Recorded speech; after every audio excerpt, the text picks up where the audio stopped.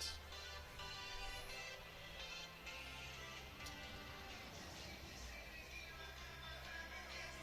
Did you get all your bets in? So guys, paying attention. Were you guys standing on the spikes? On the spike marks? Yes. Yeah. Okay.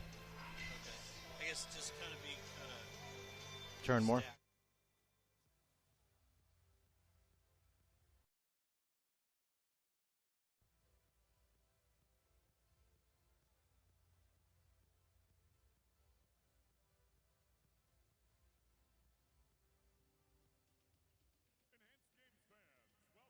Games fans,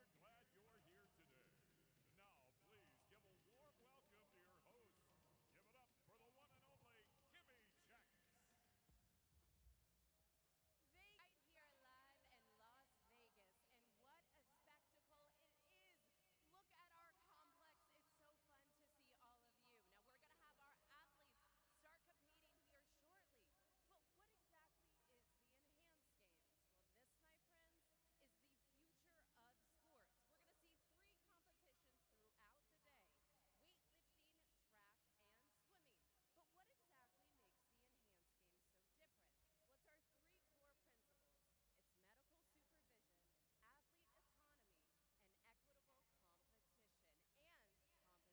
swimming. But what exactly makes the Enhanced Games so different? Well, it's our 3 core principles. It's medical supervision, athlete autonomy, and equitable competition and compensation. Now, speaking of the money, we're going to get a breakdown of what exactly is on the line. But you guys have gotten a sneak peek into the athletes competing today. We have 11 athletes in weightlifting, 14 in track, and 17 swimmers that will hit the pool. In 6 continents. Now, of course, they're chasing their personal records, their national net records, but the world records as well. That's where the money comes in. Let's take a look at the prize breakdown, the money that is on the line today, on top already of their salaries. So the money on the line, we have $15 million in prize money. That's a lot of money. So you heard the guys saying, we're brothers not on the track, but once we get done with the competition. Now, if you break any world record, you get $250,000 for a first place finish. But regardless of your finish, you do win money, but $250,000 if you place first in any competition today. Now, you want to get to the millions. That's the fun stuff here. The 50-meter men's and women's freestyle and 100-meter men's and women's sprint. Those competitions have a chance to win $1 million if a world record is broken.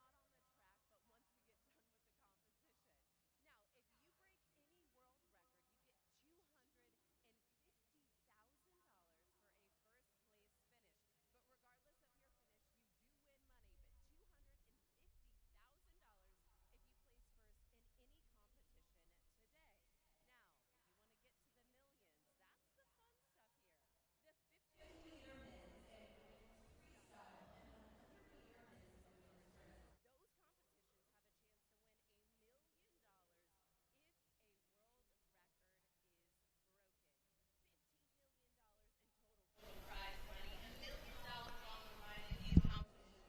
If you do break those world records, Do we have a towel?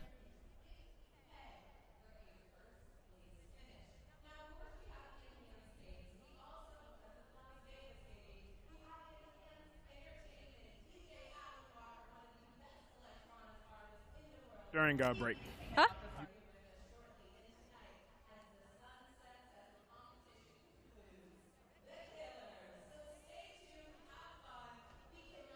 right here at the Enhanced Games at Resorts World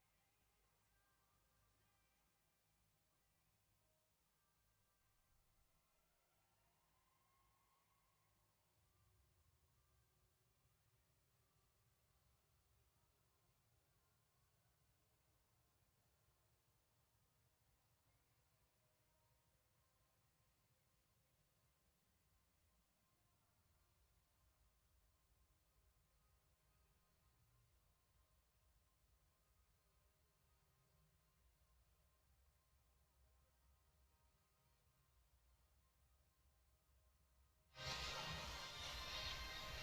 Performance is tested without pretense. Enhanced and not enhanced athletes on the same stage, pursuing personal bests and challenging limits. It's an event unlike any other. It's time for the Enhanced Games. Since the dawn of humans, there's only ever been one instinct. Evolve. To be better. faster, stronger, towards our true potential. Every era redefines what's possible. Unbelievable! Records fall, science advances, and progress doesn't ask for permission. Smashes the world record. What if we pursued our ultimate goals? We took on the impossible. What if we gave it one more shot? What if we didn't just accept evolution, but unleashed it? This isn't tradition. This is the next frontier.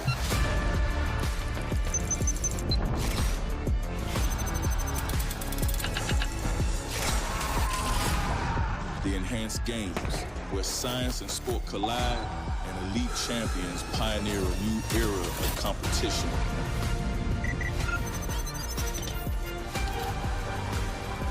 No apologies, no permission, no going back. The future of human performance has arrived.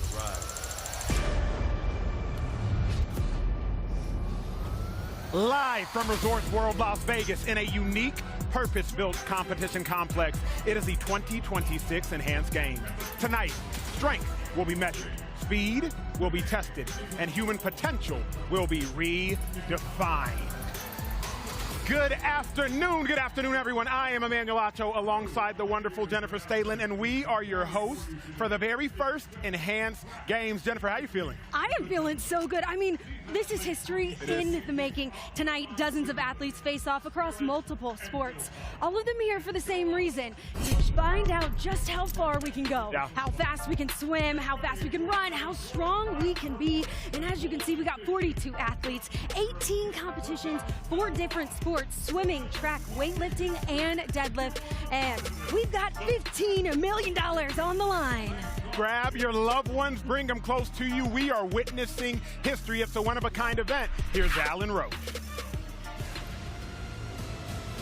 And now it's time to meet our athletes for the women's snatch competition.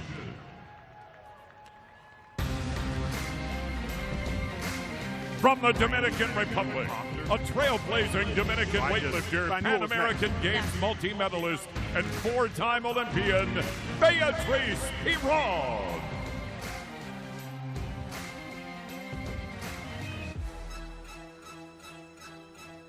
From Colombia, a 2-time world champion, 3-time Pan American champion, and Olympic silver medalist, Lady Solis.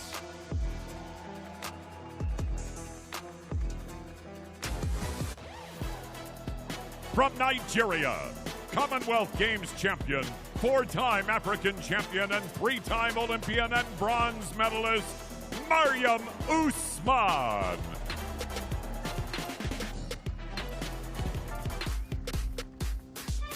Ladies and gentlemen, your women's snatch competitors. Competitors, to kick things off, the first competition, the women's snatch, as we get to say hello.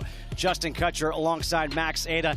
And Max, we're all about trying to set personal bests, trying to go for world records. Do you think we've got a chance for a world record right off the top? I think we do. I think Beatriz Piron has a shot at a world record in the snatch as her first attempt.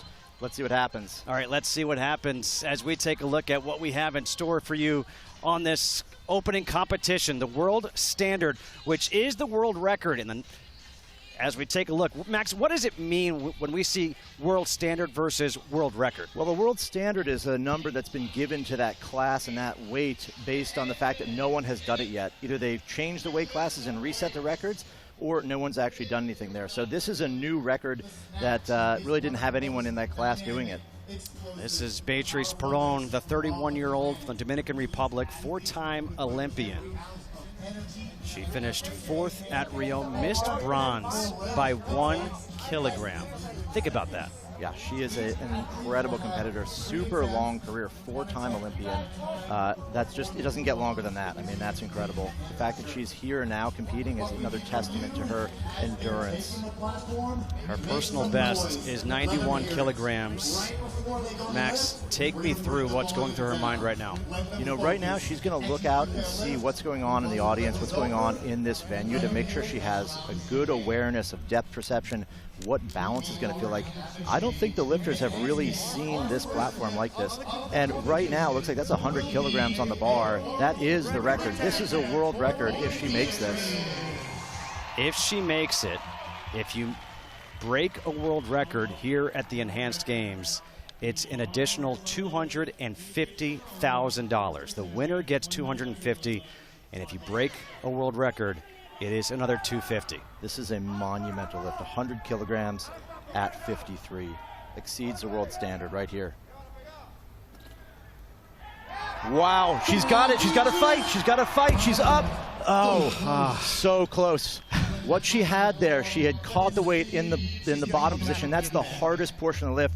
If she had just stabilized a little bit longer, watch here, you can see great pull, makes the bar overhead, catches it.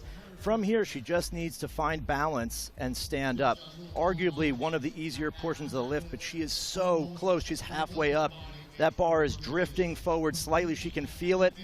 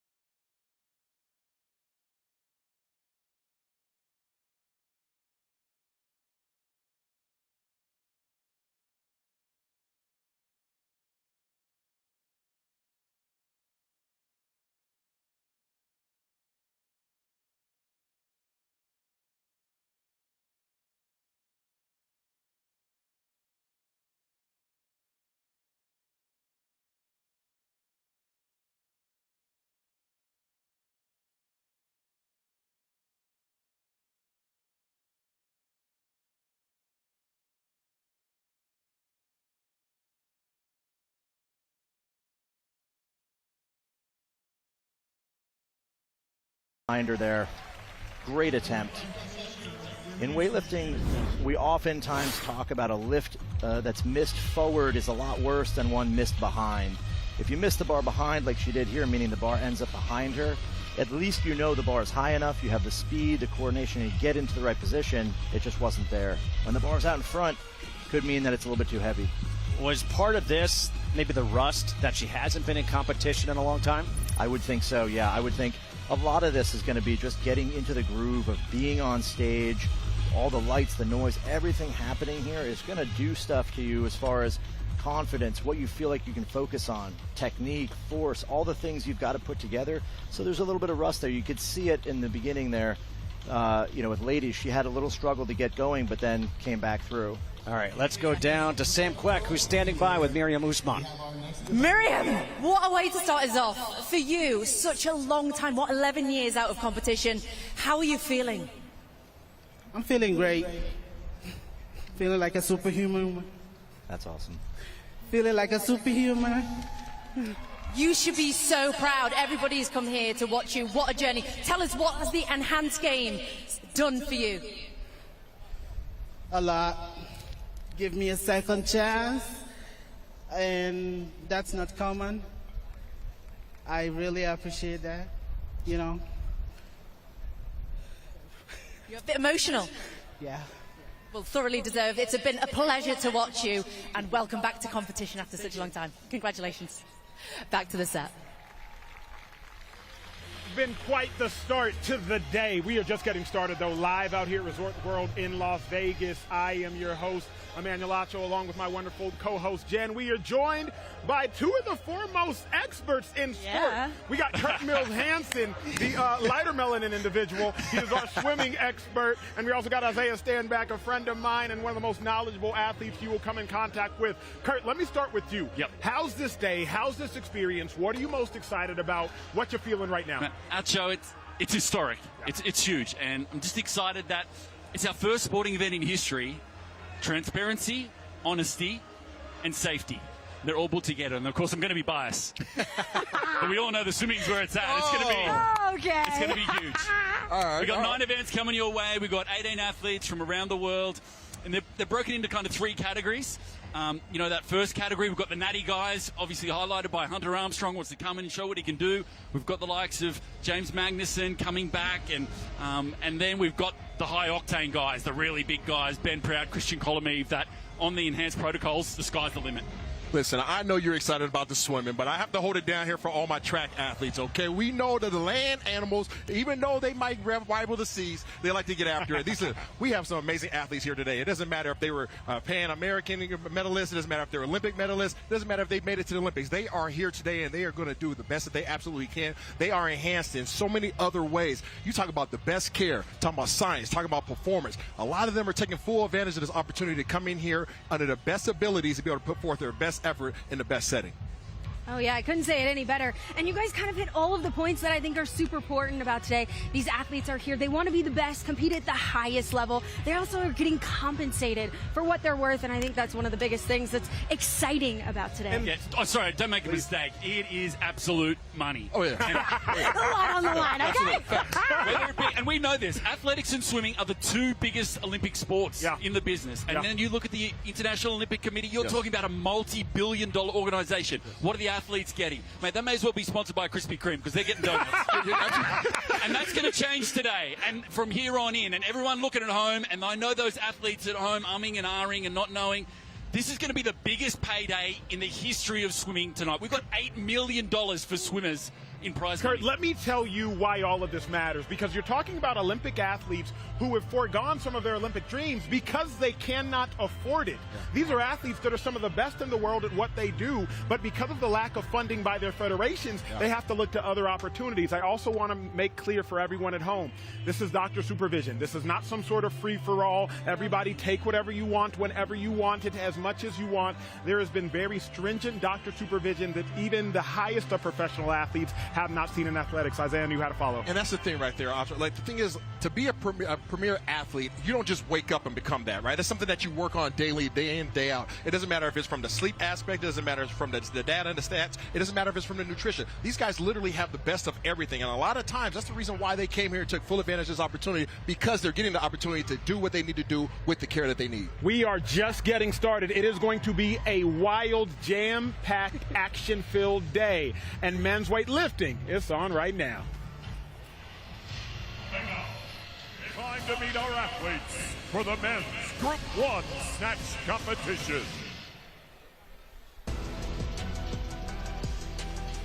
From Colombia, an accomplished weightlifter with a strong history of podium finishes in major international competition, Yoni Andika.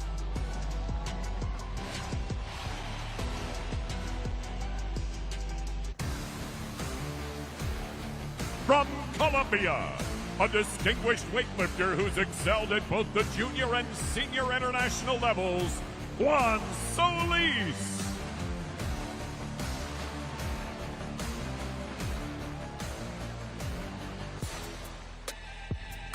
From the United States, an Olympic weightlifter who rose from a 120-pound teenager to a nationally elite competitor in under 2 years, Dylan Cooper.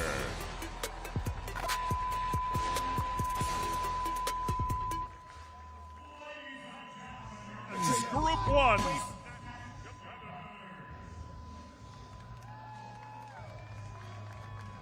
Snatch. We just met the competitors. And now, Max, as you look at these three, they range in age from 27 years old in Juan Solis to 38 years old in Yoni Andika. Yes, yeah, this is going to be an interesting battle here. The three of these athletes are, they're spread across those age groups. I can say for sure, Juan is part of the Solis dynasty. He's actually the nephew of Lady Solis. So comes from lineage of good lifting. It'd be exciting to see what he can do here. With Dylan Cooper, I think, in the mix, he's also kind of a dark horse. He came into this a little bit later. He's definitely a good lifter. We'll see what kind of progress he's made. I haven't really seen much from him on social media as far as his best lifts, but coming into this, I think he's going to put up a good show. Bring them onto the platform, and then give them some silence to do their thing. All right, Yoni Andika. 38-year-old. His personal best is 153. What is he going for here? Let's see what he's opening at here. I think he's probably going to be a little bit conservative. I'm guessing that these athletes may have seen what happened before in the women's session, maybe adjusted some of their opening attempts. Wow, so you think it was that quick to make the adjustment? They could. You're allowed to make an adjustment basically any time. So he's got 125 on here. This should be a comfortable lift for him based on his 153 best. Just gain some confidence early.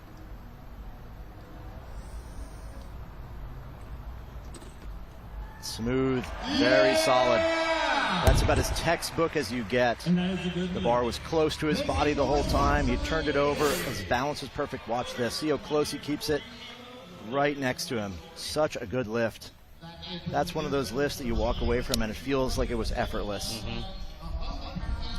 He's not really in contention for a record, obviously, but today will be a question of whether or not he can perform his best and see what his best numbers would be. Juan Solis, 27-year-old, out of Colombia. So a couple of Colombians here in this first group for the men's snatch. He was a bronze medalist at the Pan Am Games. His personal best, 155 kilograms. Yeah, he is a very strong lifter. I was told that he was always seen as one of these rising prodigies. See where he's at now.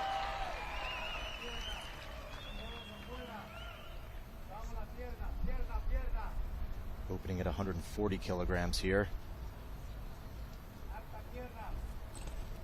Easy and good speed. Wow. That was fast. Yes, you can see a lot of speed he has. There's a reason why they told there's a reason he was called the prodigy. Just take a look at how quickly he moves under the barbell. Absolutely incredible. Talk to me about that. So you said how quickly he moved underneath the barbell. What does that mean? Well, the faster you can move under the bar, the more weight you can lift, right? You can get a little bit heavier weight, can be pulled a little bit less high, and you can get under faster. So these athletes are basically trying to do two things: pull the bar as high as they can and then catch it as low as possible. That's how they become efficient and they maximize the amount of weight they can lift.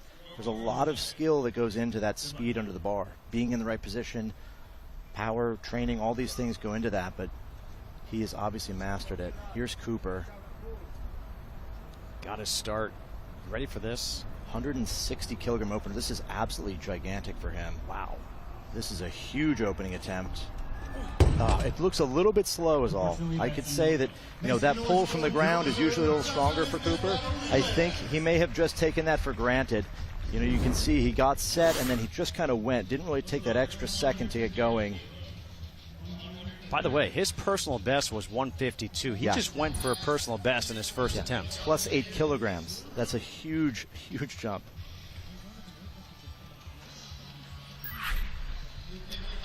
Well, yeah, he'll be lifting later, and he says world records are coming. Wow. Bold statement. I mean, Bodie has done big numbers in training in the snatch. We'll see what he puts up today. He just celebrated his 28th birthday on Friday, May 22nd. That's a great day to have a birthday. A couple of contestants actually had their birthday on Friday. He'll be coming up around 6 p.m. Pacific, 9 p.m. Eastern time. Here's Yoni Andika. Now you can see, take a look at this lifter. Watch Yoni's turnover, the speed he has under the bar. It's going to be a little bit smoother, a little bit more controlled, not as fast as Juan was. Although he's in a great position, he moves well. He's a good technician. Does he have the strength and the speed to make this lift? It's like 130 kilos for him.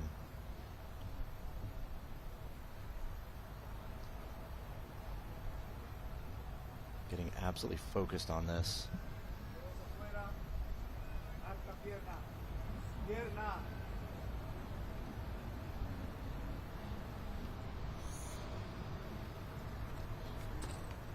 Very good. Not the flashiest, not the quickest, but it's just workmanship. He goes up, does exactly what he's supposed to do, locks in the technique, and makes those lifts. Take a look. This bar is super close to him, brings it right to his hip, gets a great extension, and he's under it. I mean, it really is. Doesn't get any better than that.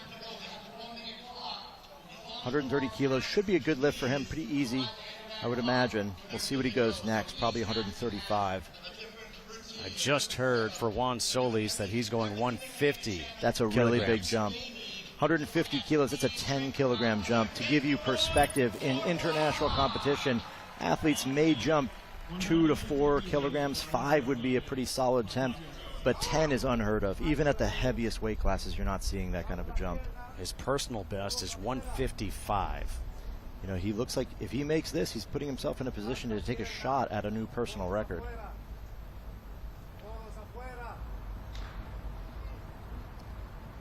He had the speed, he had the strength. I wouldn't imagine this too hard for him. 150. It looked like a good pull. You can see, to point out something a little bit minute here, at the top of the pull, he makes contact, meaning the bar contacts his hips. That's where he gets some of that propulsive power at the end. But right after that, he almost hesitated on the turnover. He didn't quite commit to that speed under the bar. That's indicative of a big jump. When you take a jump like that that's 10 kilos, it can just throw your technique off a lot. It doesn't give you that little sense of just small, gradual changes. So suddenly the weight feels heavy and you try to do something a little bit different. I think that's what got him there.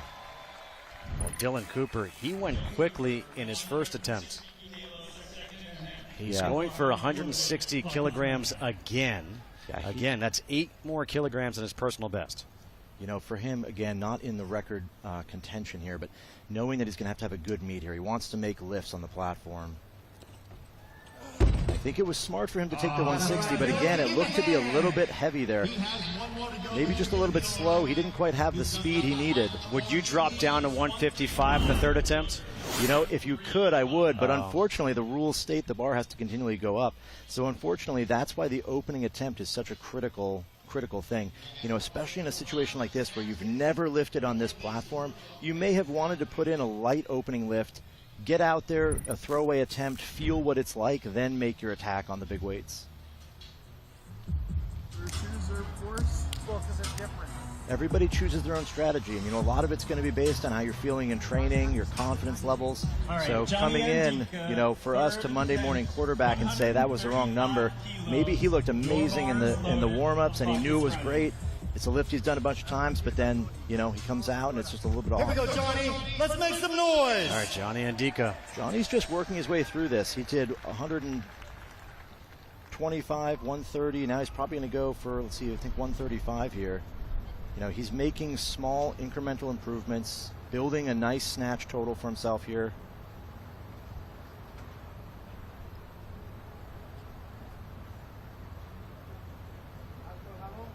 You know, I like when he gets up to the bar. He takes his time. He really focuses. Yeah, he's got 135 kilos on, 297 pounds.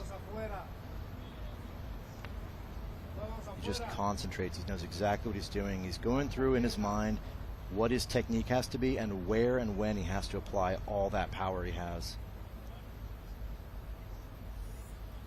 135. Look at that. I mean, flawless day. Joni, what a good lift. The 38-year-old goes 3 for 3. Impressive. Yeah, at 38 years old, that is extraordinary. 38 looks like 28. Yeah. Beautiful lift. I mean, the technique, the mobility, you know, the way he's able to get into the deep squat. Take a look at this when he catches the weight. He is as low as possible. Hips, knees, ankles, feeling great. Stands right up, no problem. He really played that well. He went exactly what he knew he could do, made every lift, really focused in on it. Solid day for Joni. Juan Solis will go for 150 again. Yeah. Juan's going to repeat the 150. Yeah, he likes the crowd. This outdoor venue.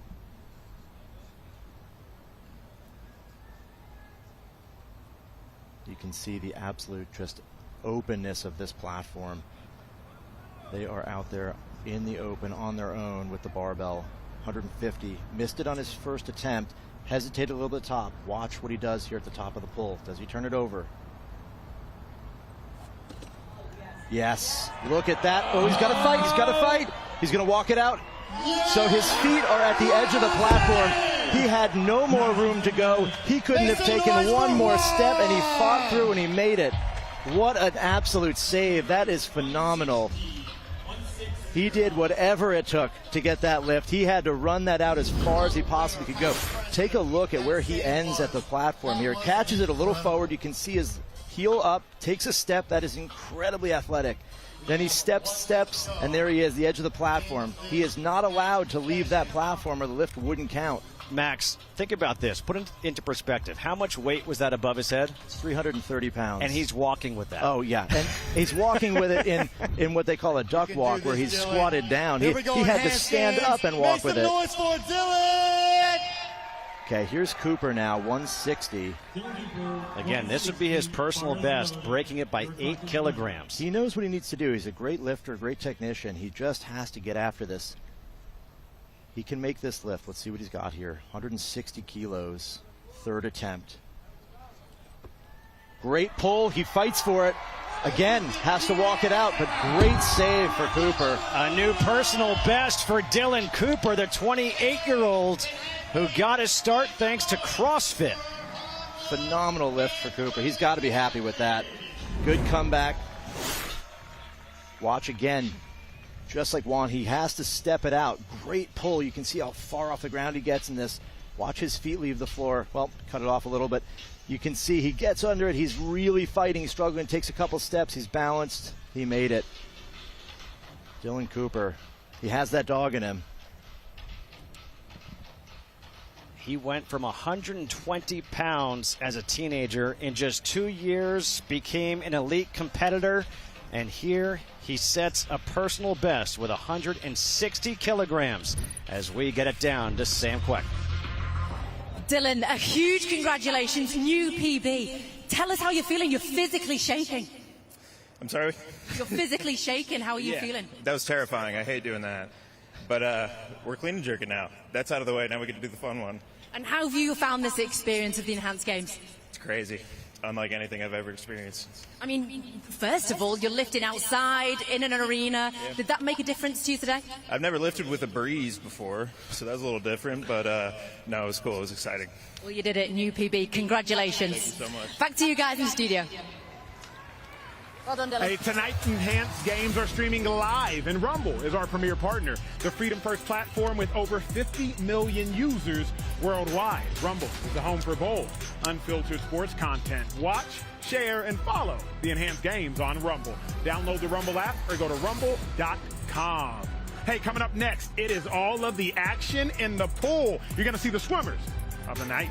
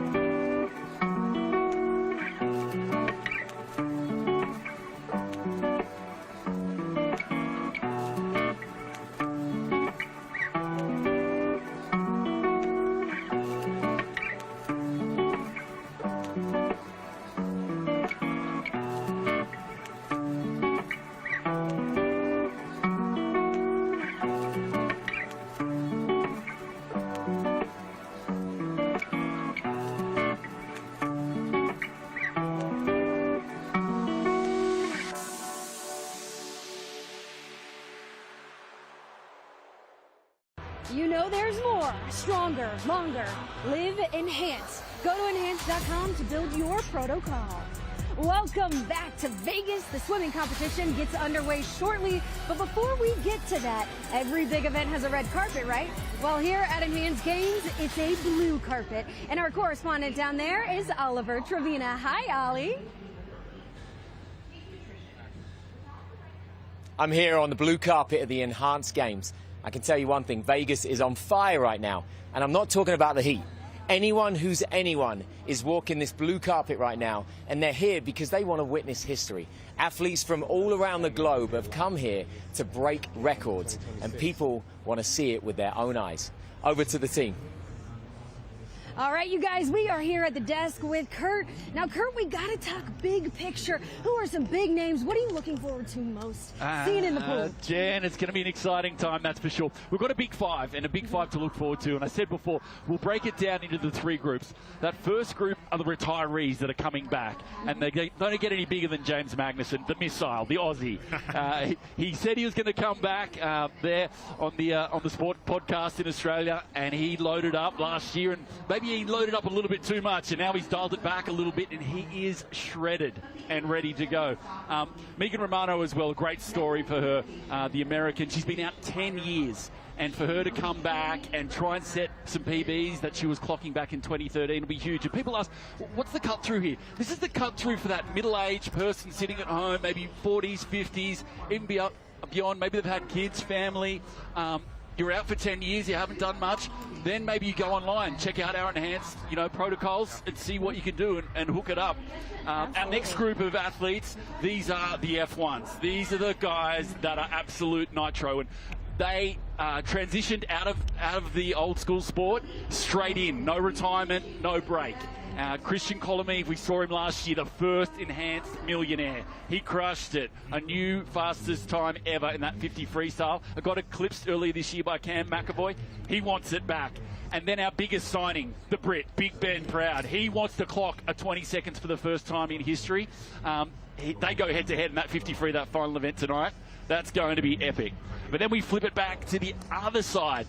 And the natties, and the big misconception, everyone here's enhanced, everyone's on something. Wrong, they're not. Here comes Hunter Armstrong. This kid, 25 years of age, out of Ohio. He is absolute world class. Olympic champion in the relay. He's a phenomenal backstroker as well, former world record holder. And then you think, well, what's this got to do with enhanced? And you're also like, well, there's kids out there watching this as well. If you're a teenager, if you're a youngster in your 20s, our message here is like, you have to maximize your natural potential. Fill that maximum potential out, and then when you reach a certain age, then you can look at those enhancement protocols. We've got those supplement products online, longer, stronger. If you're a youngster, go check them out. And we'll also prove that you don't have to be enhanced to be fast, because Hunter's going to do something special coming up. Oh, yeah. Well, and speaking of Hunter, I mean, he is absolutely incredible. And one of the notable swimmers we've got in the lineup here tonight. I mean, I'm so looking forward to seeing him compete. And it's a phenomenal field of swimmers that we are about to watch. I mean, Olympic athletes, we've got world champions, current world record holders, and one of the biggest names fresh off his second Olympic gold in Paris is American Hunter Armstrong, and he spoke with Sam earlier.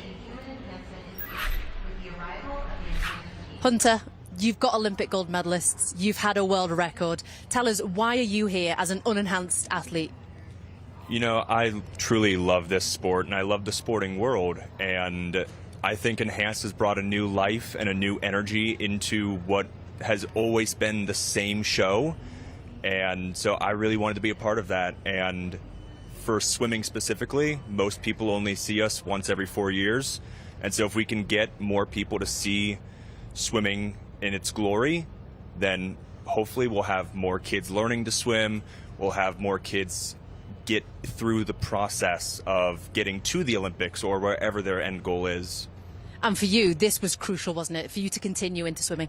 Absolutely. I had some financial problems after Paris, so it was truly a decision of, do I want to retire and start my normal life, or do I really want to stand on that Olympic stage on home soil?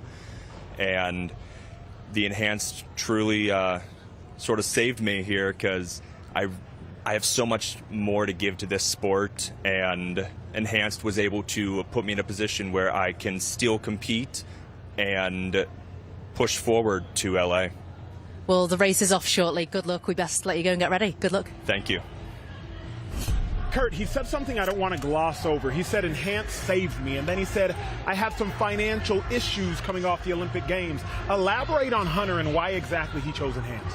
Yeah, he chose Enhance for a few reasons, but the first of which, he wants to go back to the sport. He loves swimming. He loves the sport, and that's why he's racing here natural. A lot of people don't get this as well. He's been drug tested 3 times here in Vegas already. Wow. So they're on him, and he wants a piece of it. He's fine with that, and that's what we want to do. We want to invite the non-enhanced to come and race. We want to race against the best in the world and get this money. And what would the USA rather? Would they rather him not race here and then he ends up retiring from the sport, becomes a teacher and gets on with his life? Does he race here, maybe break a world record, get $500,000, funds him to go to LA, and he's winning gold? And can I elaborate on this point for a moment? We are talking about the best in the world at what he does, and he doesn't have the financial ability to continue to pursue that dream, and Enhanced is allowing him the avenue as a non-enhanced athlete, allowing him the avenue to continue to represent his country, represent at the highest of stages. There's nothing like what Enhanced is doing for these athletes. No, this kid's amazing. He's going to be up next. There's a few things that I haven't touched on as well. The first in the swimming is the suits are back. We had our suits from 2000 to 2009. We've got them back on, and that's going to take it. We're looking maybe 3 to 5% improvement right there. He's excited racing a suit. He's never raced in a suit. The last time they were racing, he was like 10 years old. So anything's possible when he gets in the water. They call him the Magic Man. Can he pull a world record out of his cap? We're going to find out next. Oh, I can't wait. World records might be broken in a couple moments here. So let's meet the swimmers. I cannot wait.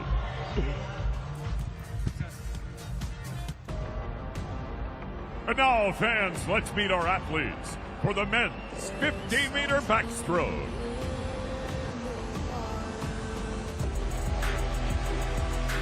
From Egypt, a 2-time NCAA All-American, Sohaib Khalid.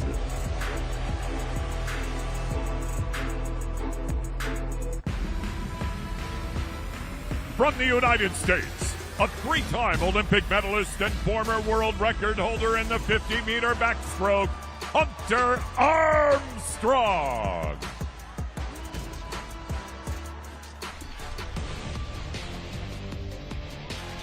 From Ireland, a 2-time world championship medalist, Shane Ryan.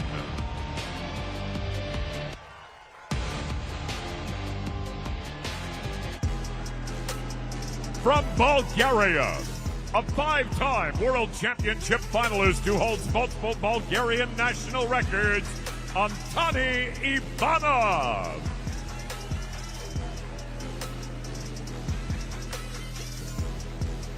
Give it up for your men's 50-meter backstroke competitors. Justin Kutcher alongside Kurt Mills. Hansen, Kurt, we just heard you talking with Ach and Jen a lot about Hunter Armstrong. In this race, who's his biggest competitor? I think on paper, Shane. Certainly, Sugar Shane. He's been around a long time, 6'6". He's 32 years of age. He's got a PB of 24.3, but he set that 8 years ago. It's a long time ago.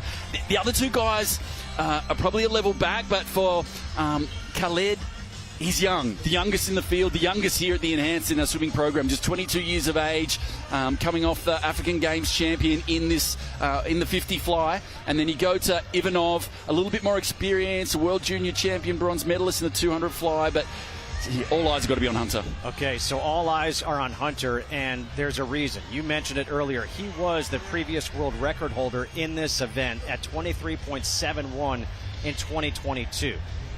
Do you think he has a chance? I mean, he's got to shave off basically 0.2 of a second. Well, he's a big chance. And obviously that record of Kolesnikov, 23.55, set in Kazan 3 years ago. But like I said in the preview as well, they've got the suits for the first time. And obviously they've been outlawed since 2010. And that was a big part of him coming back as well. The money's fantastic, but an opportunity to have a suit and be the fastest backstroker in history. And, yeah, if he gets it, wow, there's a real big possibility here. $500,000 up for grabs. $250 for the win and $250 if Armstrong can get the world record. You see Khalid there in the jacket red suit. So he opted to go with that one. And the rest's in those enhanced. In lane one is Sohaib Khalid, a 22-year-old Recent graduate of Auburn, a non-enhanced competitor, much like the man in the lane next to him, Hunter Armstrong, which you mentioned. His goal, make money, no bones about it, and be able to support himself to get to the LA Games in 2028. The Natties versus the Nuts. Here we go. Shane Ryan, 32-year-old from Ireland, and Antoni Ivanov, 26-year-old Bulgarian, an Olympian in 2020. Here in the backstroke, they will all jump in the water first. The water 79 degrees Fahrenheit, which is beautiful. Yeah, it's going to be perfect conditions for them. They've just got to be careful with the suits here. It's max 15 meters underwater. The suits will give you a little bit extra, so they might have to cut back on a kick or two just to make sure that they don't go over 15. Here we go. And they're off. The lane to look at is lane number 2 with Hunter Armstrong. It's a fantastic start, and now starting to spin, and Armstrong's finest is his finish. He knows he likes to finish hard, just got to keep it straight. It's Armstrong and Ryan coming down the stretch. That time, 23.55 we're after. Armstrong ahead. What's he going to touch? It's going to be quick. Hunter Armstrong at 24.21. It is not a world record, but it is good enough to win this and win $250,000. Not a bad swim. Not a bad swim at all. What, half a second off his lifetime best, which is the former world record. But $250,000 richer straight up in the first event. You see there. Great shot from up top the start. Said, just got to be careful with those suits. They all got up before the 15 meters. Said Armstrong here, second from the right. Just finishes so much more powerfully. What do you think held him back from getting a world record? I think maybe the conditions. A little bit tough, like it's super warm here for those watching at home. And also the experience in a suit as well can be a bit hard. First time in a suit, different feel, different vibe. But he's got to be happy with that. First race out. There's no heat. There's nothing else to deliver that. And, wow, $250,000, just over $10,000 a second. Not bad work. Not bad at all. He's $250,000 richer. He's got those Olympic rings on his right bicep as we go down to Sam, who's with our winner. Hunter, you're just getting your breath back. How are you feeling? You're here as an unenhanced athlete. Tell us how you're feeling. I'm feeling pretty good. I've just felt really smooth in the water lately, and just the super suit is crazy. But I haven't had a pretty solid 50 back in a bit, so I'll take that for being outdoors. What do you mean crazy? Tell us, because some of us watching or listening today won't understand that. What do you mean?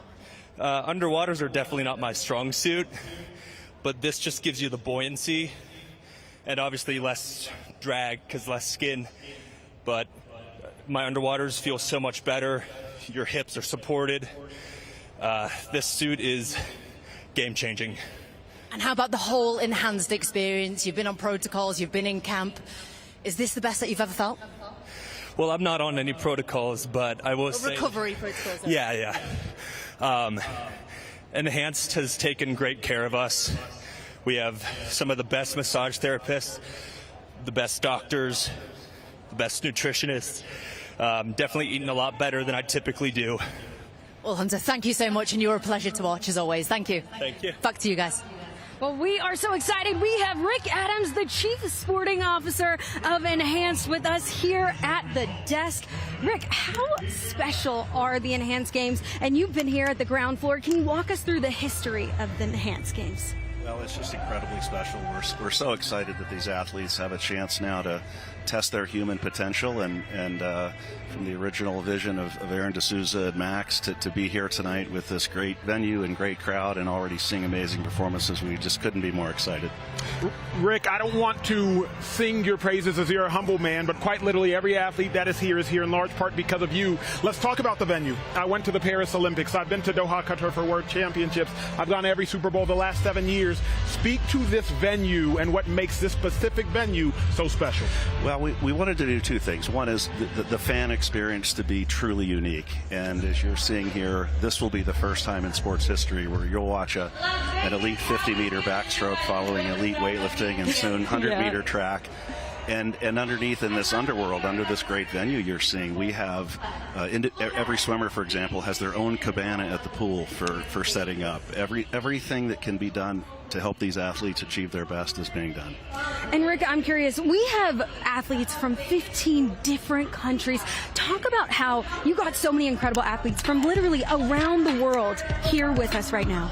Well, the interest on the part of athletes was tremendous right from the beginning. You know, these athletes have always pushed themselves to the limits. That's why they've achieved what they've achieved. And so for them to have the opportunity to do it in this medically regulated setting and truly test their potential, it's why we've been able to secure such an elite group. And again, we couldn't be more proud of them. Rick, want to add some clarity to this moment. Again, everybody thinks all these athletes are enhanced. It's a free-for-all. Everyone's taking whatever. We just saw Hunter Armstrong win, a non-enhanced athlete. Can you talk about the process of the enhanced athletes versus the non-enhanced athletes as they enter this program? Absolutely. And we think, again, that's one of the things that is capturing the globe's attention. Every athlete deserves to know at the start line who is there a level playing field. And in our case, this is the first time sport is being presented in a transparent basis. There's athletes like Hunter, who's non-enhanced, two-time gold medalist for Team USA, and he's swimming next to athletes that are in the enhanced protocol. And that degree of transparency is something that athletes welcome, and we think fans around the world will welcome. And I'm so curious, all of the testing, all of the data points, this is the most ever in history that an athlete will have that much data on themselves. What are we hoping to gain from that? Well, there'll be a number of things. One is that, you know, our company, which again sells enhancements and supplements, this data will eventually be used downstream so that we're able to sell the greatest enhancements, the safest, the most medically sound. We will be the trusted brand for enhancements globally. And we have something that is a differentiation, which is we have these great athletes that we're working with, as you said, on a medical basis like never been done before. And I gotta ask, what are you looking forward to most tonight? I'm looking forward to just seeing more personal bests. We've seen 3 already. And again, all of us, from a relatability perspective, we can all see what, you know, doing our personal best is something everybody on the planet can relate to. And so I'm just excited to see that throughout the evening. And in training camp, these athletes got to work with some of the best coaches in the world. And we have one of them talking with Sam right now. Thanks, guys. Yeah, I'm joined by swimming head coach Brett Hook. Brett, you've swam at Olympics. You've coached at Olympics. Why the enhanced games?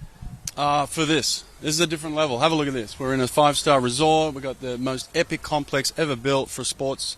And we had this vision a couple of years ago, and it's coming to fruition today. And you've been on board for a long time now. What does it feel like to finally be here for the athletes to compete? I'm nervous, excited, pumped up. I mean, we did the work, so I know that the athletes are ready, and this is going to be a phenomenal event for sure. Can we expect some world records to be broken? I'm not going to say definitely, because there's always the chance that it might not happen, but I'm feeling pretty good about a couple for sure, yeah. Brilliant, that's good enough for me. Back to you guys. Well, Rick, thank you so much for joining us here at the desk. And this is absolutely amazing. I mean, this is a beautiful complex. We're watching the best in the world. And now it is time to meet the next event and the swimmers for the 50-meter breaststroke. Let's do it.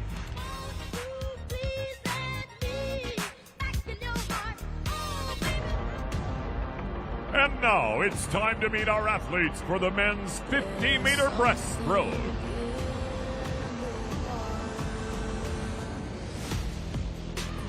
From the United States, a 2-time world champion, former American Olympic and world record holder, and Olympic gold medalist, Cody Miller.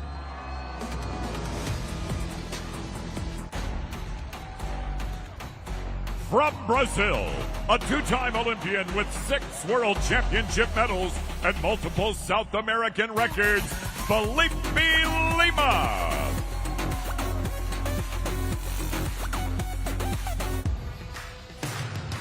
From Russia, a national record holder with gold medals at the World and European Junior Championships, Yevgeny Somov.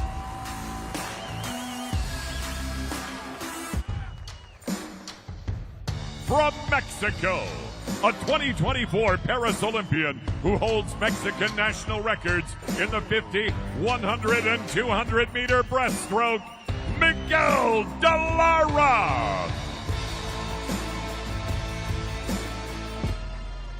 Fans, your men's 50-meter breaststroke competitors. That screen behind them here at the arena is 60 feet tall, and these swimmers are getting ready to try to make a personal best, potentially a world record. Cody Miller, a YouTube sensation, also an Olympian. He's won a gold at the Olympics. He's making this comeback here at 34 years old. Yeah, Vegas is his home as well. He grew up here, Sandpipers, great history. His wife, his 2 kids are here. His mum and sister still live in Vegas and come visit him as well. So a huge opportunity for him. He always wanted to race in his hometown in front of his kids as well. So he gets that here. And I think they're all enhanced, these 4 guys. And I think the thing people forget and looking at home and all the naysayers, they think this is Rocky IV and all these guys are Ivan Dragos. These are people with families. These are people with friends, you know.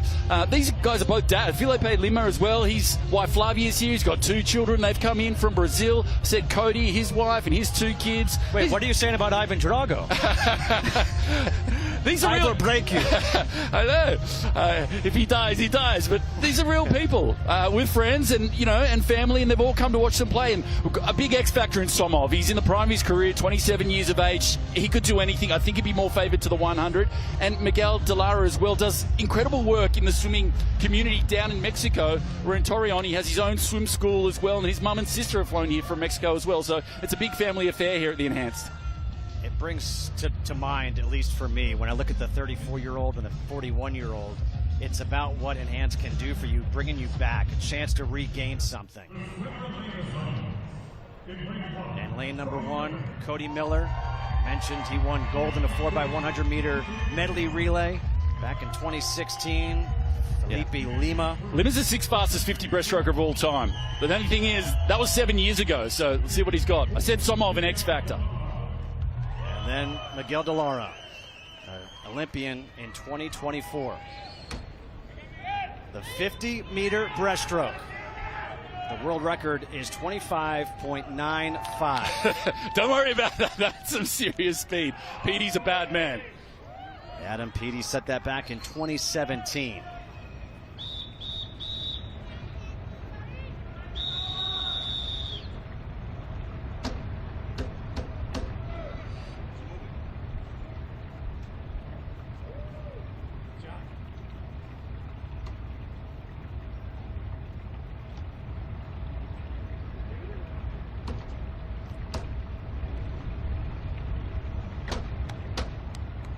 Just making sure the boards are safe. There's just Felipe there, just with his to launch off into the pool. And his block just jammed up a little. But this is the magic of Enhanced. Well, we can hold them up a little bit. 4-lane pool. Take your marks.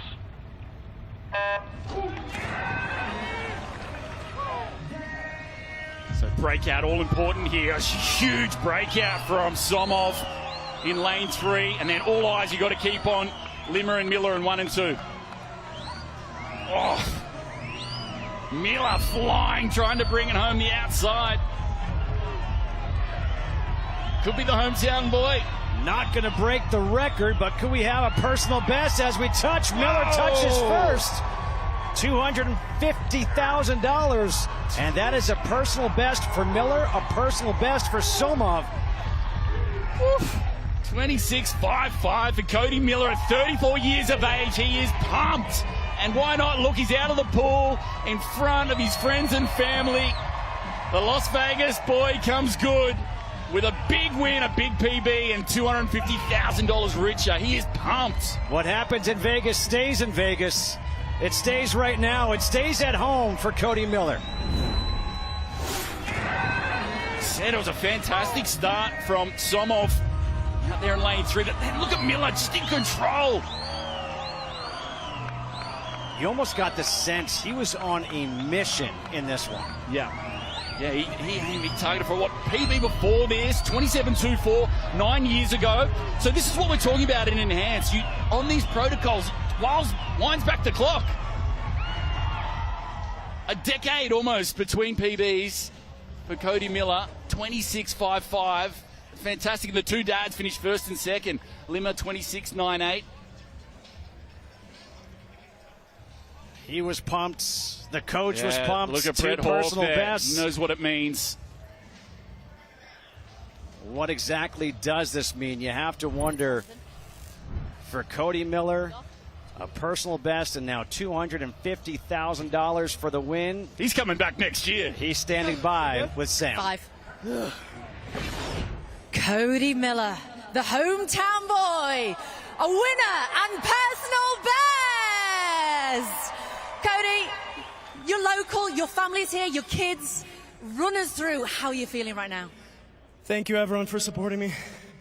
This has been a childhood dream since I was 10, growing up here, having a competition like this. And I just shaved off 7/10 off my personal best at 34. For my friends, for my family, and everybody at Enhance that supported me. Let's go! Cody, tell us about how Enhance has changed your life. It's made me stronger, I sleep better, and I've made a lot of really great friends. This has been a lot of fun. Well, safe to say you won't be sleeping much tonight, hey? We'll find out. Congratulations, Cody. Everybody, Cody Miller! Back to you guys. What an amazing start to the swimming program. Coming up next, it's back to the weightlifting mat when the Enhanced Games continue.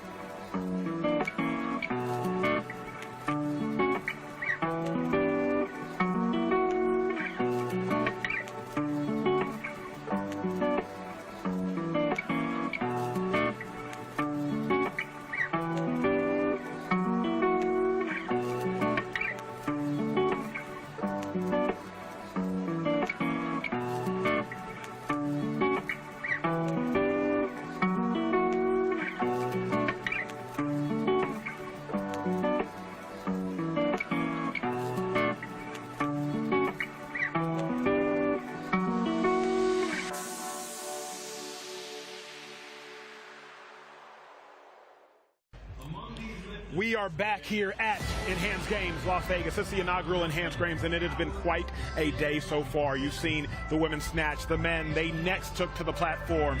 It has been a star-studded, jam-packed action field day in the pool, on the platforms, and we haven't even gotten to the track yet. What a day it has been here at the Enhanced Games. There has been action from outside the stadium. You see us here in Las Vegas, about 89 degrees right outside Resorts World. Hey, and check out down at the blue carpet, not to be confused with the red carpet, we got some stars, we got some influencers. That's Jesse James West right there doing an interview. He hasn't missed a weight room either. Hey, everybody out here is in shape and ready to see some incredible action. Bringing us back here on camera with Max Ada, our weightlifting analyst. Max, we have seen a lot of action thus far, but what has you excited most in this moment? This is pretty cool. I mean, this is the first time we've seen someone open or try to open with a world record attempt. I mean, that is unheard of. You've never seen that kind of thing going on. People like to build into it, and Puron just came out and took a shot at it. She was close. I mean, you couldn't get any closer. I think if the wind was blowing towards her, it would have been a good lift. It was that far off. Max, can you speak to some of the moments? I want to show you a couple highlights from what we've seen so far, and just remind the viewer of some of the moments we've already witnessed in the first 30 minutes. Yeah, you know, Lady Solis here, she's a dynasty in Colombia. She has done so much. 100-kilo opener. She made it on her second. She took a little bit of a struggle to get there. Usman's second here at 120 kilos. This is a big lift. 115, my bad. 115 on her second attempt. And then here we go, Perrone with 100 as an attempt on her opener. She took 3 tries at it. It's, you know, it's an incredible thing to try to do in one shot, but, you know, she was close. Talk me through the psychology of a weightlifter. If you miss in an earlier attempt, does that motivate you moving forward, or are you a little more dejected? Like, talk me through the mindset of these individual breaks. It can go both ways. You know, you want to be strategic about how you plan the competition. You may want to open light, give yourself a chance to get a shot in, make a lift, and then move up. Or you go in, you make that attempt at that 100 kilos in Perrone's case, and then, hey, if I don't make it, I'm getting more fired up coming back, more fired up coming back. Well, and I want to talk about, too, the atmosphere. We're outside. It's almost 90 degrees. The sun is beating down. And you said if the wind was behind her, it might have given her a little lift. Let's talk about how different this atmosphere is. Oh, it's so different. Weightlifters are used to training in dungeons and in closed gyms, stadiums that are incredibly small. So I think coming out to this stage, you look out, you have this incredible view all the way across here. You know, that depth perception is going to be a little bit different. So they had to get used to it. I think it definitely played a factor in some of the lifts there. Max, you know, I'm Nigerian, and in our country, we say, Naija no de carry last. Mariam Usman, she started off great. What are you anticipating to see moving forward? I think she's going to do well in the clean and jerk. She looked to be in good shape. You know, she took a shot at 120 in the snatch. That's close to her all-time best. She's done 129 kilos, but that was back in 2012. You know, that's 14 years now have gone by before, you know, she's even come close to that. So clean and jerk could be a good number. I mean, and for her, you know, level of competition, how far she's gone, that would be awesome to see something even approaching a PR. I love that. Ladies and gentlemen, we are all a part of history right now, and many of these Enhanced Game athletes have a common story. They hit their peak early in their competitive career. It was a while ago, but now they are back for one more shot. Mariam Usman, she's one. I lost a medal. I lost a podium opportunity because somebody was cheating. In a nutshell, I'm going to try to explore every opportunity to get to where I need to be. I think everybody should have the same level playing ground, which is what Enhanced is given to everyone. Now I've decided to do this for me. I'm not competing for a country. I'm competing for myself. Here I got my essentials. I feel like an elite right now. I feel really empowered, to be honest, and excited.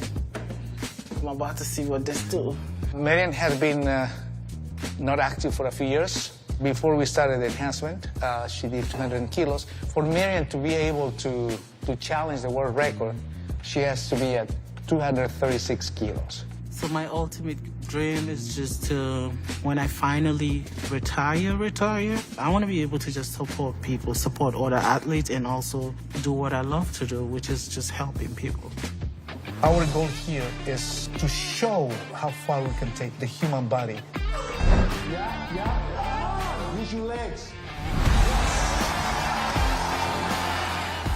See you in Vegas.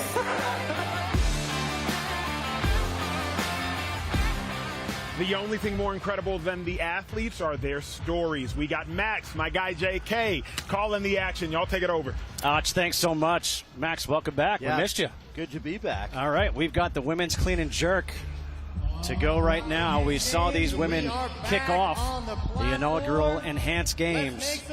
Well, this is going to be interesting to see. I'm curious to see what Piron does here. You know, didn't have the meat she wanted in the snatch, didn't make the lifts, but does she take that energy into the clean and jerk? Is she going to come out here and try to do something big? You know, the standards would be high, 126 kilos. I have to believe that's probably out of reach, but you never know. So for Piron, her personal best is 110 kilograms. Her opener here, 110. This is a big lift for her. Strong clean, racks it well, readjusts the hands. You can see that wide grip, right into a jerk. That was easy, very strong. That ties a personal best, and look how easy that was for her. That was that was really a casual lift. I mean, she looked like she had somewhere better to be, you know. Maybe in the pool. Didn't want the coffee to get cold. Not that it would out here, but yeah, you can see, watch the way she racks that bar. When she catches her shoulders, her hands are close to her wrists, or her hands are close to her shoulders. She has to pop them out a little wider to get a comfortable grip on the bar so it's more stable overhead. You'll notice that on the next couple of lifts. Keep an eye out for what she does with her hands when she catches it. I also love when you look at the eyes of these lifters, the focus, the concentration. Yeah, these athletes are dialed in. They've done these lifts thousands, maybe tens of thousands of times in a year even, and they are absolutely focused on one small technical element. They're only thinking about that one thing that they have to do in order to make the lift the way they want it. If they start to get too focused on everything, trying to control different things, that's going to get in their head, it messes them up. You really almost don't even want to be thinking when you're at the bar. Lady Solis, personal best 145. The world standard is 162. Yeah, that's a big stretch. She's opening here at 130 kilos. This is a heavy lift for her still, only 15 off her best. Can you hit that note she just hit? I can't do almost anything they're doing. Solid clean, very strong. Again, readjust the hands into an easy jerk. Very solid. And I definitely can't hit that note. Lady Solis starts off well. Yeah, this is solid. You know, I think what happened was, you imagine the snatch there, when we saw lifts getting missed a lot. There was a little more aggressive opening, but this case here, you have athletes now taking lifts that are more comfortable for them. They're opening a little more conservatively. The clean and jerk is a little more forgiving as well, so they don't need as much of a finesse. They can kind of power through it, and you know, this is kind of obvious. You can see 3 made lifts so far. Mariam Usman, the 35-year-old Nigerian, we just heard her story. 156 kilograms, her personal best. Here we go. That was done in 2012 as well. That's been a while. This is 140 opener for her. Again, very big. It's about 90% of her best all time. To be here at her age after that much time off is incredible. You know, as an opening lift even. This isn't even where she's finished. She's in very good shape. Usman's very strong. Expect this clean to be very solid. Yeah. Oh, wow. Surprising. Very surprising. What went wrong? You know, she jumped. You could hear her feet move, which is usually a good sign. That's aggressive. You want the athlete to stomp their feet down. It allows them to get tighter in the rack position. But I'm guessing, we'll see what the replay here shows us, she may have jumped backward away from the bar. Keep an eye on where she ends. You know, catches it. The bar bends a little bit more than you'd expect, right? And what's happening here is the bar starts to oscillate. She catches it on her shoulder, but her timing isn't right to time the bending of the bar and actually rebound from the bottom of the squat there, and you can see it kind of causes her a little bit of an issue there. Bar crashes on her big time. It's way up here above her shoulders, then it falls down. That bar kind of feels dead on her shoulders when she hits the bottom because she didn't catch that nice smooth bounce out of the bottom. I'm guessing that's a timing issue. Probably a big weight for her. She over pulled it, got too high, and it crashed on her shoulders. See Piron here now.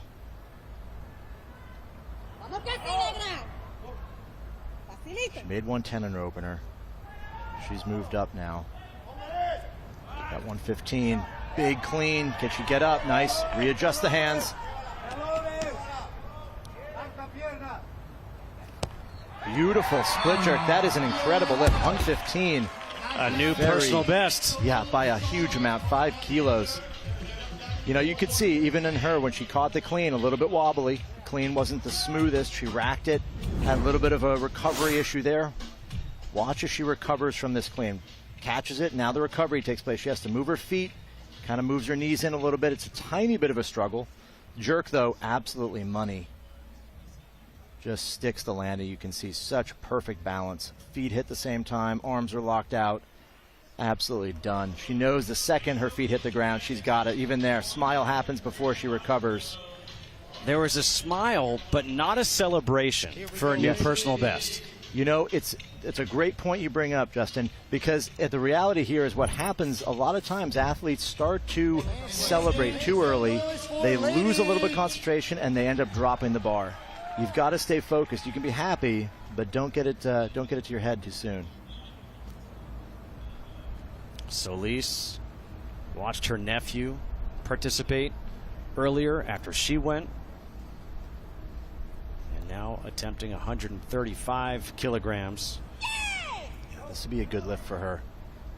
You know, she's getting within striking distance here of her old personal record. She's about 10 kilos off them now. This is not a small lift for her. This is a big deal. Good clean. She's up.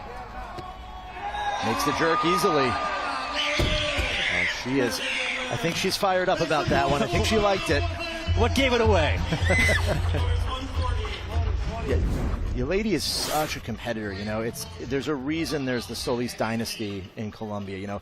She is just an absolute phenomenal technician, a great competitor, has her head about her, knows exactly what to do, and puts lifts together on the platform where it matters. Can you imagine what that family reunion is like? Oh. You want some food? No, first lift. Yeah. It'll be the weakest one every time. You can't eat until you finish your clean and jerk. Make some noise Usman for now. Here we go. So that first clean crashed on her. Keep an eye out for what that bar does. She wants to rack that bar on her shoulders a little faster, a little smoother, catch a good bounce out of the bottom of the squat. If she pulls too high and drops too quick, it's going to crash on her again. She's got to correct that to make this clean. This would be a personal best. I beg your pardon. Her personal best is 156. Still a crash, you know. She lost a little bit of tension there, too. It was a better attempt, but still she had the same problem. She pulled it really high. It crashed on her shoulders again. That crash creates a problem because you don't have the efficiency to rebound and get out of the hole. Great pull, but see that bar is way up by her chin and face before it comes down. You want that bar much closer to your shoulders when you rack it. You'll see here, watch how far the bar falls on her shoulders. Yeah, it's a shame. Yeah, she still has a shot to make this. You know, she's just a little bit off timing. If she can get a better clean, she can catch that bounce and get up with it, and then has a shot at the jerk.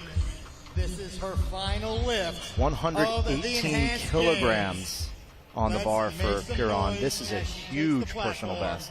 This would be 8 kilograms shy of the world standard. I mean, the progress she's made to this point has been incredible. Remember, she was the first athlete to do anything here today. She was going for a world record, came up short. Yeah. She has no fear. She's got to be aggressive on this pull. It's there. Can she get up? She's done it. She's got a great jerk. Can she put it together? She has to make this split. It's there. She's holding. Look at that. Now you can celebrate. Wow. Huge personal best. 8 kilos over her previous best clean and jerk. She is every bit happy about that. What a performance right there in the clean and jerk by Piron. Take a look at her feet when she catches it. She's got to bring them back in to recover. A little bit off, scoots in, gets a double bounce, catches it. Right here is the moment. She's got to stay focused, and she's got to make this split. She's got to commit to it, and she does a phenomenal job of that. She has really done an amazing job here in the clean and jerk. A total 180 from the snatch. You know, she probably took some of that energy that right into it. Yeah, Solis there, fired up for her as well. Yeah, ton of camaraderie on this team, really. You've got everybody here, knows each other, they're pushing each other, they're training together. Let's not forget, they've spent the last 4 months together in Abu Dhabi. That's true, that's true. I'm not sure I could spend 4 months with anyone. You've only spent 4 minutes with me and you can't stand me. All right, Lady Solis. Big attempt, 140. This is a huge number. To imagine, this is 308 pounds. 140 kilos is only 5 kilos off her best. She is every bit capable of making a personal record at this stage in her life.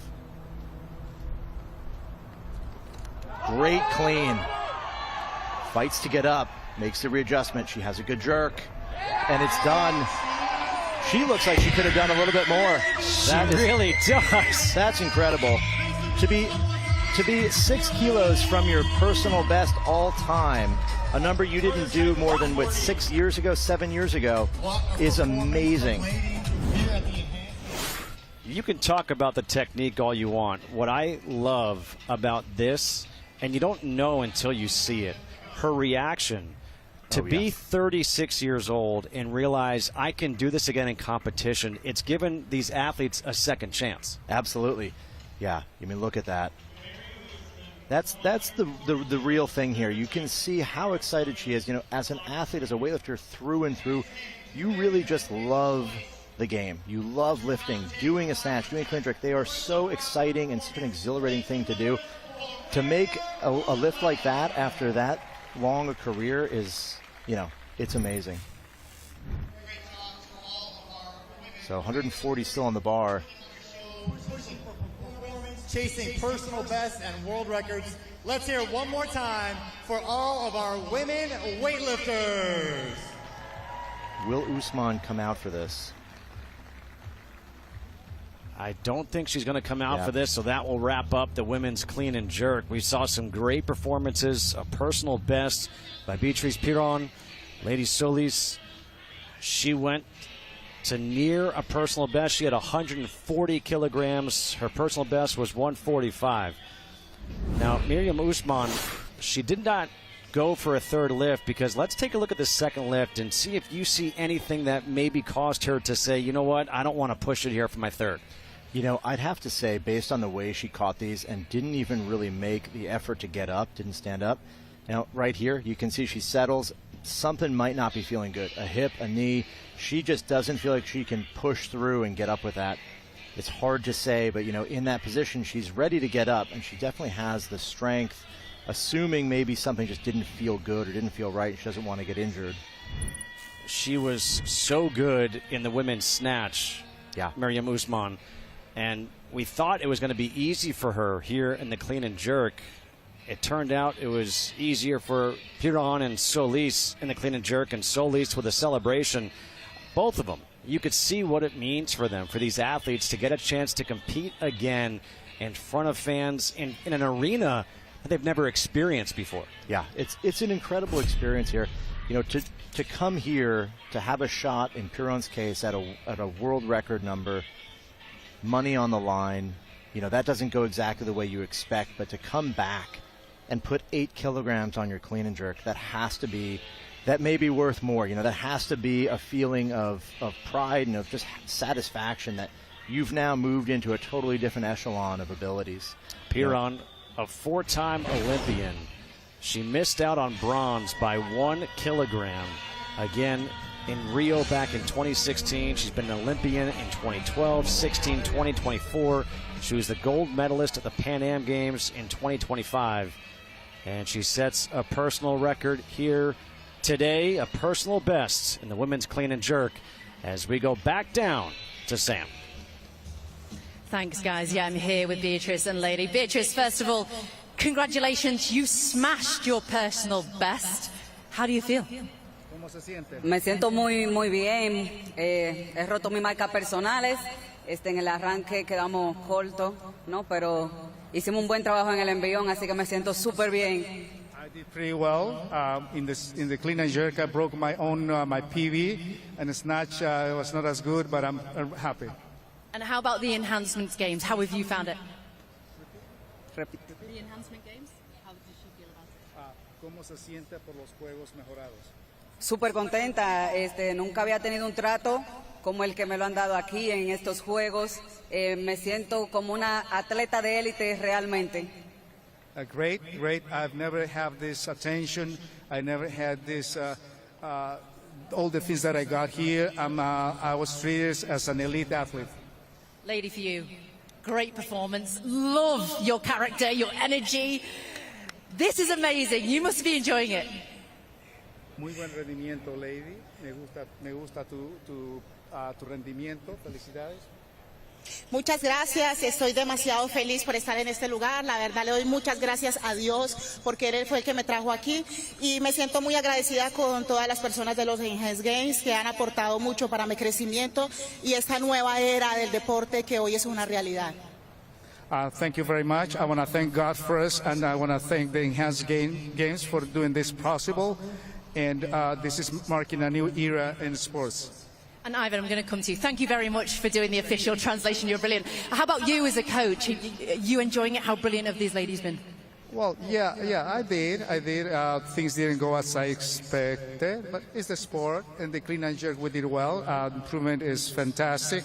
One thing I'm happy about is that Lady lifted 2 kilos more than in 2018 and 19 when she won the Worlds. So after 7 years, it's fantastic. It's fantastic. And Miriam, thank you again for joining us. We spoke after your first attempt at the snatch. You were emotional, didn't have much to say. How are you feeling now? I mean, the event is enormous. Yeah, coming back 11 years now with this performance, I think I feel good about myself. You know, it takes a lot to come back to weightlifting after that long, and I really want to appreciate Enhanced Games for giving me this opportunity. This is a whole new era in sport. I hope everybody tap in because this is amazing. Absolutely well said. Thank you very much. Back to you, Justin.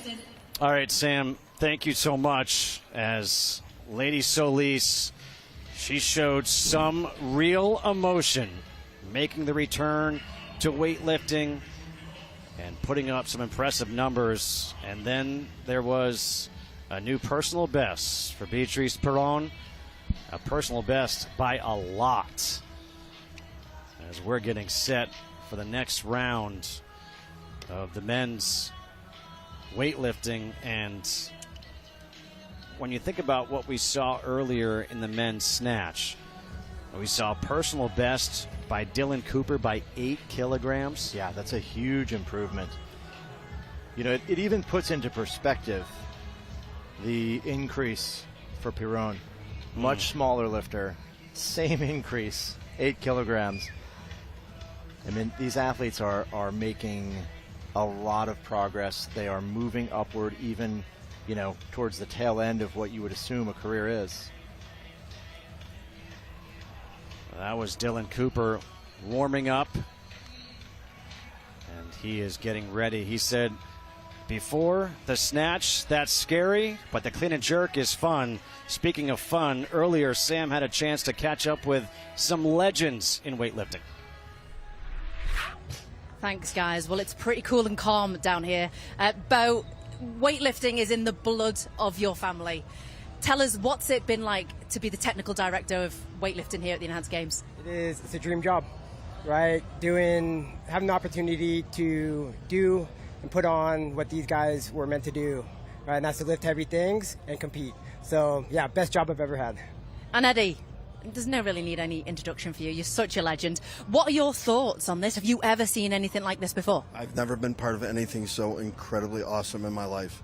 The energy here, it's just like you almost can't even think. And how are you feeling about being the official judge? Do you think we're going to see a new world record?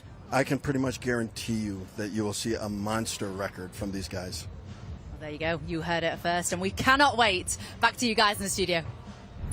Thank you so much. And by the way, the men's deadlift between Thor and Mitchell Hooper, Eddie will be the referee for that. All right. We just heard Eddie say that we're going to have a world record. What do you think? Well, in the deadlift for sure. I'm assuming that's what he meant. We've got this session here. Our three men from the previous snatch session. I imagine there's going to be some very good lifting here. You know, we saw the technical skills of Yoni Andika. We've seen a lot of fight from Cooper, and then Juan is no joke. He knows how to lift, so this is going to be an electric session coming up. The records these three are chasing, maybe it's not the records, maybe it's the personal best that they're chasing. I think that and a little bit of redemption. You know, I think you come out and you miss a few snatches. You wanted to do bigger numbers. You're a little more fired up. You go back. You're in the warm-ups. You're thinking about it. Now you're thinking, okay, I can put a little more heat into the clean and jerk, and I can really do something here. I want to show everyone how good I actually am. I expect to see some fights here. What'd you make of Dylan Cooper saying that the snatch is terrifying, the clean and jerk is fun? You know, some people are built for one lift or another. They really just, they gravitate to that lift. You've got people that are exceptional in the snatch, and the clean and jerk is just, you know, they'd rather not be there. And in Dylan's case, I think he's just does not prefer the snatch. He'd rather be out here doing the clean and jerk. So for my bet, for my money, I'm guessing he just would rather have done the clean and jerk only. Well, here comes Johnny Andika, 38-year-old from Colombia. Opening at 160. This is a good number for him. You know, we saw he was calculated in the snatch, made 3 lifts. I think he's going to play a similar strategy. Open a little bit light, work his way up to something big.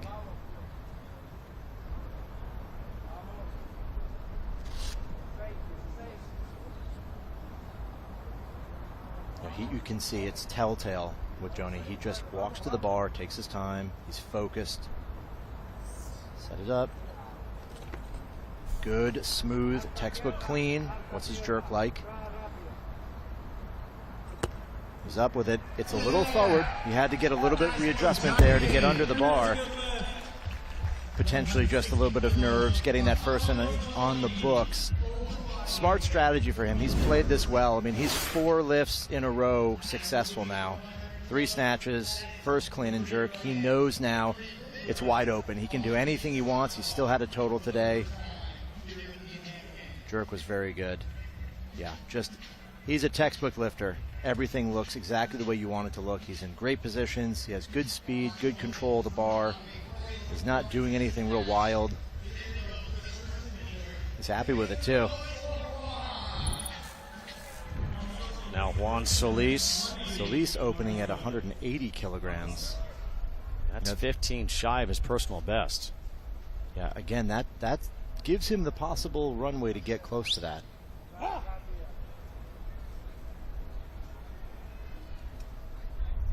180 kilos, 396 pounds. Juan's speed is something to watch.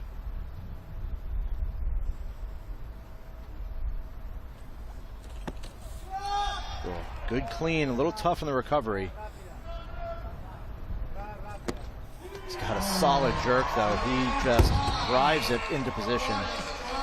The Solis family showing out here in the clean and jerk.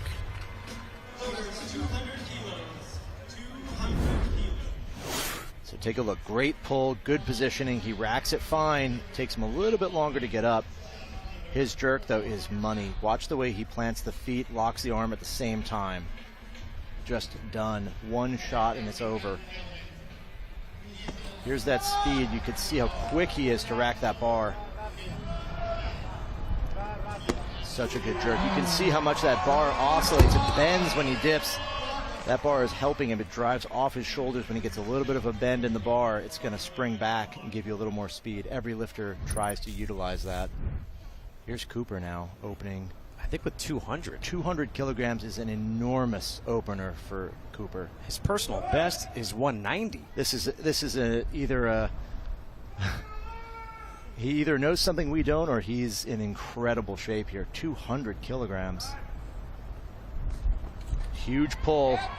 He's up with it. Right into the jerk, and he's done it. That is a gigantic lift. A new personal best again. He had a personal best in the snatch and now a personal best in the clean and jerk. Wow, opening at 200, that is bold. You know, the question now is, where does he go from here? I mean, that is, he's playing with house money, basically. Look at that. The world standard is 237. I don't think he's getting there. Yeah, it's going to be far, but, I mean, anything he does above the 200 is a personal best, and that really is, it's his game now. Great clean. He goes right into the jerk, too, and he stuck that. Sometimes Cooper has a little bit of a trouble in the jerk. It gets a little forward on him, but for him to come back, stick it like that is awesome. All right, Ioni Andika, he's going to go to 170 kilograms.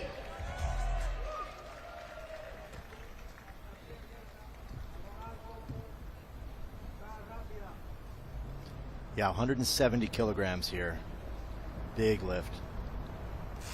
This is 16 kilos off his all-time best. If he makes this, does he go for a personal best? I think he's probably going to go for a 180 if he makes this. I think that'd be a clean day for him. 6 for 6. He's got to go through this first, but judging by the 160, yeah, he's got a great shot at it. Smooth pull. Watch the pull on the clean. Beautiful. Right to the shoulders. I mean, just absolutely perfect. Moves the hands for the jerk. Sets it up. Oh, just not the power, not enough on the drive. You know, he had great positions in the clean. He was ready for the jerk, but he just didn't drive it hard enough. Yeah, look at that. Great positioning, just so smooth. Such a poetic movement. He just turns it over, squats under while it's still moving up. Watch the jerk here. Can he get it high enough? It's just a little bit shy. Elbows don't quite lock out.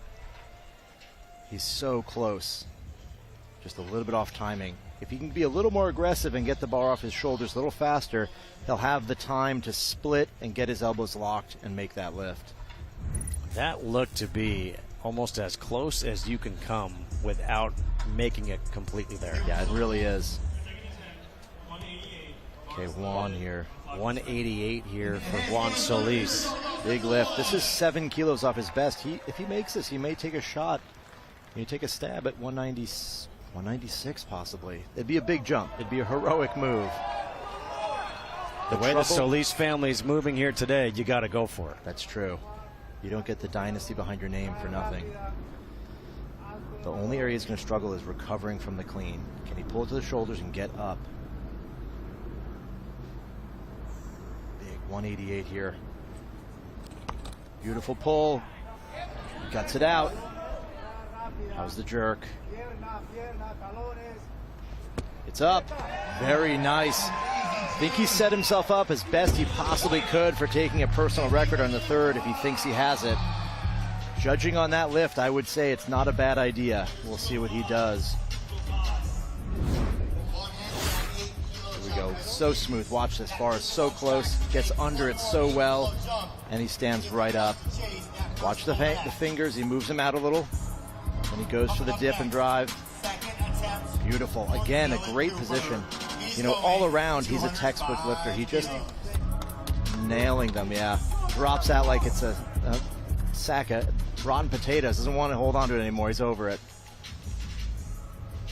Well, we already saw a personal best for Dylan Cooper at 200. He's now going to go for 205 here in his second attempt. 205 is a big lift for Cooper.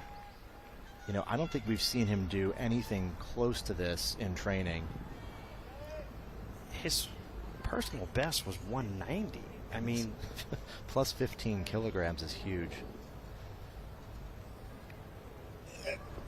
Strong pull, he's up. He goes right into the jerk, doesn't want to wait. He's holding it, he's got to fight. Wow. Oh, look at that. And he gets it. 3 white lights, 205 kilograms for Cooper. That is a giant clean and jerk personal best for him. Plus 15. Watch this clean. Huge pull. He's a great cleaner. He's got the bar right on his shoulders. He's up. Question is, can he get the jerk where it belongs?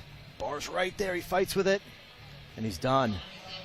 Max, phenomenal. What stands out to me is that, unlike the other competitors, he gets right up and goes. Yeah, he doesn't want to waste any time. He knows he's got limited energy. It's going to feel heavier the longer he stands there. So as soon as he's ready, he's going for it. On the clean and the jerk, you know, he grabs that bar and just starts pulling, and then on that jerk, once he's ready, he's going for it. One more attempt now for Johnny Ondika. He's going to go for 170 again. This 170, he was super close before. A little bit off timing on the split jerk. He could make it. He just has to put together everything on this last one.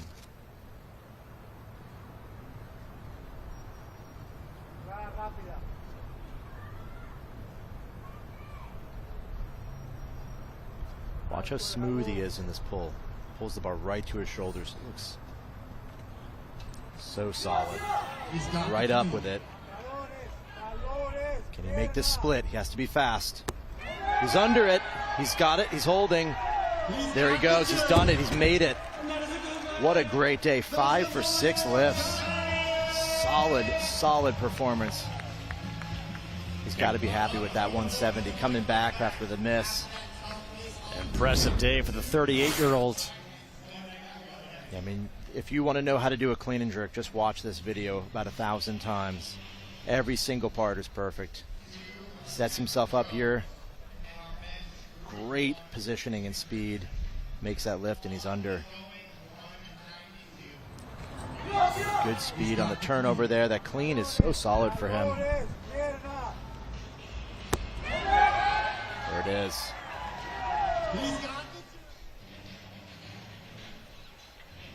We're now waiting for Cooper's third attempt.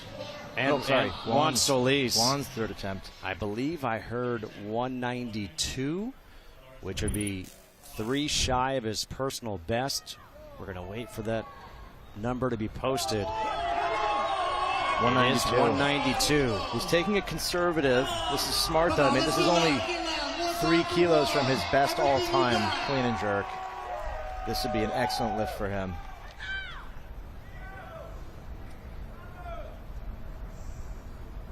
Getting set here. You know, that happens sometimes. It's mental. You know, you start to pull and the bar just feels either like it's in the wrong spot or it just feels too heavy, and you know it's not worth going under and risking an injury. It's definitely not the way you want to walk off stage. You know, it happens though. He's ready, he's primed, he starts going, and then his brain just kicks in and says, no, we're not going under this one. Oh, so your brain does kick in for some of these things. Okay. Yeah, there's something that's telling you not to do it. For sure. Well, we've already seen personal best after personal best for Dylan Cooper. He's making his way to the platform. 210 kilos. This would be an absolutely gigantic lift for him. Third attempt, 210 kilos. He said he loves this. This is the fun stuff. Yeah, I mean, this is just all for him right now. 210, biggest stage of his life. Watch how quickly after he gets ready does he go in and make the lift. Yeah, he's just going to grab that bar and have at it. Here we go, Dylan. You got this.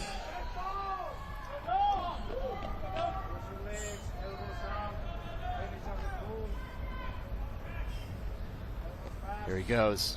Hands on the bar, and he's up. Big clean. He's up with it.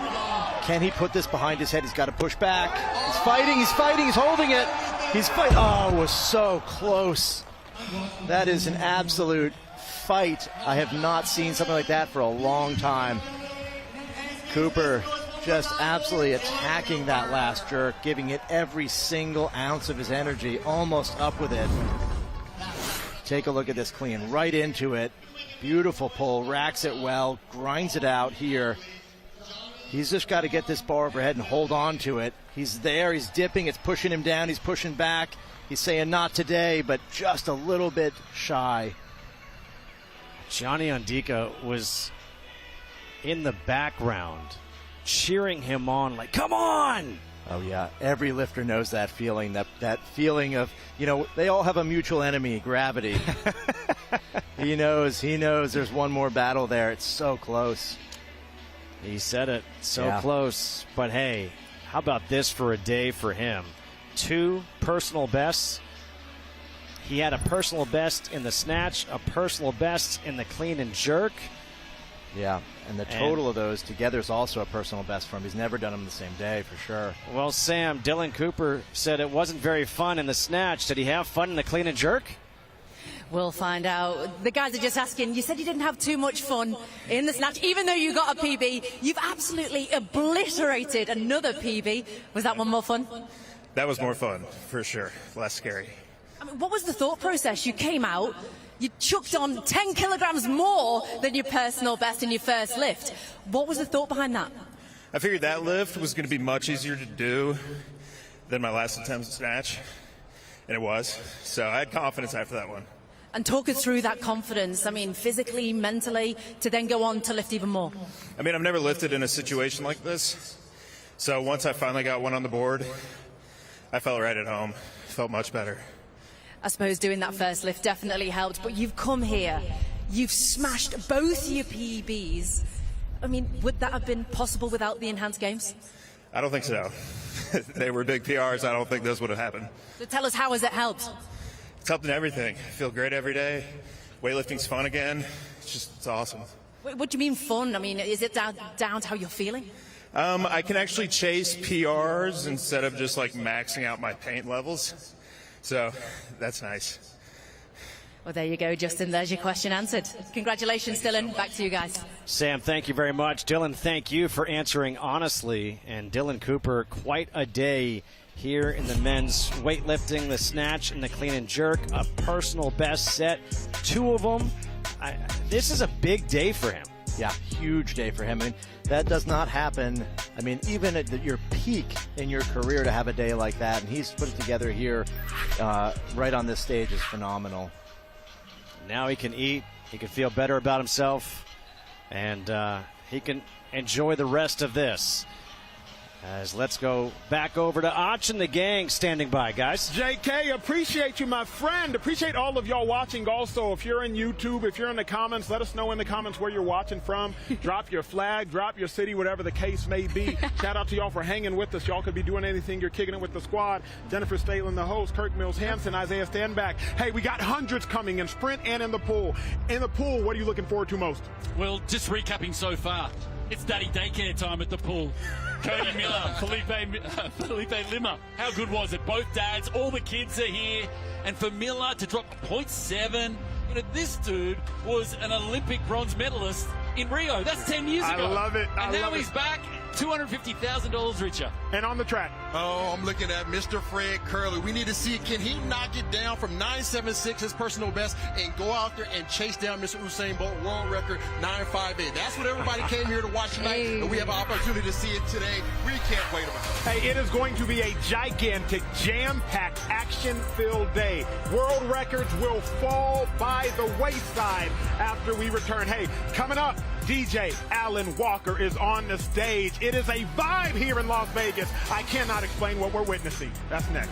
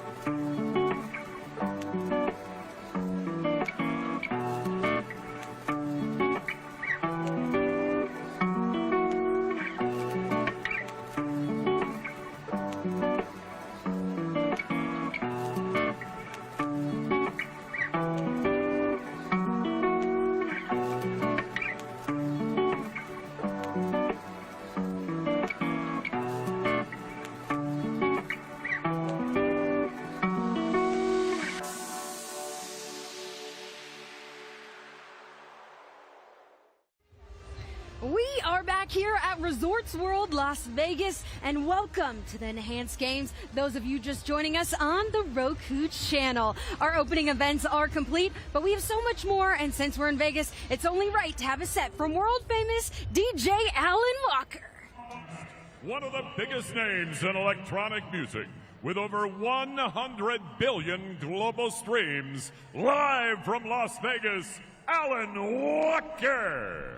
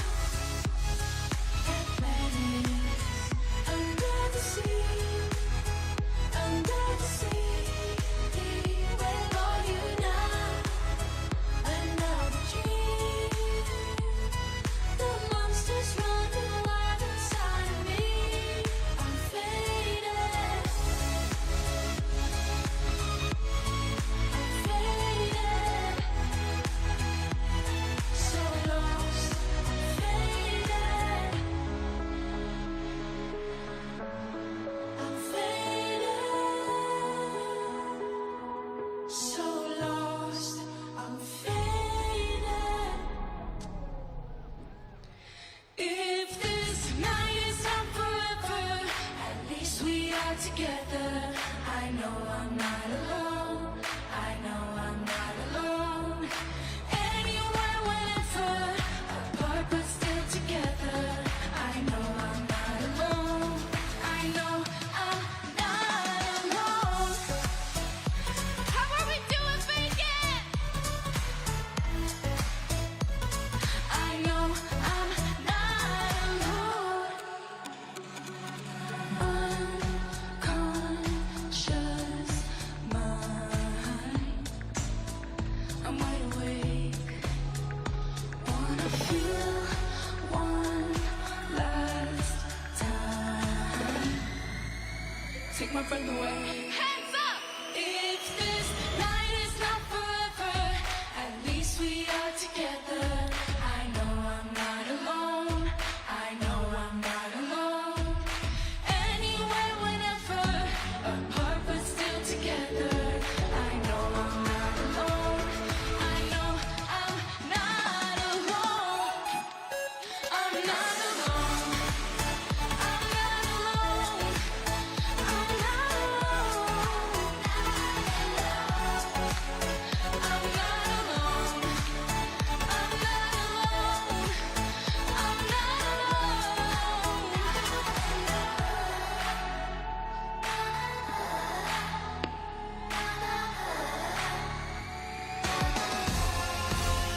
Oh, won't you talk to me if your words are bittersweet?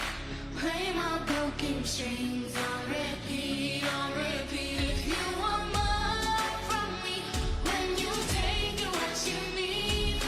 Every missing piece feels like the puzzle in my heart you can't keep.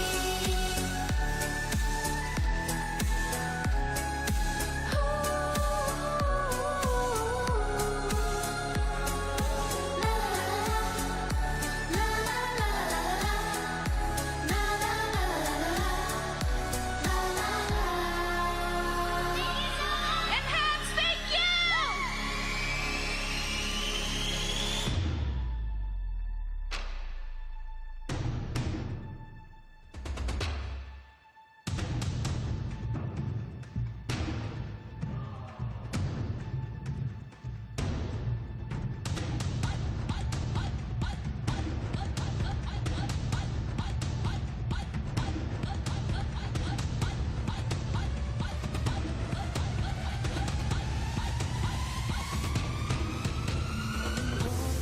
Que de mí sería, vive su vida, que yo vivo la mía. Que solo es una, disfruta el momento, que el tiempo se acaba y para atrás no verá. Las Vegas con la mano arriba, everybody put your hands up, we're ready. Come on. Dice, Cielo,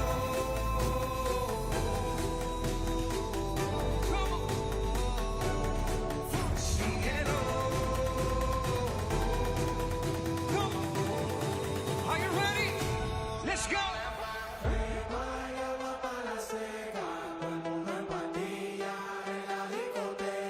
Come on, come on.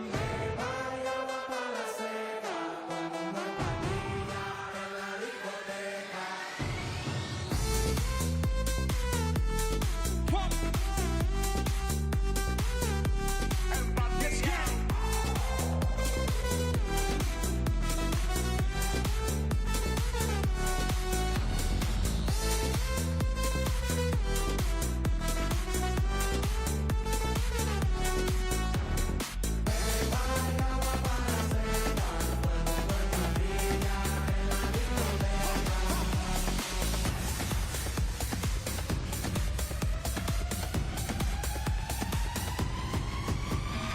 When we said and done, but it was fun breaking us to pieces. I tried too hard to stay apart, but we love this feeling. We'll go down in history, worst the world has ever seen. But wasn't it fun tearing everything up? Oh, what a mess we made. Las Vegas, ¿cómo estamos?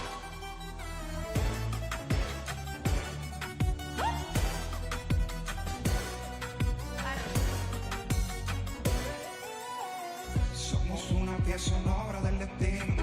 No fue casualidad cruzarlo en el camino.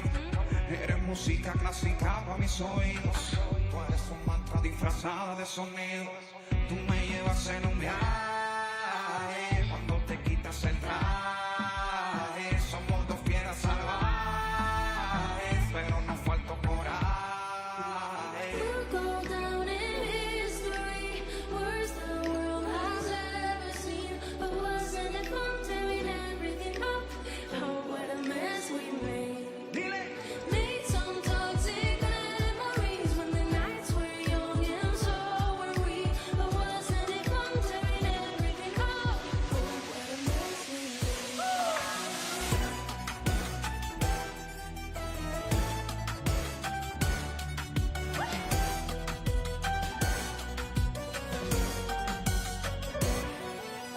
We'll go down in history, worst the world has ever seen. But wasn't it fun tearing everything up? Oh, what a mess we made.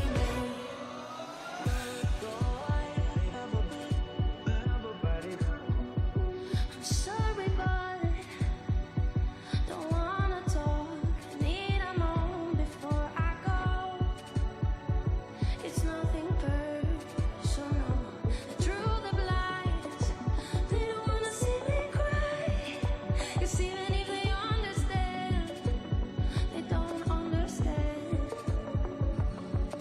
So then when I'm finished, I'm all about my business and ready to say I'm taking my misery, making my bitch can be everyone's favorite girl. So take aim and fire away. I've never been so wide awake. No, nobody but me can keep me safe. I'm on my way. The blood moon is on the rise, fire burning in my eyes. No, nobody but me can keep me safe. Come on.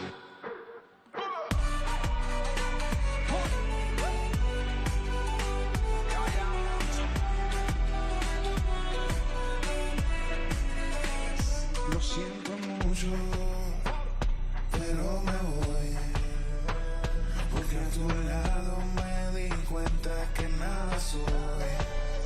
Y me cansé de luchar y de guerrear en vano. De estar en la línea de fuego y de meter la mano. Acepto mis errores, también soy humano. Y tú no ves que lo hago porque te amo. Pero ya no tengo más nada que hacer aquí.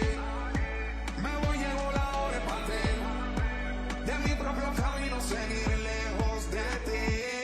So take aim and fire away. I've never been so wide awake. No, nobody but me can keep me safe. I'm on my way. The blood moon is on the rise, fire burning in my eyes. Nobody but me can keep me safe. And I'm on my way. How we feeling? My name is Alan Walker. It's an honor to be here with you here tonight at the House Games. Make some noise!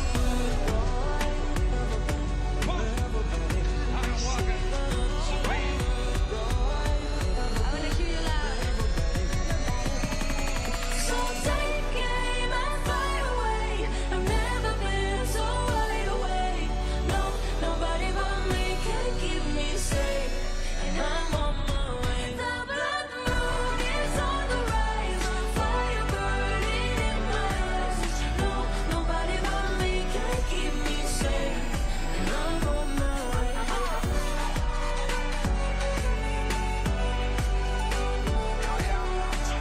Nobody but me can keep me safe. My way, and I'm on my way.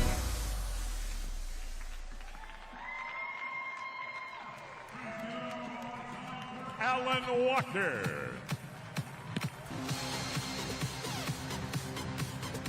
We are live in Resorts World Las Vegas. That was the world-famous DJ Alan Walker. It has been an incredible early afternoon. We've seen personal bests by swimmers. We've been seeing personal bests in the clean and jerk. It has been a phenomenal day. We are your hosts behind the microphones right now. I'm Emmanuel Otto next to Jennifer Stalin. Jen, how you feeling about today? I'm feeling great. This is exhilarating. It's truly incredible to see men and women test what's humanly possible. And we're seeing that. The strength is absolutely incredible. I'm excited for what's next. You know, the night's not over. Not at all. We are just barely getting started. Look, Rumble and the Enhanced Games, two properties built for the future. Rumble is a premier partner of the Enhanced Games, bringing this live experience to fans around the world. Find us at rumble.com. Hey, that concludes the afternoon action. But coming back at 6 o'clock Pacific, it's about to go down. 100-meter sprinters, swimmers, snatches. I'm talking every event you want to see. World records will fall. Some of the fastest athletes you have ever seen. Fred Curley, he's going to take the track. Hunter Armstrong back in the pool. It will be jam-packed action, and you get to be a part of history by simply witnessing it. Grab your loved ones, bring them close, send the link out, and get ready to witness history as the 2026 Enhanced Games continue.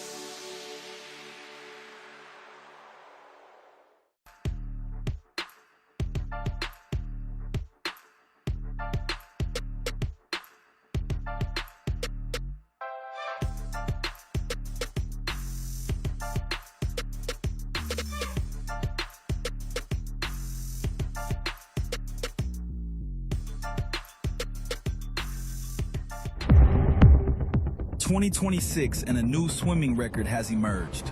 20.88 seconds in the 50 meters freestyle. But among the Enhanced Games athletes, there's already one swimmer who held the same title. Christian Golumev, the 4-time Olympic swimmer. He swam at the Enhanced Games trial and smashed the previous world record, not once, but twice. 20.89 seconds, a mere 100th of a second off the current record. History was made at the trial. Can Christian regain his crown? At the Enhanced Games on May 24th, he will line up with his fellow swimmers to chase an even quicker time. The stakes are even higher.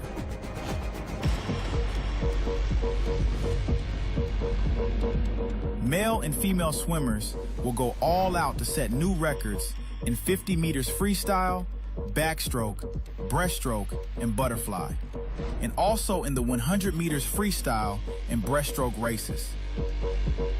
A maximum cash prize of $1 million awaits them on the other side of the pool if they break a world record. Although all swimmers will follow medical protocols, enhancement isn't just clinical guidance. What you wear matters too.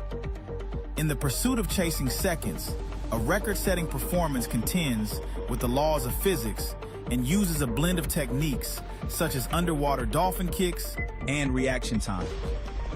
But if one element is out of balance, I ballooned up to about 252 pounds. It hinders performance. Swimmers from around the world will compete to be number one. Some of the contenders vying for record-breaking success at the Enhanced Games are Christian Golumev. Can the enhanced former world record holder go even faster? Ben Proud. He already has a personal best of 21.11 in the 50 meters freestyle. He has the world record in his sights. Andrei Govorov, the world record holder of the 50 fly. Is another record in him? Female swimmers will also compete to be the fastest ever. Megan Romano, Natalia Frakovska, Emily Barkley, and Isabella Arcila have stepped out of retirement to dive back into the pool. Can they defy the odds to become world record holders? From retirement to record pace, and they're not done yet. It's a triumphant comeback after years away. Back on the block, personal best in sight. Maybe some will even swim into record-breaking victory again.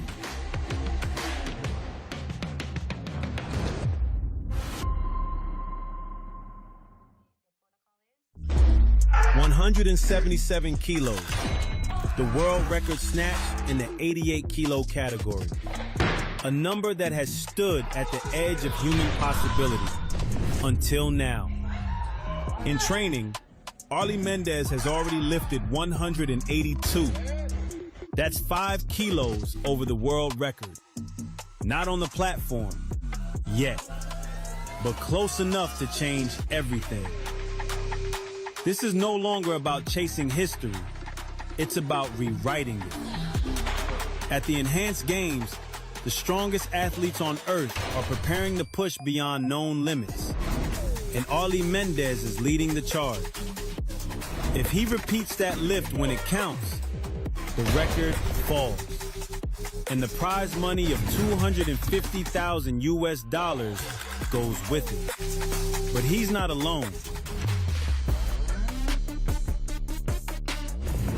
9 athletes will take to the platform in a bid to become the best. Among these lifters, there's Bodhi Santavi, 2-time Olympian with power, precision, and consistency. Lady Solis, an Olympic force with the experience to deliver under pressure. Mariam Usman, 3-time Olympian whose raw strength meets relentless drive. Different styles, same target. One platform. Weightlifting comes down to 2 movements. The snatch, 1 lift, from ground to overhead. No room for error. Then the clean and jerk. Power, then precision. Lift, reset, drive. Simple in theory, unforgiving in practice. They're stacking the weight higher. Their power gets greater. a surge of force in every lift. Your body balances on a knife edge between control and collapse. Our lifters are training to stay on that edge longer, to recover faster. This is where strength meets science, where preparation meets opportunity, and where records are meant to be broken. Men's events from 88 to 110 kilos. Women's events 53, 86, and above. Every lift is a calculation. Every attempt, a risk. Every success, a new benchmark. The question now is simple. How much further can they all go?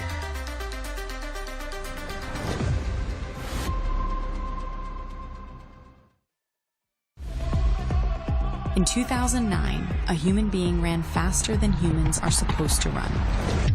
Not faster than his rivals, faster than the limits of the sport itself. 9.58 seconds. On May 24th, enhanced athletes hope to beat that record. Some are already within hundredths of a second of equalizing it.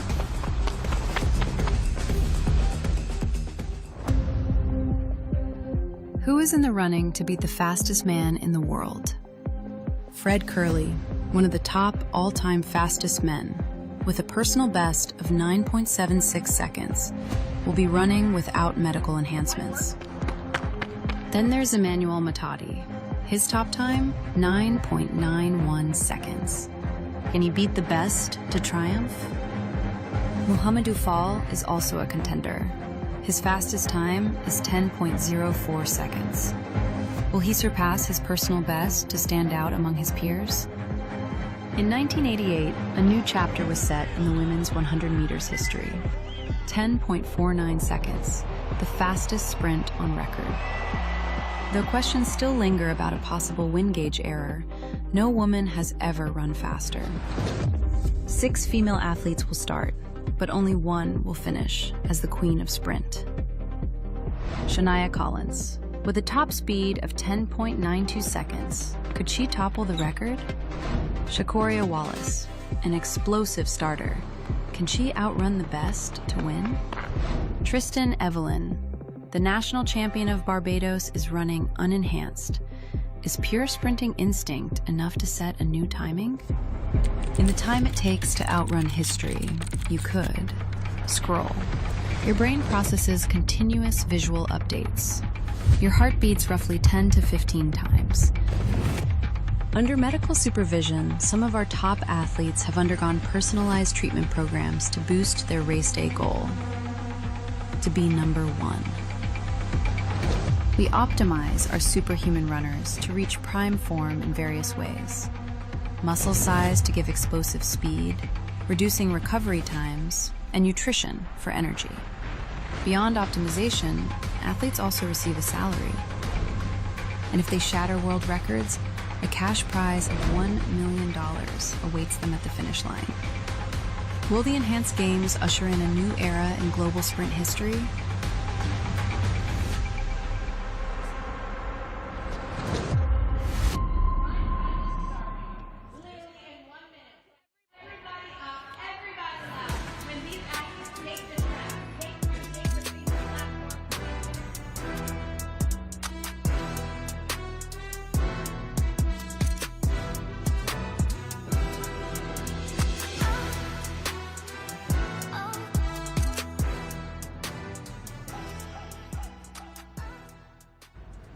Tonight, from the entertainment capital of the world, sport enters a new era. Athletes from all around the globe arrive with one shared pursuit: to find out just how far speed, strength, and human potential can truly go. This is the Enhanced Games.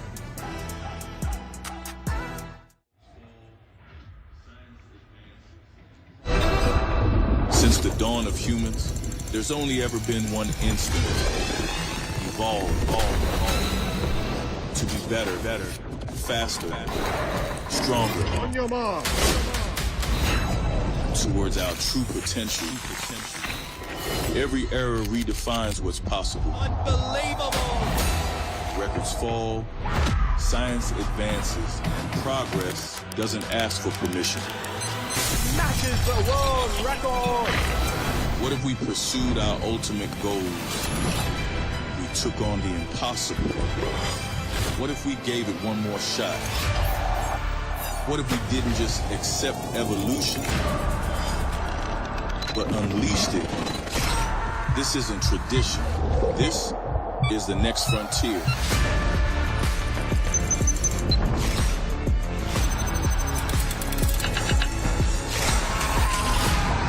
The enhanced games, where science and sport collide, and elite champions pioneer a new era of competition.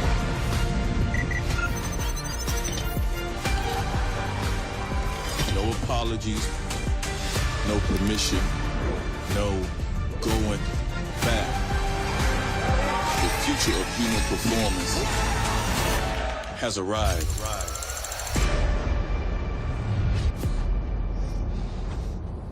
Live from Resorts World Las Vegas, it is the 2026 Enhanced Games. History is being made here tonight in this one-of-a-kind complex on the Vegas Strip. The spotlight turns to the athletes ready to step forward and to the moment where innovation meets up with competition. There is quite literally nothing like this event that we are a part of. I'm Emmanuel Acho alongside Jennifer Stalin. We are your hosts for the inaugural Enhanced Games. Jen, how you feeling? I'm feeling so good. It's heating up here in Las Vegas. But I'm telling you, the competition is just incredible. And tonight, elite athletes, both enhanced and non-enhanced, will take the stage together. Different paths, same pursuit. Each athlete chasing progress, each performance pushing the boundaries of what's possible, and you can see what we've got coming up. $12 million of prize money, FDA approved performance enhancing substances. Hey, get this, we have already given away $1 million. World's records will fall. Be a part of history tonight. Here is Alan Roach on the call. And now, it's time to meet the athletes for the men's Group 2 snatch competition.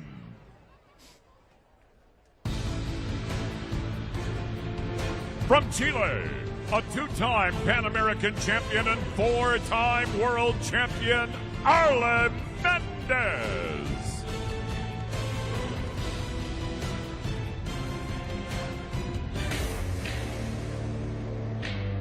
From Canada, a world championship silver medalist and two-time Olympian, Bodhi Santavi.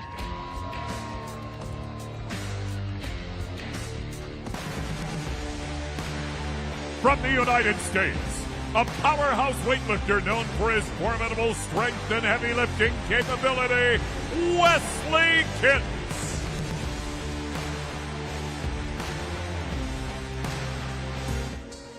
Fans, make some noise for your men's Group 2 snatch competitors.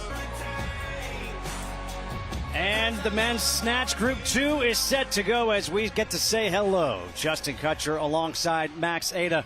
And Max, we've already seen one group of men participate earlier today. Now we get these three. Yeah. What are you looking for? These three are all capable of setting a world record. I am super fired up to see what happens here. Arlen Mendez, Bodhi Santavi, and Wes Kitts all could take a shot at a world record in the snatch. All right, well, you heard it right there. Let's see what they're chasing, those world records, and see if we can break them. In the 88-kilogram class, 182 kilograms. In the 94, you got 182 as well. And then in the 110, 196. We'll take a break and come back later. Arlen Mendez will be the first competitor. The 32-year-old from Chile was an Olympian in 2020, two-time Pan American champion. And he's going to start off with 155 kilograms. His personal best, 175. Yeah, it's a conservative opener, but just take note of Arlen's speed. He is a phenomenal athlete, super talented, and the snatch is definitely something he's capable of.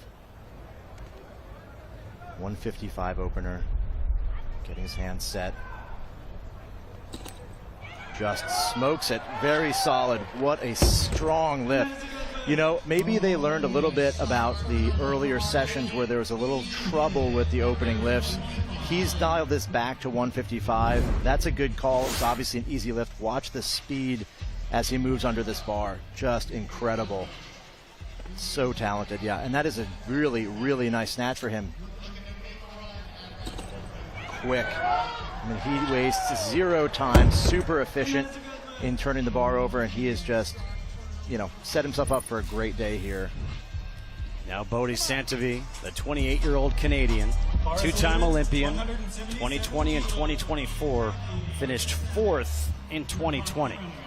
Santavi's a strong snatcher, and this is a very, very heavy opening snatch, 177 kilos. That puts him in really striking distance of the world record on a second attempt. I think that's exactly his plan. He's going to hit this and then go up. Again, also an exceptionally good snatcher here. Taking his time, getting focused.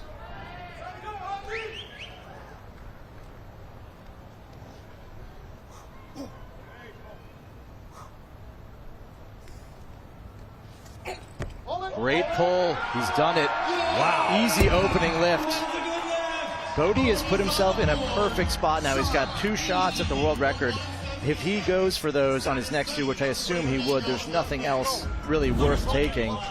Just take a look at this. He gets his shoulders way out over the bar so far, but brings it in beautifully, catches that bar in a great spot. He really couldn't have done that any better. He knows it, too. This may sound crazy. What's the best way to train for this? You know, there's an infinite number of different strategies and training systems out there. Some people like to go really heavy all the time in training. Some people like to do a little more volume, keep the intensity lighter, practice technique more. Everyone's kind of finding what works for them. How about Wesley Kitts now, 35 years old. 177 is his best in competition.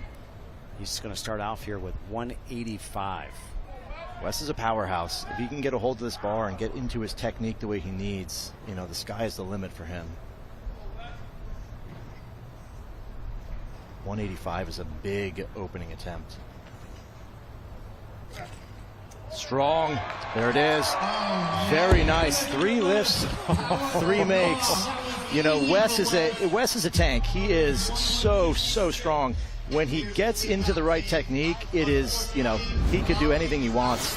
Watch this here. Brings that bar back to his hips. He's under, catches it comfortably behind his head. It doesn't even offer any resistance on the way up. Yeah, Wes is an absolute unit here.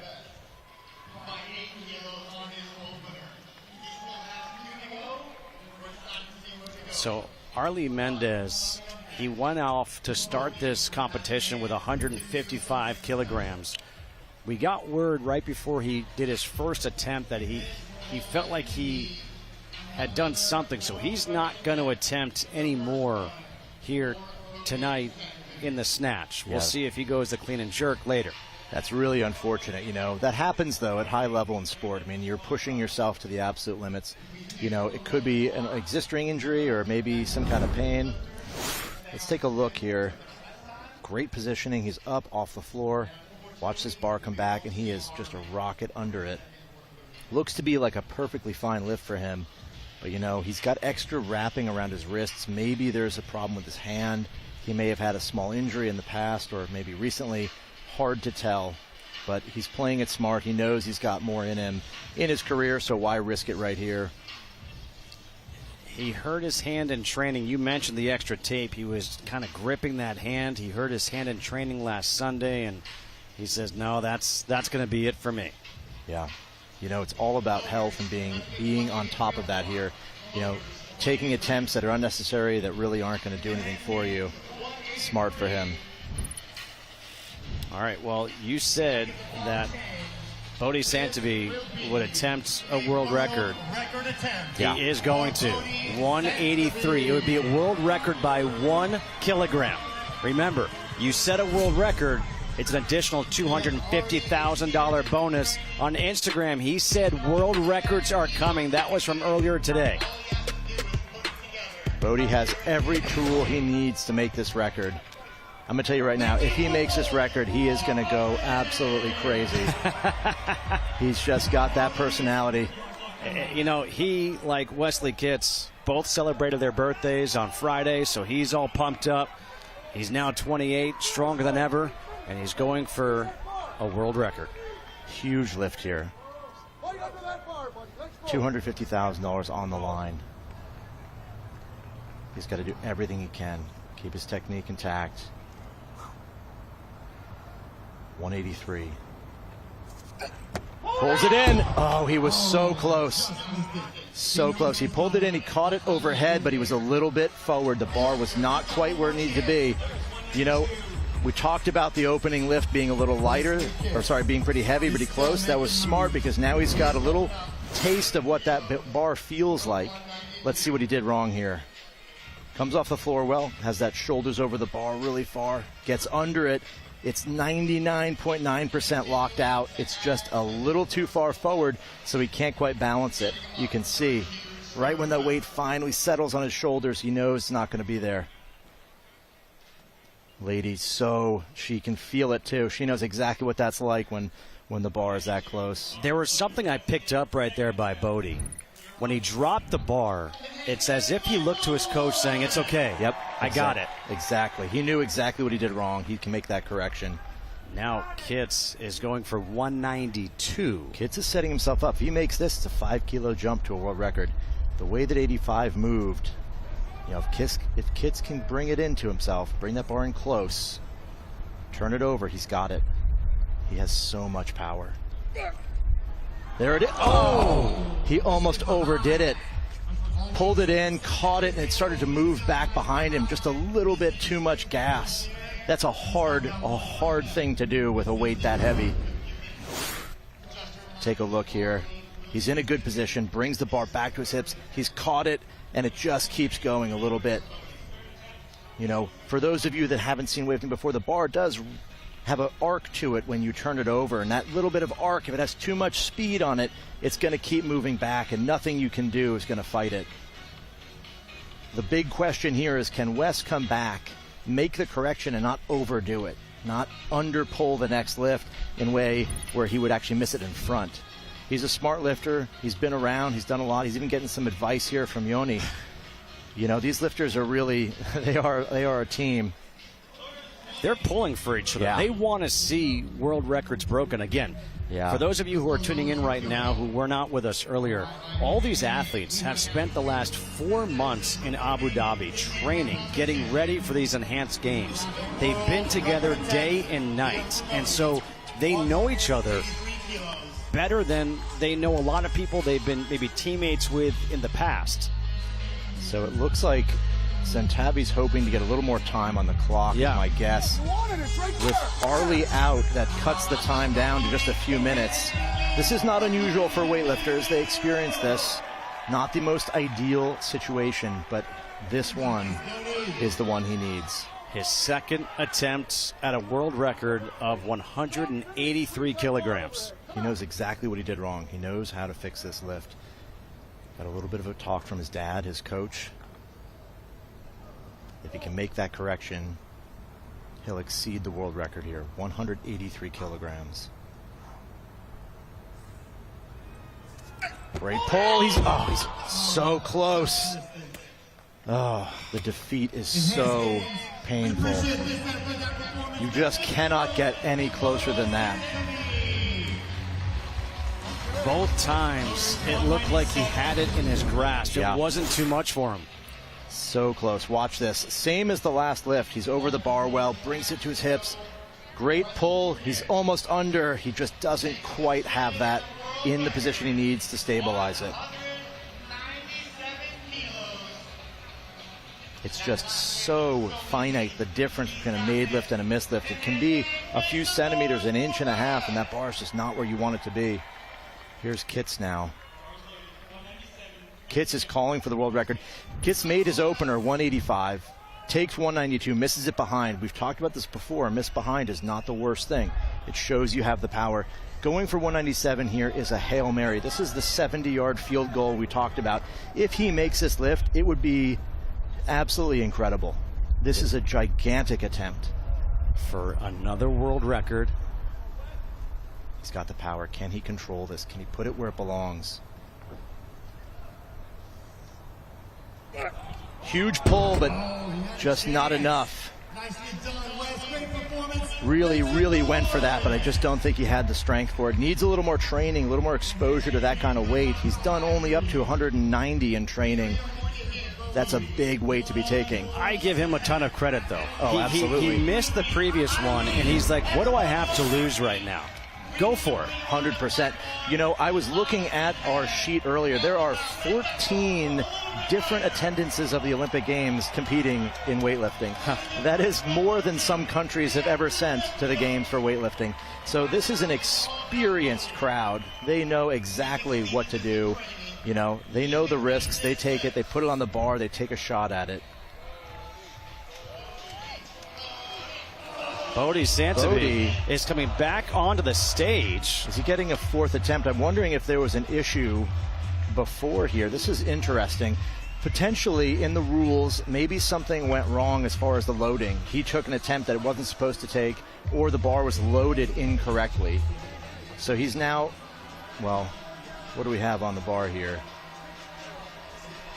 No, they think they misloaded. He's looking for 183 kilos. I'm going to assume that there's a technical error. He took an attempt he shouldn't have taken, or the bar was misloaded. In the rules, what would happen is that the athlete is given a new attempt, and the other attempt is forgotten. So Bodhi Santavi, who was so close, not once but twice. This is a huge attempt. He's had 2 shots at it. He knows what he has to do. You can see his coach there instructing him, you need to drive harder at the top. You need to finish this pull. Get that bar where it belongs. Let's not forget, this is also for $250,000. Absolutely. The pressure is on. He makes this, he'll be celebrating. Here we go.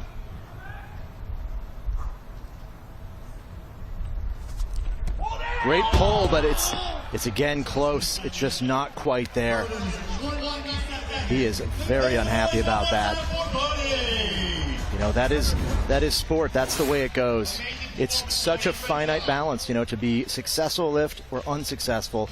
It really requires all things to be firing perfectly. You have to get yourself to the right space mentally, lock your technique in, and be strong enough all on the platform.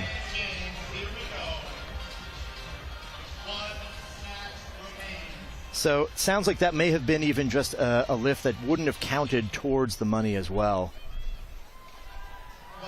3 tries and 3 ones that were so close. Arlie Mendez won 155, Bodhi Santavi 177, Wesley Kitts 185. Here's my guess is what's happened. So old weightlifting rules allowed for an attempt, a 4th attempt at a world record. Potentially those rules are in place here. They do not count for the money. They will just count for the glory. 197 for Kitts again. He's got the power. He just has to deliver it. Well, not today. Honestly, I don't know how you're not absolutely exhausted by the 3rd or 4th attempt and you're going for a world record. I think that 4th one kind of showed us that he was probably done. I think he spent everything he had on that first 2. Both mentally and physically, to get yourself ready to lift that straight over your head, I mean, it's got to take something out of you. And they were doing it when one of the other competitors wasn't going, so it almost feels like you have less time. You know, it's a strategy in weightlifting as well. Athletes and coaches will jockey back and forth, changing attempts, and do something called stealing someone's clock, where you'd get a longer clock, but they put an attempt in and it rips your clock from you, and now you're up. What you thought was maybe 3 minutes is 1. All right. On the sideline with Wesley Kitts, who has a personal best, it is Sam Queck. Wes, a personal best. Again, opening way above your original personal best. Did you come into this so confident? I felt as good as I've probably ever felt. You know, I hit a lot of PRs in training. Not 97 yet, but I did my best. I was going to give it a shot if that's what we're doing, and I just tried as hard as I could. Well, you certainly built up the excitement. We were all rooting for you. We were so close. How are you feeling? Is there more to give in the future and the enhanced games? How has that led to this point? Yeah, I mean, I'm going to be back, and I'll be stronger next time. So I'll put this away eventually. Just today, a little quick. So we'll try again, and 85 is a huge opener for me. So just going to keep working and do more next time. How far away do you think you are from that world record? Oh, man, if I had about 4 more weeks, I'd say I would have had a good shot at it. Well, Wes, you entertained us all. A new personal best. Congratulations. Back to you guys. Prime time is off to an incredible start here at the Enhanced Games. Quite literally just getting rolling. A few marquee events still coming up tonight. I mean, I can't wait to see this. The women's 100 meter, the men's in the pool 100 meter freestyle, then the showdown, Thor, Hooper, and then still gonna watch Fred Curley take on the 100 meter field and see what he can do. So many stars, so many world records we anticipate will fall. It is going to be an iconic day with history being made. Hey, we appreciate y'all watching wherever you might be watching from. In the chat, on YouTube, on all the other platforms, let us know where you're watching from. Drop your flag, drop your country. We're tapped into this historical evening of sport. It is going to be a day we will not forget. You see shots of the pool right there. This is a incredible venue. I've been to Super Bowls, I've been to Olympic stadiums, and what they have done is absolutely spectacular. And one of the most amazing things, like I've told y'all, is this arena, which Sam is going to show off. Yeah, thank you, Astro. I mean, it's unbelievable, isn't it? And it's hard to think just 35 days ago, this was a field of tarmac. So where did it start? Well, 48 semi-trucks brought in all the equipment to raise these 85-foot trusses you can see above us. Next, it was the big screens, 2 of them, both 79 by 60 foot. Then we've got the main stage where, of course, the Killers are going to be playing later on tonight with another huge screen behind them. 2,000 seats on one side, luxury suites on the other. Then you've got the weightlifting platform and the 100-meter 6-lane track, and in the center of it all, the 4-lane 50-meter swimming pool, which only took 13 hours to fill the 365,000 gallons of water needed. That sounds like a big hose. Okay, just to give you a picture as well, we're going to show you a bit of a time lapse to give you a real idea of the transformation and how quickly it changed. Also, I'm going to let you into a tiny secret right underneath where no one sees. There's a magic underworld where all the athletes are chilling out, they're warming up, they're cooling down. And come on, guys, a huge thank you and full of respect for the crew who made this possible. They worked tirelessly to create this innovative world-class venue. I tell you what, guys, it's one of a kind, isn't it? Isn't it beautiful? It is absolutely iconic, but what else is iconic is the fact that you made it all the way here Wait, from I got there. something for you. Can we get her some water? Ice cold water. Yep, my girl needs it. I think you could get out there and compete. Okay, we got some snacks. We got some water. I get it. If nothing else, you broke a world record walking / jogging. Walking and talking, you guys. Let's mention that. That's hard. I'll collect my money later, yeah? Thanks so much, Sam. We will see you shortly. Hey, I have been waiting for this moment all evening, welcoming in Brian Johnson, the human enhancement analyst. Now, get this, y'all. There is no one that has more data points in this life besides this man, Brian Johnson. 1.5 billion data points collected. You've dedicated your life to being studied. You said something that I found so fascinating. We deserve the right to live. That's right. Simple as that. We deserve the right to live. Brian, how are you? I'm so excited to be here. You know what, Brian? First off, why are you holding an umbrella? 90% of visible skin aging is from the sun. So this is a UV umbrella protecting me from the sun. Even though the UV index is 2, that's right, you got it. So I might need to get an umbrella. Oh, my goodness. I love that. Brian, what excites you most about what we have in this upcoming evening? I mean, this is probably the most quantified games in history. 935 data points on each athlete. When I talk to the athletes, they tell me they have never received such robust measurement. Now, this is near and dear to my heart. I've spent millions of dollars over the past few years measuring my body, trying to understand all the data points. And for the athletes to have that information. Now, Brian, let me ask you this. What do we know about the athletes? Speak to this. I mean, this is the thing, is this is what I've been doing the past few years. That's why it's really remarkable. Cardiac health, respiratory, musculoskeletal, bone, brain. It really is something spectacular. The athletes get that privilege to see that insight into their body. It allows them to know what to do with the protocols, how to improve themselves, and also to correct for safety. Have we ever studied athletes this in depth? I don't think there's been anything in history that has quantified athletes to this degree. And you know, it really helps because they're endeavoring to do performance-enhancing drugs. And doing that, you want to be safe and you want to make sure the dose is correct. So having this feedback loop with a high-fidelity measurement helps them dial in for the performance goals.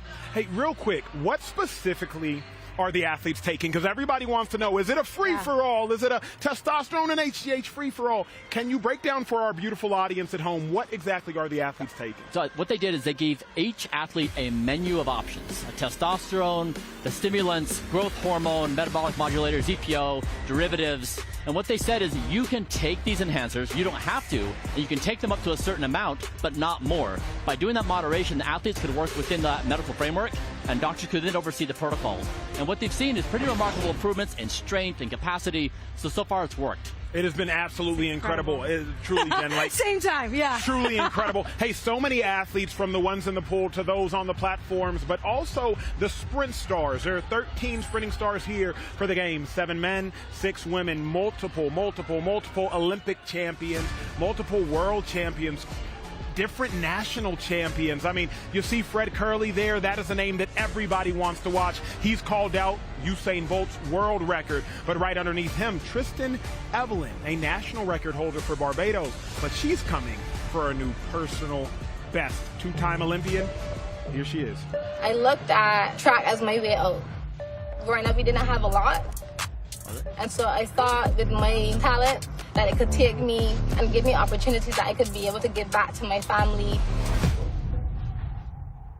My proudest achievement would be breaking a national record because it's something that I wanted to achieve from the time I was young.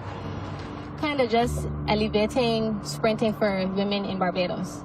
I guess I have a little bit of PTSD throughout the last 8 years or so. I gave everything to track. I wasn't able to work. One more time. And I felt like my career outside of that kind of took a backseat. So that's like I'm doing 2 jobs at this time. Today we get the news on what our protocols are going to look like. And I'll review what the protocol is. I won't be taking. And they know my stance on that. So an athlete like Tristan still has access to the same coaches, still has access to the same recovery facilities, still has access to the same nutritional, psychological, physio support, etc. She just chooses not to take advantage of the environment that we've created for her to enhance herself for her own reasons. And that's perfectly fine. It's really just about providing people with a choice.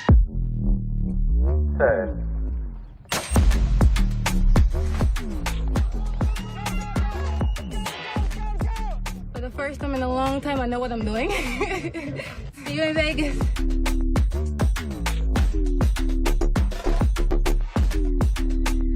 Tristan Evelyn is looking to run a new personal best and go sub-11 for the first time in her life. Well, let's check out the lane assignments and see who's running where.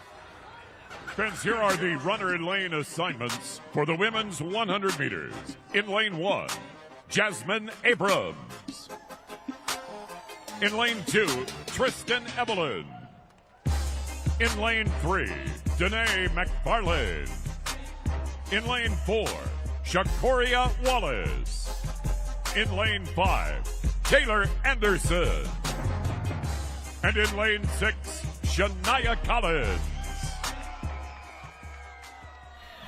Justin Kutcher alongside Isaiah. Stand back here for the 100-meter heat for the women. Yes, this is the heat. They will have the final later on. So in a heat, Isaiah, what are you trying to do? Well, you're just trying to make sure that you have a solid start. That's right off the back, right? It's a different environment completely than what you're traditionally used to. The fans are right on top of you, but you want to see these ladies get out to a good start. What's going to be interesting about this particular race is all of these women, their 60-meter times are within 0.2 of a second within each other. So really pay attention to the middle of the race. The world record time is 10.49, set by Flojo back in 1988 at the Seoul Olympics.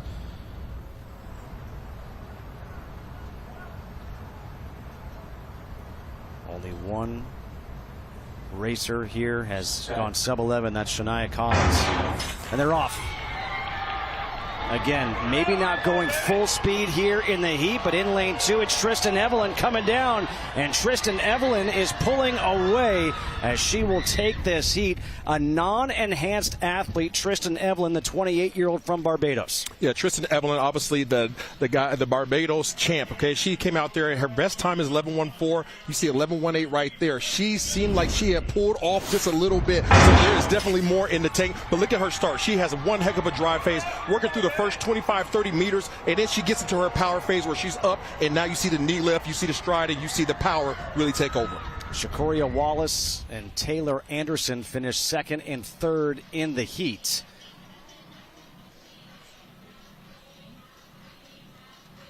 These women have been waiting around a long time today to get ready in this heat for the heat, and it was a good opening performance by Tristan Evelyn.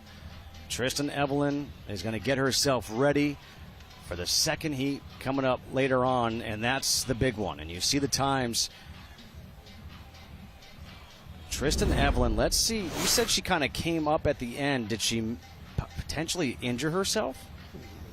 Yeah, let's take a look here. She seemed like she came through. Now she was just adjusting herself. Everything looked good there. The one person that I'm watching is over there in lane 6, and that's who's going to be my projected favorite in this particular event. That was Shania Collins. She seemed to have a little bit rough of a start, and then seemingly kind of pulled up towards the end there. So she'll be somebody to watch going into the final. All right. Well, Ach, what do we have from you, huh? Hey, that was just the beginning right there on the track. We have a lot more coming up. Hey, Better is bringing the future of sports to the Enhanced Games as an official partner of the event. Download Better today. That's BETR in the App Store. The first all-in-one super app for social casino, daily fantasy picks, social sportsbook, and more. Hey, when we return, we are into the pool, the men's 100-meter free. The whole world has been waiting on this event. That's right, on the other side of the break.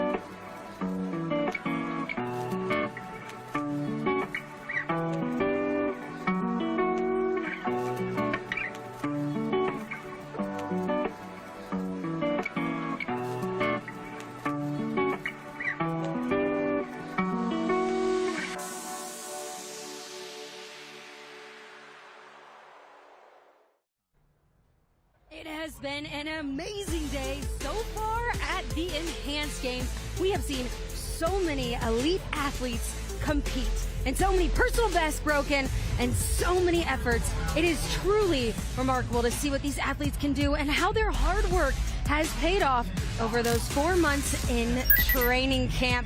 We have got a few events on the schedule, including a big one, the men's 100-meter freestyle, the men's 100-meter sprint, as well as the women's 50-meter freestyle and the clean and jerk. It is going to be such an epic night coming back. Joining us at the desk, we have Brian, and we also have Kurt. Thank you so much for joining us. Now, Kurt, there are still 7 swimming events left. Talk to us about what you're looking forward to and who you're looking forward to seeing. Well, the next one I'm really looking forward to. I'm really nervous. Blue ribbon event, 100 freestyle. Brian, this is as good as it gets for swimming fans. The 4 biggest boys we've got here come out to play. Minimum height 6'7". They're all ready to rumble. We only got a 4-lane pool, and I'm extremely nervous how much water is going to stay in this pool. We got the $1 Million Man, Christian Kolomev, the first ever enhanced millionaire from last year, breaking that world record in the 50 freestyle. We got the Magic Man, Hunter Armstrong, already with a victory here tonight. Then we have the missile, James Magnuson. We'll talk about him very shortly. And the last one, Sugar Shane Ryan, the Irishman. Like I said before, 6'6", 6'8", 6'6", 6'7". Woo. Those are some big boys. World record on the line. Right, Sam spoke with James, so let's check it out. James, you were the first athlete to sign up with Enhanced, over 2 years ago now. What does it mean to you to see this, to see it all come together? I mean, we're here. Today is a celebration for me. I've been a part of this for 2 years. It felt like a pipe dream at times. People questioned me, people insulted me. But now we're here. It's real. There's other athletes. I'm going to race. There's a crowd. I can't wait. And for you, you've had such a journey. And to commemorate that, you being the first athlete to sign, you're wearing a gold swimsuit. Tell us a little bit about it. This is a special suit. There'll only ever be one first enhanced athlete, and that's me. So to commemorate that occasion, I'm going to be the only one in a gold suit. I feel pretty special. Now I've got to swim fast. How long does that take to put on? It seems pretty tight. As you can see, it looks like a child size. This takes about 30 minutes and up to 3 people to put on. So I've got a little bit of work ahead of me. On that note, we best let you go then, and good luck with the race. Off I go. Thank well you. Done. Absolutely, that gold suit is incredible. And James even posted on Instagram, we know you're watching. Enjoy the show. So all of you at home, I hope you're enjoying it so far. I mean, he looks incredible. And the scene here is absolutely electric. And Brian, we have seen James's development from his before and after, and he's on his second protocol. So now he's kind of found a middle ground. But talk to us about his enhancements that he's made and his before and after compositions. You know, his story is really great because when he first started enhancing, he went too far and actually started sinking in the pool. So he had to pull back. He also was measuring his lactate. Now, he was trying, you can normally get to 25 through pricking the air. It got so high, the device aired out. They were looking for a device from a horse to get higher. He got off the charts. Now, James also, he had a limitation where there was no suit that actually fit his body.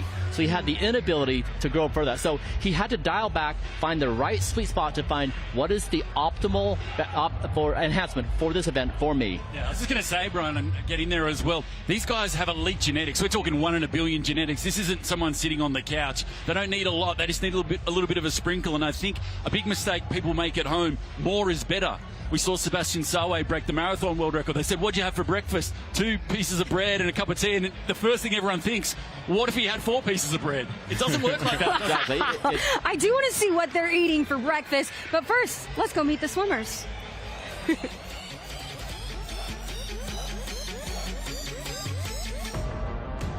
And now, it's time to meet our athletes for the men's 100-meter freestyle.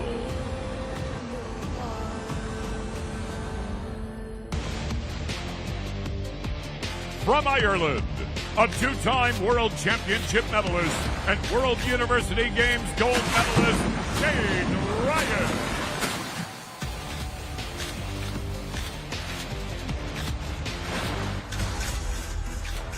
From Australia, a 3-time World Champion and Olympic silver medalist, the first athlete to sign with Enhanced, James "the Missile" Magnuson.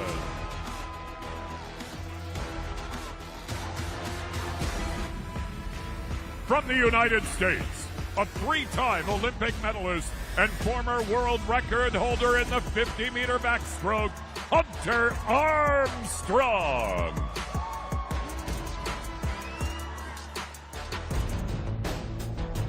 From Greece, he made history at the Enhanced Games in early 2025, shattering the long-standing world record in the 50-meter free, Christian Kolomeev.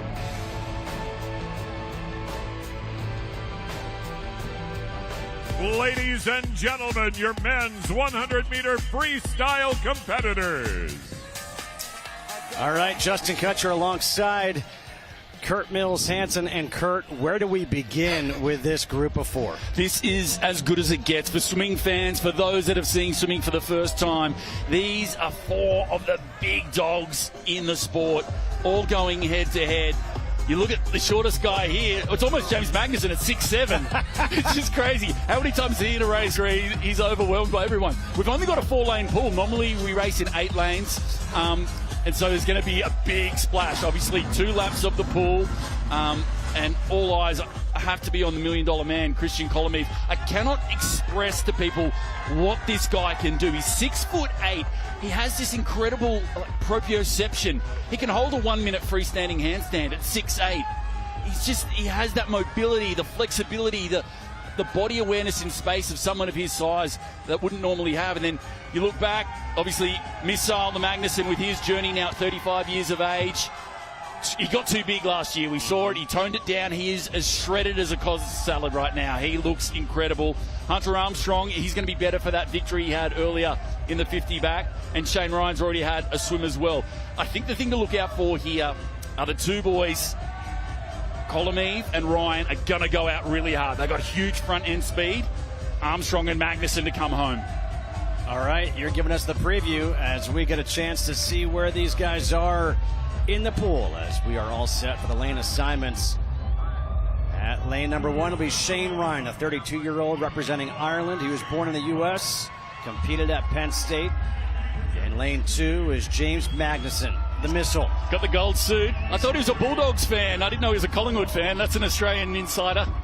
Lane 3, Hafþór Armstrong has already won here earlier today. And then in lane 4, Christian Kolomeev, the 32-year-old from Greece, who broke a record in the 50 free back in February of 2025. That was, as he said, I was enhanced. Well, we're all set. 2 laps here for the 100-meter freestyle. Take your marks. So away here, eyes on the outside lanes for first that lap, that's for sure. Shane Ryan and Kolomeev. And you can see Kolomeev off to a flying start out there, top of screen. The world record split the halfway mark, 22.28. That's held by Pans at the Paris Olympics.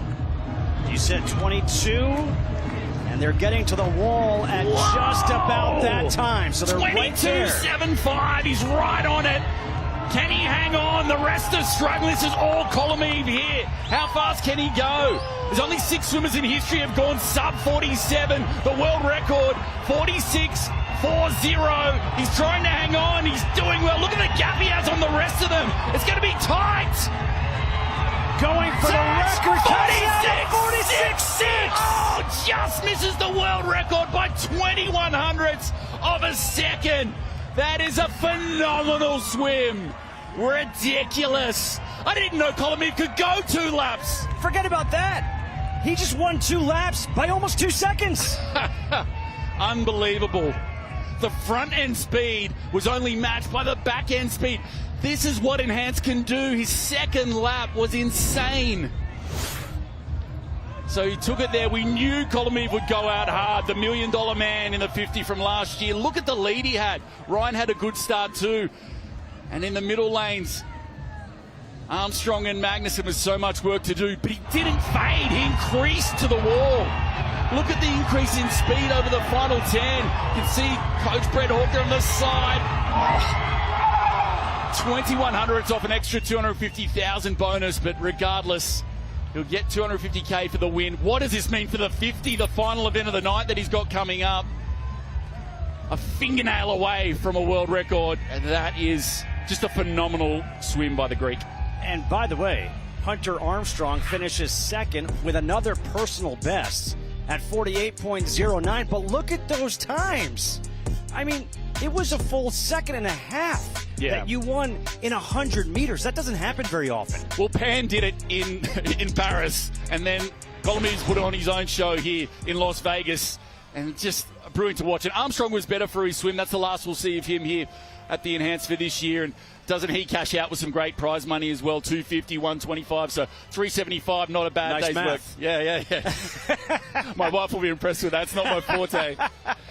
And Magnuson as well. Like, he's happy to be here. 49.44. He'll be back for the 50. And Shane Ryan, 48.92. And now they're just helping each other get that suit off and don't rip it. I mean, these things are so tight. They are. They've got backups, so don't stress too much. You've got 3 people helping him, and these are his competitors, as they know that Sam Kwek is just waiting patiently to interview Kolomeyev. All right, Sam, he's catching his breath. I'm going to throw it down to you. Okay. First things first, is he okay? Christian, you won the race, a new PB, so close to the world record. You're just getting your breath back. Tell us, how do you feel? Yeah, it was a good race. I'm really happy. It was very close to the world record. I really wanted to do it, but it's okay. The race was really good. The first 50, I was kind of fast, but I tried to save a little bit of energy for the second 50. I felt at the end I died a little bit, but, I didn't really train for the 100 this year, so definitely I'll take that. You absolutely gave us something to cheer for. So looking ahead then to the 50, what can we expect? You said you held back a little bit there. Yeah, I feel more ready for the 50. I'm going to go warm down now, get focused, and I think it's going to be a good one. Well, congratulations. Thanks for your time, and good luck for later. Thank you. Back to you, Jen. Wow, absolutely incredible to see and witness. Thank you so much, Sam. The Enhanced Games are proud to be partnered with Public, the investing app that gives you access to stocks, crypto, options, and alternative markets all in one place. Like pushing the limits of human performance, Public is pushing the limits of what investing can be. Download the Public app today at public.com. Investing involves risk. And coming up, the men's sprints takes the track for the 100-meter heat, and I can't wait. We'll see you soon.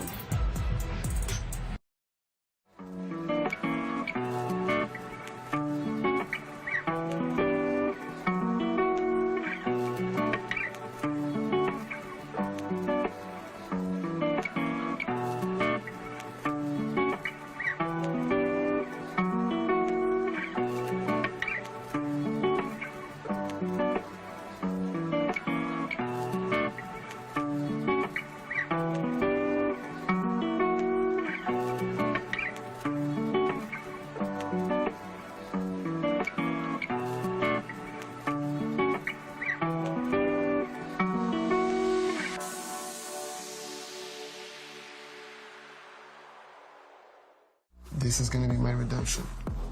Fight. I was the fastest in France. I was the second in Europe. I was just at the door of the top 8 people in an Olympic final. I was missing something to get in the top maybe 5 every year. How did I hear about the Enhanced Games is, I was just scrolling on Instagram, and then when Fred signed, like a few months after, I didn't want to believe it until he posted by himself. It wasn't what I thought, actually. The vision, the project is amazing. I really felt the real support that I need to be the best of myself first. And I really appreciate them for that. I'm going to use the enhancements. I want to see how far I can go. Push my body to limit. There's no way that I get the second spot. I respect all of them. Of course, I respect all of them. They're not going to pass me. Nobody's going to cross the line before me. This is not going to happen. May 24 is going to be my day. It's going to be my day.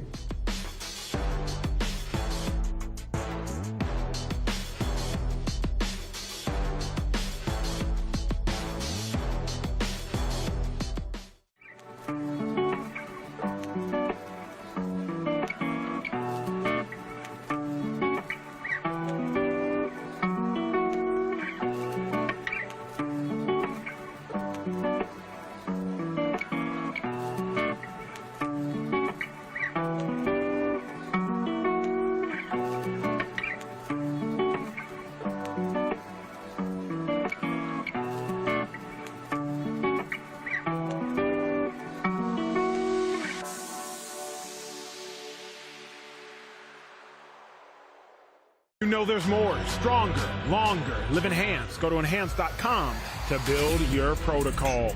Hey, well, get this. A couple weeks ago in Lower Manhattan, the Enhanced group rang the closing bell and officially joined the New York Stock Exchange. It was an absolutely incredible moment for the organization. Hey, back inside the incredible complex, we're about to take a look at the men's 100-meter sprint. This is what so many people have been waiting for. All of the names you'll see 7 names on camera right now. Reese Prescott will not be in the first round of the heats. There will only be 6 athletes. But let me draw your attention to the man on the top row, far right, Fred Curley. He called out Usain Bolt's record. That is the fastest man to have ever lived. And Usain Bolt responded earlier today on social media. And he simply said, 1 word, 2 letters, okay. That's Fred Curley right there. Ladies and gentlemen, I could not be more excited about this event that is upcoming. But Brian Johnson, you are a human expert. I'm just going to call it that. You have 1.5 billion data points for those that are unfamiliar. This incredible man to my left. Brian, talk about the track and field athletes specifically and how they were involved with Enhanced. You know, what I like about what they did is the Enhanced Games gave each athlete a menu of options. They said you can take these performance enhancers or you can stay natural like Fred. And if you do so, we're going to measure you with 935 data points. We're going to look at your protocols. We're going to say what works for you. Now, they had testosterone, they had growth hormone, they had EPO, and they look at the bodies. They look at each athlete's physiology, the performance goals, what they're trying to achieve, and dialed up and down according to what they saw. This is so incredible because track and field, obviously, there's so much to gain by being able to enhance your body, right? And now there's a level playing field. Hey, athletes, you're allowed to enhance. Fred specifically chose not to. Speak specifically, Brian, to this graphic. What is the viewer at home witnessing right now on screen? So over 90% of the athletes took testosterone, HGH. So testosterone, you're building muscle. You're going for more strength and better recovery. Human growth hormone is going to help on repair and recovery. EPO is usually for the sprint sports. You're looking more for like the swimmer, but really they use it for capacity while they're training. And then some athletes they use Adderall, for increased focus, for training capacity. So it really depends on the athletes, the goals, what they're trying to achieve, and their biomarkers. So it went deep into what the physiology was of each person. Well, and talk about how personalized it is for each athlete, because that seems like a general, but not everyone is taking everything. So can you talk about, especially with track coming up, what would they specify in their personal bodies? Yeah, for their body composition, they're trying to get explosive energy. They're trying to refine every part of their tissue to have explosive power to compete in the event. So that means being lean, putting on muscle, and having the capacity to win. Yeah, well, there are so many incredible athletes, but let me point y'all to one man, Fred Curley, maybe the most well-rounded track sprinter we've ever seen. One of 3 men ever to go sub 44 in the 400 meters, sub 20 in the 200 meters, and sub 10 in the 100 meters. That is the man on your screen. Here's a little bit more about him. I'm him. Who gonna stop me besides myself? The shorty's whereabouts is got nothing to do with drugs or nothing. Like, I don't need drugs to run fast. I can run fast regardless. I know I'm fast. I wouldn't be sitting right here if I wasn't fast. I feel like the Enhanced Games is going to end up exposing them because you're going to show these organizations that some of your athletes was taking this stuff and y'all covering it up. That's how I saw it. And what about yourself? Are you going to take the enhancement? No, sir. Why is that? I just choose not to. I can run fast regardless.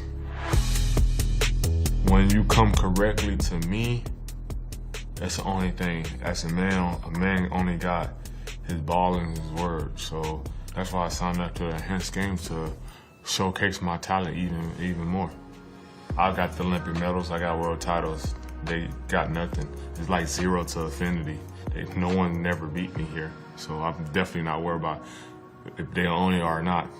I will make them not believe in themselves. I've been him, I always was him, and the world need to know Fred Curley is always going to be here and around. Wake up, I'm him.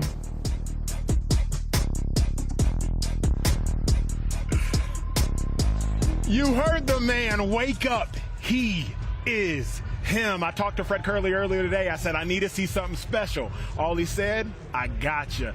JK, Isaiah, I know y'all got me. Let's get the call. I thought I was him. I thought it was him too. You are him? I am him. Who's him? Who's him?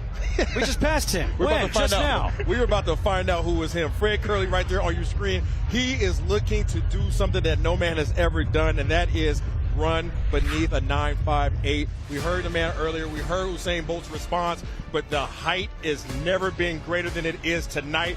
Great opportunity for him and the rest of the guys in the field. This was from last night, the eve, built for this moment. Fred Kerley, now this is the heat, not the final. But Fred Kerley, look, 3 runners in this race have run sub 10 in the 100 meters. Fred Kerley, one of them, personal best of 9.76. He promises to destroy Usain Bolt's record. We did get word just recently that Mohamedou Fall will not be running in the heat. He will be running in the final. So these are the personal bests. This is what they're chasing as we find out the lane assignments for this men's 100-meter heat number 1. Here are the runner lane assignments for the men's 100 meters. In lane 1, Clarence Munyai. In lane 2, Fred Kerley. In lane 3, Marvin Bracey Williams. In lane 4, Emmanuel Matadi. In lane 5, Mike Bryan. So again, 5 runners in this. There will be 6 in the final. And the question is, how hard do you go in this race? That's really the question. There's going to be a number of guys that you really need to pay attention to. Obviously, there's a lot of attention on Fred Kerley, but Emmanuel Matadi out of Liberia, 9.91, somebody that you really need to keep your eye on. He has the most recent PR of any of the guys on the track. In 2024, he ran as 9.91. Marvin Bracey Williams, a 9.85 back in 2022.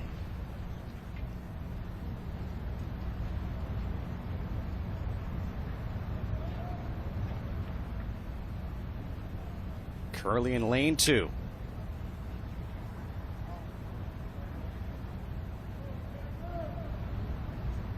Set. False start. And Kerley seemed to jump the gun just a little bit. They're going to bring them back. I'm sure we'll get a replay here to see exactly how early he was. We know there's a lot of pressure on him right now to try to go out there and beat Usain Bolt's record. You see him right here. Just a smidge too early. Marvin Bracey Williams was like, nah, I'm going to stick around here. Thing about Fred Kerley is he understands that he has the stride length advantage here. He is the tallest of the gentlemen in this particular field. At 6'3", he has one heck of a stride length. So what he's trying to do is stick with these guys who might be better in the 60-meter portion of the race, meaning that he has to get out.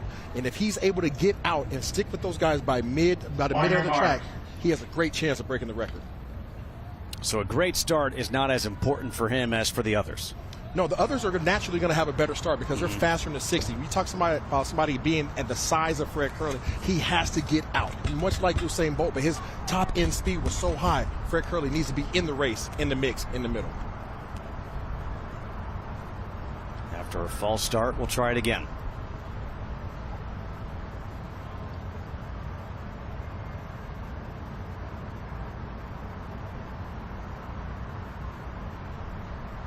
Set. This time they're off. Everyone's clean, and you could see Fred Kerley, long strides. Emmanuel Matadi running with him, and it's going to be a time of 9.93, and it's Fred Kerley at 9.93 winning the heat. Emmanuel Matadi went 9.95. Marvin Bracey Williams at 10.33. And I can tell you right now, looking at that heat right there, Fred Kerley was smooth and grooving. He was not near what he's capable of doing. He was very comfortable, off to a solid start. Look at the stride length, literally eating up the track. He is getting about 12 meters every second he's eating up, and you see the stride length just simply probably take over as he reaches his top speed. You had talked about Usain Bolt and how he ran away in the 100-meter, in the 200-meter. That's what you saw right there with those long strides at the end by Curley. Very much so, and that's the reason why the other guys in the heat, and like Matadi, needed to be ahead of Curley by the time that they hit the middle of the track, because they cannot match the amount of ground that he's eating up per stride. Curley's going to top out near 27 miles per hour, and like I mentioned, eating up 12 meters every second is hard to keep up with. 27 miles per hour, that's faster than some electric cars. Golf carts, maybe. How about this? Two guys sub 10 in the heat, not in the final.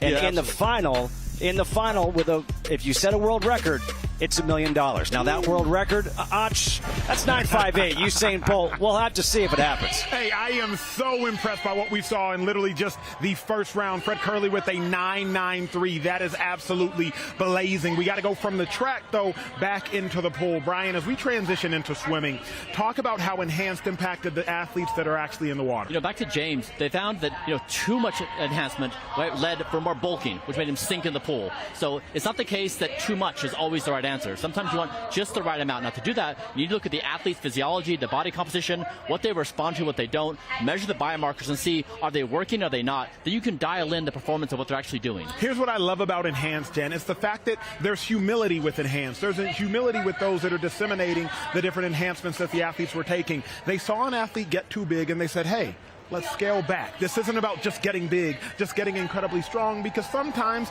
muscle doesn't move as fast. Sometimes you can get too big. That's right. And you also always want to make sure you're safe. What I like what they're doing is if you say, we're going to compete, it's going to be fair, we know what things people are going to take, we're going to measure it, it opens up the frontier of, we're playing now with these new FDA-approved drugs, but what else? The next stage here is open up more enhancement possibilities, measure, the competition increases, explore new frontiers. Absolutely. Full transparency. Hey, let's take a look at some of the women swimmers today on hand. We have seen already earlier on in the day some absolutely incredible action, but I want y'all to take a look at the different swimmers right there. You will see Megan Romano on the far right, Emily Barclay as well. Just some absolute phenoms that are trying to set personal bests. If not world records, they want to be the best version of themselves. You see Coach Hawk, girl power at the Enhanced Games. I love that. I absolutely love it. Hey, we are on all the socials. If y'all are watching us on YouTube, continue to hang, continue to drop your comments. We see y'all. We appreciate y'all being a part of this historic event. Brian, how does EPO help? What does it do for the athletes? How does it actually enhance their athleticism? So like testosterone, the body naturally produces EPO. The kidney produces it for red blood cells. It allows for oxygenation to be carried to the muscle. Now, if you have a higher bank of oxygen, you have more capacity. They use this in the trials, however, for capacity training. Now, they stopped doing this a couple of weeks ago, so the effects they don't think are going to have a result in the event, but still, it's an enhancer for capacity training in this situation. That's absolutely fascinating. Now, what has gotten the athletes most excited as they've been along this process? Can you speak to that briefly? In talking to them, they have never received this kind of measurement. They've never received this kind of care. When I talk to athletes, they're working two jobs, trying to train at the elite level. They don't have anyone taking care of nutrition or of a health coaching. So they just have nothing. We think that these athletes have all these resources. They don't. So the Enhanced Games really pulled up measurement, clinical advice, enhancement, and they gave something they've never had before, which, you know what? I love it. I won't keep y'all waiting any longer. Here are the athletes. Here are the intros. Take a listen. And now, let's meet the athletes for the women's 50-meter freestyle.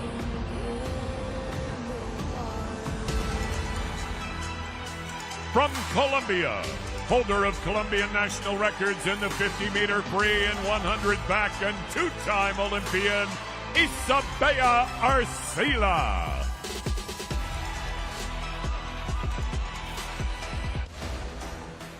From the United Kingdom, a rising British sprint swimmer and British championship gold medalist in the 50-meter free, Emily Barclay.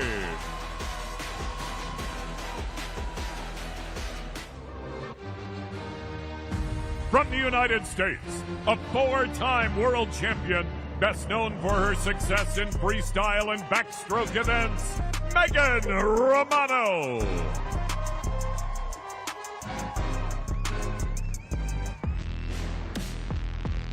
From Poland, a European Games finalist with a record of success at the Polish Junior Championships and the NCAA level, Natalia Fritzkowska.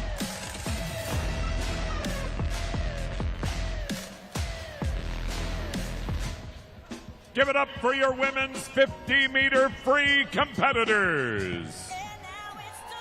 Justin Kutcher joined once again by Kurt Mills Hansen for this 50-meter freestyle for the women. And by the way, we've heard about bonuses being $250,000 if you set a world record.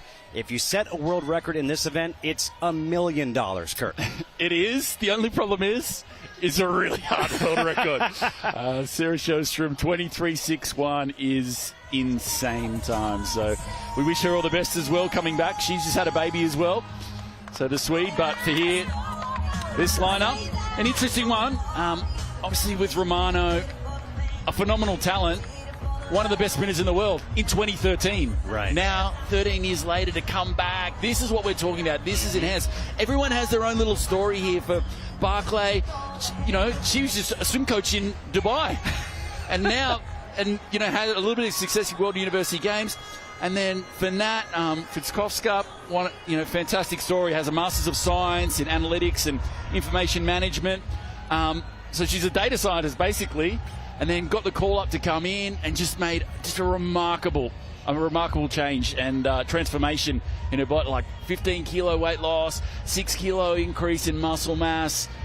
Just an incredible what she's been able to achieve for herself. And, she's a Polish national junior champ.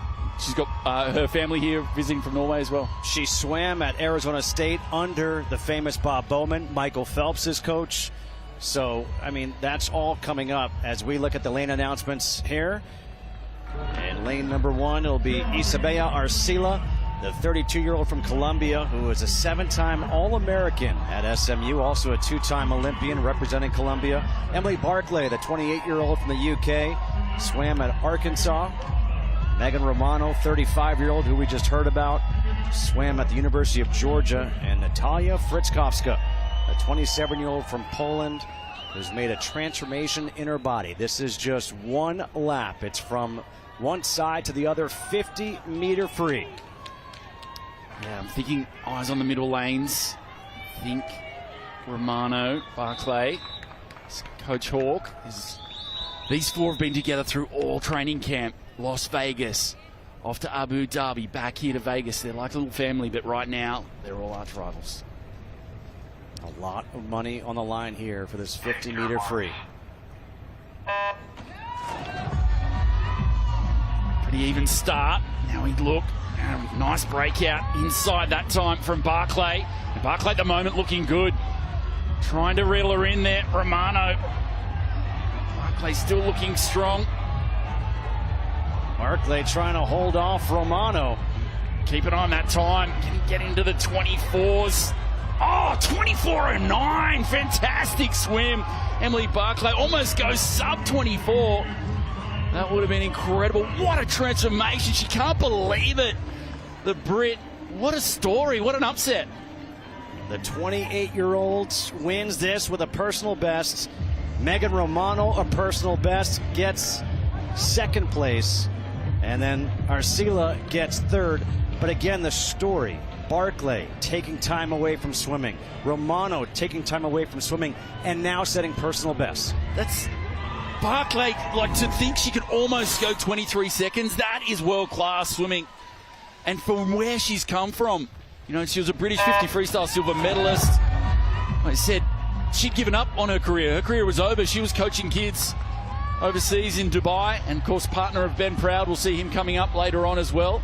She just wanted to join the Enhanced Games as an assistant coach to Brett, and he saw her swim and was like, he saw the talent, he saw what she had, and just a brilliant start and just didn't look back.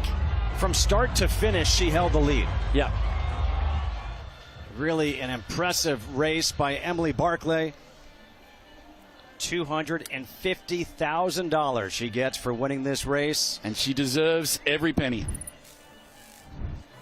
A look at the results, nearly sub 24 as we go down to Sam, who's standing by with the winner. Emily, a new PB. You won the race. You've been out of the sport for 4 or 5 years, and to come back and do that, how are you feeling? It's just unbelievable. having 4 or 5 years out, it just changes the way that you look at the sport. And in that time off, I was a swimming coach. So now I'm implementing all the things that I teach my kids in the water today, so I'm happy. And is this the future? Yeah, definitely. And how are you feeling overall in terms of you as a person? What has the Enhanced Games done for you? Do you know what? It's given me a new lease of life. Like, my end of my career, I wasn't really enjoying it, but this journey's just been so much fun. Well, Emily, thank you so much. Fellow Brit, I made up for you. Back to you guys. Lovely people at home, we are just getting rolling. You saw the sprinters, you've seen what they've done in the pool, but when we return, it's back to weightlifting. Will world records fall, and will you witness history today, tonight? That's next.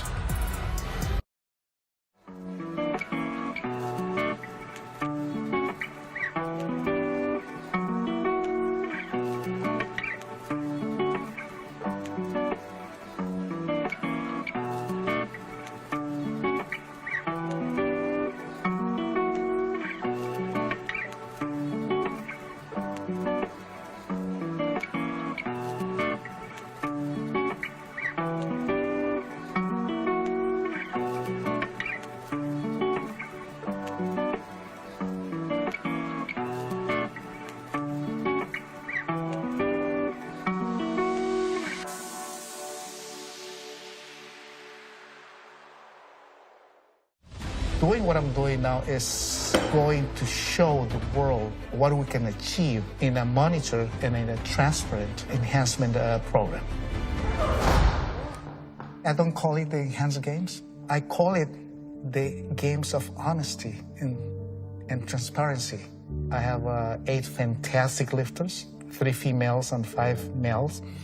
They eat, they sleep, and they train in the same area, in the same campus. They are here because I know they can produce. Legs. Do a power snatch. First time I see you doing this. First time. What we want is to test their strength. Today we're going to start with the clean and jerk that requires a lot of strength. That's the measure, that's the way we're going to see how stronger they are. They're going to compete, they'll challenge the world record. My philosophy is PRs and world records are not for the gym.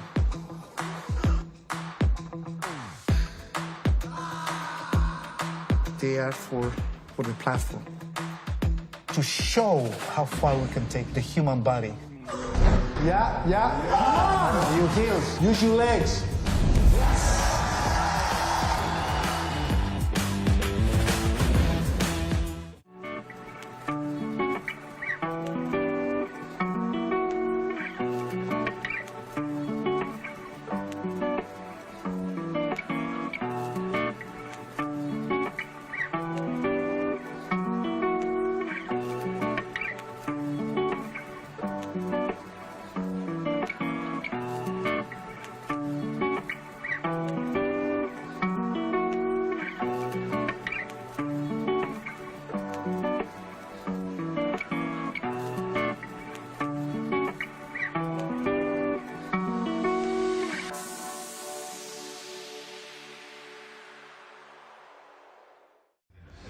We are rolling right along at the Enhanced Games right here in Las Vegas. Over the next hour, we've got a couple more great swims, and you do not want to miss the deadlift showdown between Thor and Hooper. I mean, the track is just heating up, and so is the pool, quite frankly, with those ladies doing a phenomenal job, and so many women and men hitting personal bests. But up next, it's back to weightlifting for the men's clean and jerk. I am so excited to see that one. And to get us ready for that one, we've got a full house up here. Brian Johnson, we've got Max joining us up here. Thank you guys so much for taking the time to come chat with us. And Max, we have seen so many incredible athletes and weightlifters today, and I really want to shout out the women because they are in their 30s and they are so strong and so inspiring. I've just felt so inspired all day today watching them compete and the strength they have. Can you walk us through some of those big moments that we've seen from them? Yeah, I mean, we had a lot of really good attempts. Beatrice Puron trying 100 kilos in the snatch. We had Lady Solis coming back, doing 100 here, and then she went up a little bit more, which is close to her personal best all-time ever. Miriam Usman here doing 115. This was a big lift for her. Her best is 129, but that was about 14 years ago, which is really impressive. And then I would say one of my favorite moments, Beatrice here, taking a shot at 100 kilos world record, would have surpassed the standard, and it would have been a record. So Juan Andika here did really well. He had a really good shot at a 5 for 6 day, made 5 of 6 lifts, only missed 1. Juan's third here, 150. A big fight, a stumble to get up. You can't get any closer to the edge of the platform and make the lift than that. And then Cooper here, he took 160. It took him 3 tries to make it, but it was a huge fight, and he ended up getting it at the third. That's a big PR for him, 8 kilos over what he's done ever before. So Bodie he had a really, really good opener at 177, took a shot at the world record a few times, and he was probably about as close as you can get without making it. And then Wes, 185, his opener was very strong, took 192 in a second, and was really close, but he missed behind. We had the women's clean and jerk was a great session as well. Beatrice putting 8 kilos on her best clean and jerk ever. This was a really big fight, and it was awesome to see her make this. Such a great technique there. Such good technique. She fought for it. You knew she had it when she smiled before the thing was even over. Here, watch this. Plants it.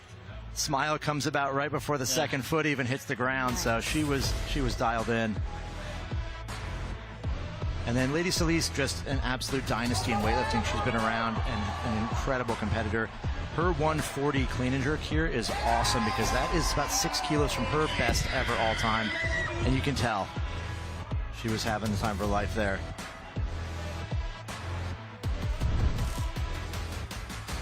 So Andika, his really solid day, 5 for 6, ending on this 170 clean and jerk.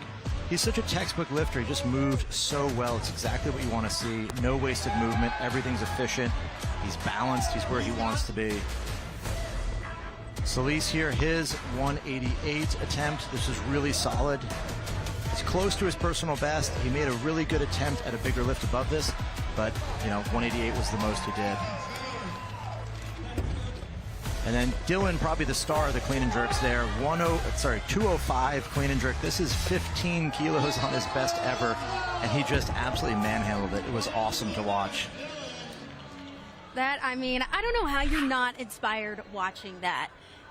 Emmanuel, what are your thoughts? It's absolutely epic. What I love is sports, the thrill of victory and even the agony of defeat. You saw Bodie earlier. He quite literally wanted to rip out of his outfit because he was destined for a PB. He was destined for a world record. That's what I'm loving seeing about today, Brian and Max.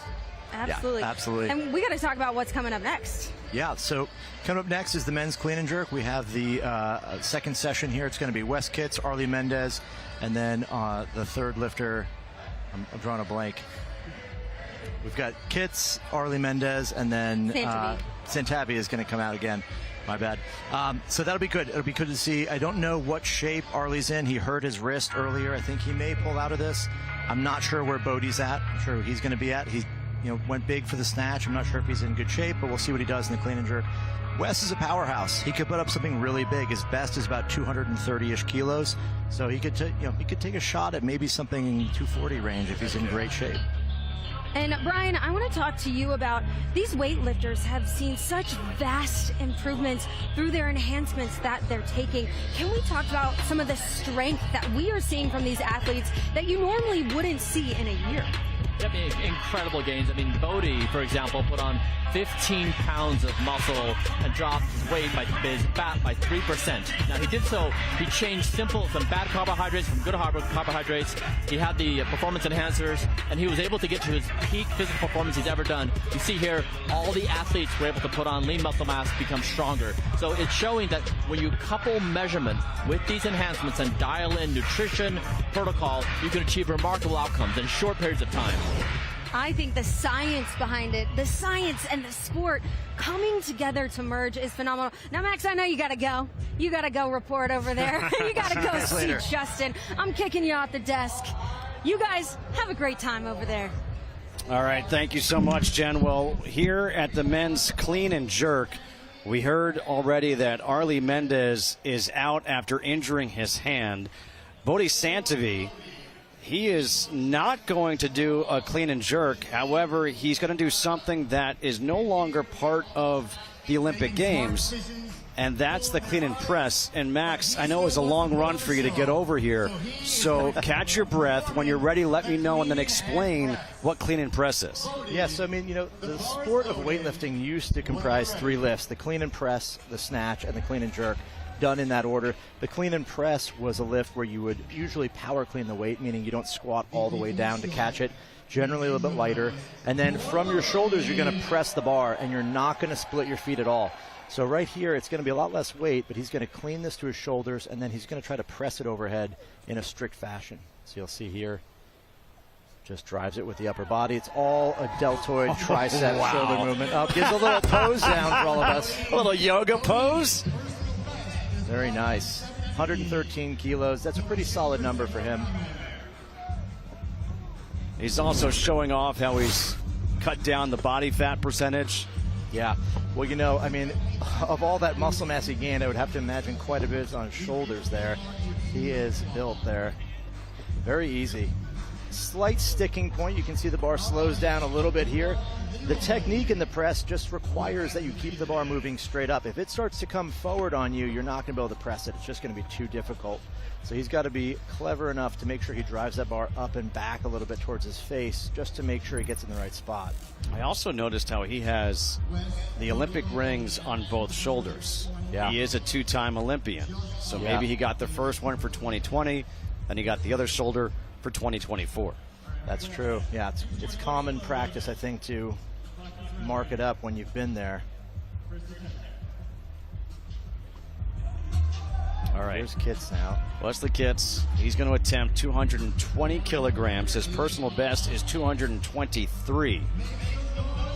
This is a big opener for Kits. I was wondering what kind of shape he's been in, because he's really, really strong, and the clean and jerk is just going to serve those kinds of qualities better. For him to do more than 220 would be really impressive here. I thought it was very interesting where he gave an answer earlier after the snatch to Sam Quek about, if I had maybe another month of training, I could have gotten the world record. I think that's true. I think a little more exposure to those big weights, a little more practice, more time on protocol, he probably could have done those numbers. 220 kilos as an opener is giant for Wes. Very strong pull. He actually pulled too hard there. Kind of rocked him back. The bar crashed on him. He's got power in the drive. Oh, wow. I would be cautious to say this about most other people, but it looks like the weight almost is a little bit too light. Wes is so strong, and he moves the bar so well. It just throws him around a little bit. You can see here, watch how strong he is. The bar flies up, catches him off balance a bit. He just powers through it, steps back, and then watch how fast he drives this bar off his chest. 220 kilos, 485 pounds overhead like nothing. He has a lot more in the tank for sure. The question's going to be, what kind of shape is he in for PR range? I mean, he's just got a 224. Yeah. Would be there. I mean, based on what we saw earlier, you got to imagine he's going to go for a personal best at the very least. A big thing here, too, is the sport is very tactile. You have a feel for the technique. You have a feel for how everything's going to move. The less time you have touching big weights like this, the harder it is to get comfortable with them. So I think that's a lot also that plays into Wes's, comment about another 4 weeks. You can see it here. He's a little wobbly. It's a little bit kind of all over. He's trying to find out where he belongs with the barbell. I think, though, he's got the strength for a bigger number. That's scary to think about. I mean, Bodhi Santavi right now is just taking some time. Again, there's only 2 competitors as Arlie Mendez, the 32-year-old Chilean, who was an Olympian back in 2020.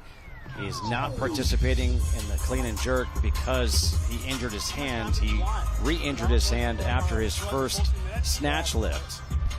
I think 117 obviously is Bodhi's record. So he's going to go for 118 for a personal best here in the clean and press.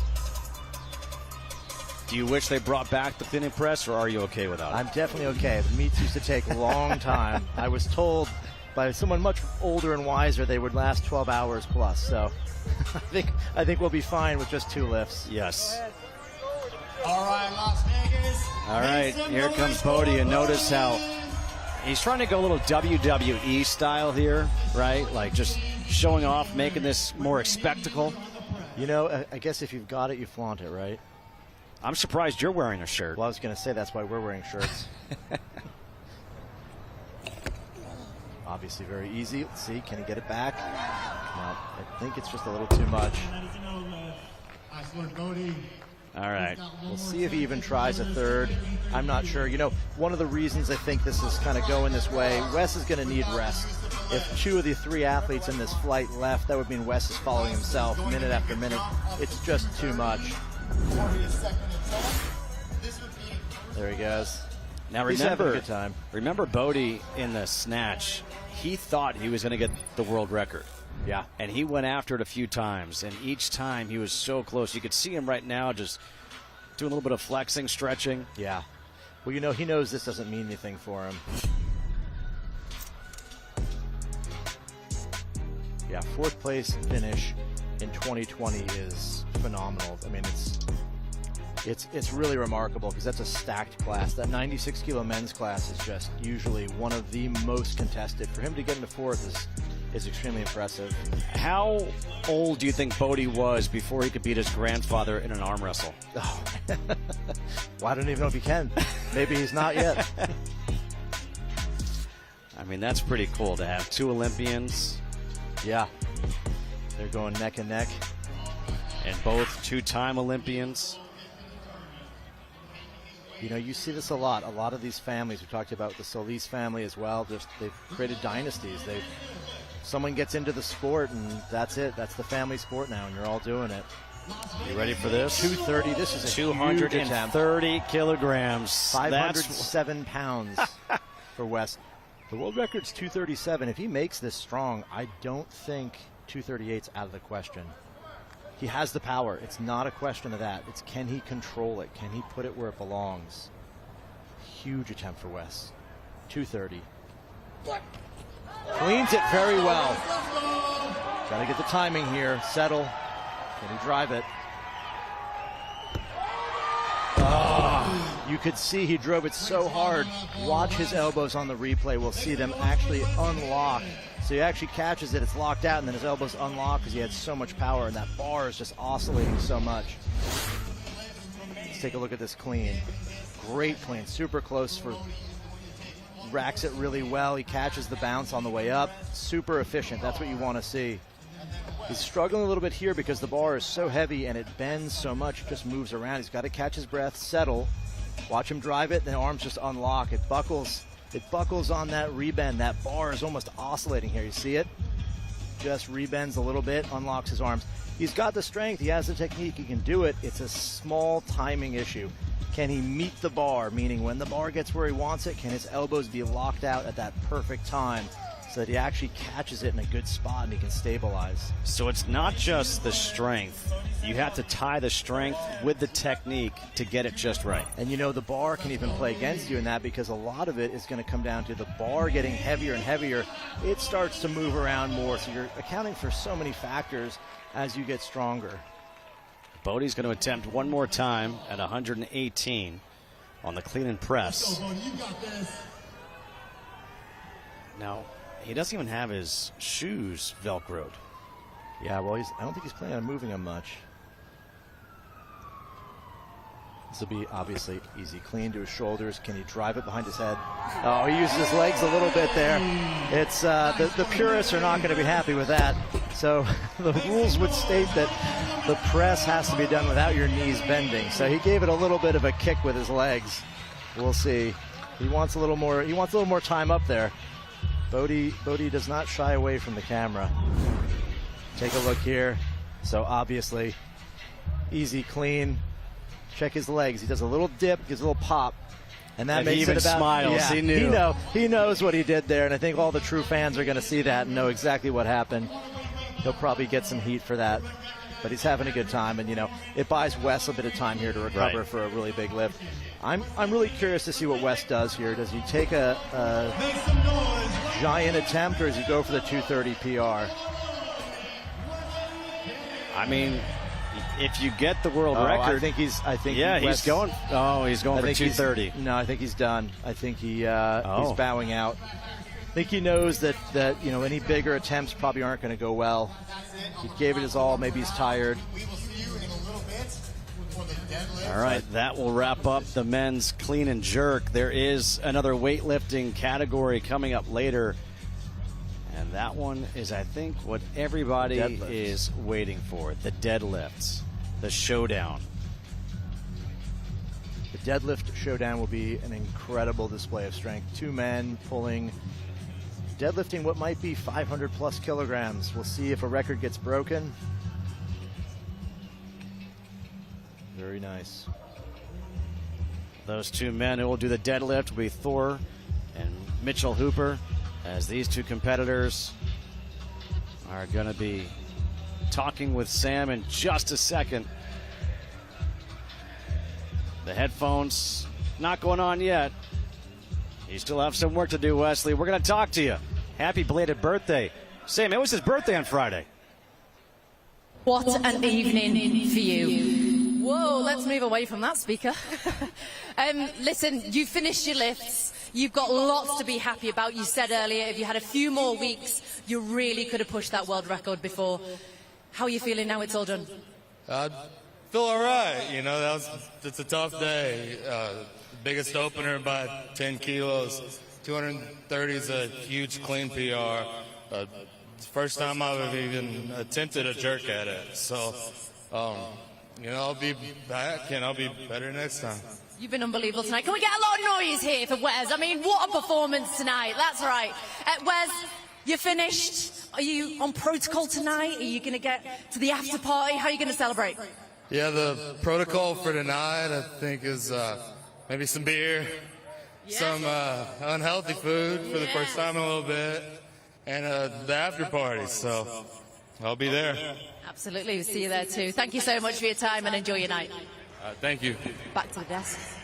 Oh my goodness, I'm curious to know what he's gonna eat afterwards. What a protocol. What a protocol. We're breaking protocol tonight after competing this hard with this much strength. And I mean, we have 5 big time events left in the pool and I cannot wait. I might want to hop in the pool myself, but I'm not gonna do that. They're all featuring a record holders, international medalists, and amazing stories. Here's what we got left: the 50-meter butterfly, 100-meter breaststroke, 100-meter freestyle for the ladies, 100-meter butterfly, and the 50-meter freestyle.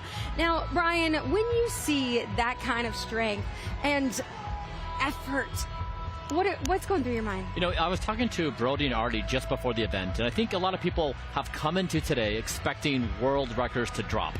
Now, to put that into context, these athletes training camp for 4 months. They were able to enhance for 2 months. This is a baby step into the new world to say we're going to allow these performance-enhancing drugs under a protocol. So I don't think it's not a defeat. It is an example of you can enter into a protocol, clinical oversight with enhancers and step into it. So I wouldn't say that I wouldn't be discouraged. I think we'll see a few performances tonight that will set world records, but I would say it is a victory that they are opening up the possibility that you can have substances in a measured way in sporting events. I love that. Can you speak to not just gaining weight, but gaining good weight? Not all weight is good weight. Can you speak to getting leaner, getting bigger, and making sure you do that with as much common sense as possible? I mean, something very simple. If you look here, the medical team was looking at body composition. How do you take the most productive muscle? So muscle, reduce fat, increase muscle. You can see the largest drop in body fat, 5.9%. Average weight for muscle mass, 1.5 kilograms. So every athlete had these improvements. So a good testament that they were on the right track with the right protocols. Wow, that's amazing. And I gotta know, can you ever break protocol? You know, walking back, Brody had some donuts, and he was going to celebrate tonight going off protocol. But you know what? I think I'll pass. I'll enjoy watch him eat, but I'm not going to participate. You're not going to divulge in the donuts, but I might. All right, well, now one of the biggest names on the marquee is Ben Proud, fresh off medaling in Paris, here to take his career in a fresh new direction. I was 3 Olympic Games in. I was considering, do I even go to my next one? I had never done anything controversial up until that point. And the question at the back of my mind was, what for? When the enhanced games were announced, it felt like someone had knocked on my door and left a lottery ticket on the floor. But you know what, I can get such a good life out of this. Once we signed Ben Proud, that was kind of a game changer. Ben was basically the top of the world in sprinting, you know, just finished second at the Paris Olympics by a couple of hundredths of a second. I mean, Ben's the top of the tree. During the competition, we're going to be racing in these full-body super suits. Suits that were banned in 2009, that I was never lucky to be able to try. The ones that completely changed the world of swimming because world records are breaking left, right, and center. Nothing in the swimming world has ever existed like this at this level. Feels like Christmas. All right, 50 freestyle. Let's go, boys. Let's go, Ben. Let's go, Ben. Take your mark.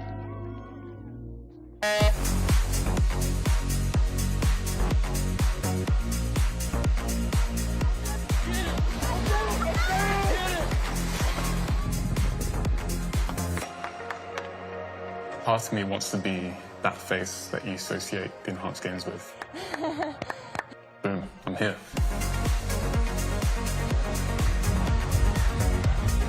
I absolutely love seeing Ben Proud. He's happy to be here, taking his career to new levels. And Brian, you are the expert in this with the science and the data and learning everything about your body. We have a graphic here that has some information, and for someone like me, if you could lead us through it and walk us through what IGF means right here. Let's say an athlete says, yes, I'm going to take testosterone, I'm going to take growth hormone. The endpoint you're looking for is you want the IGF-1 to increase. That's going to help with quicker recovery, muscle repair, training, and adaptation. Now, you have 2 months to achieve your enhancement. This is a marker to say it's working and how well.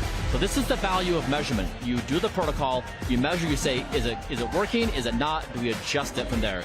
This is a good example. The Enhanced Games was doing a robust measurement to confirm with the athletes it is as intended.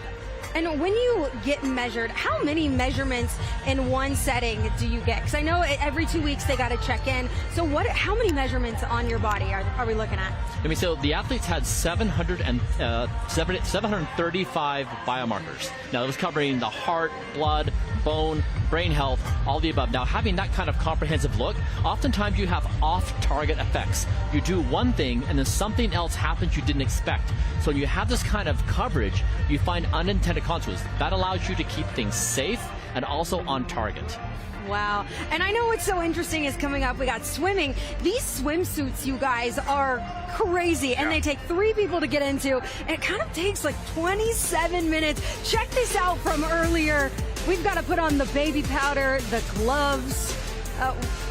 Wow. Oh, he took a break there. That was funny. Did you see the break? He's like, oh, man. Oh, wow. This is amazing. We're just on the legs. Oh, wow, here's the team. Team coming in. Only halfway.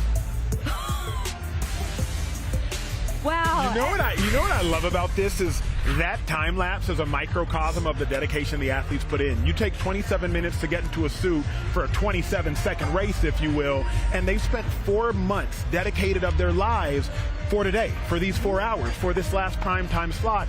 Can you just speak to the dedication, literally going to a different part of the world to commit to this moment? I mean, athletes are some of the hardest working people in the entire world. They're also underpaid.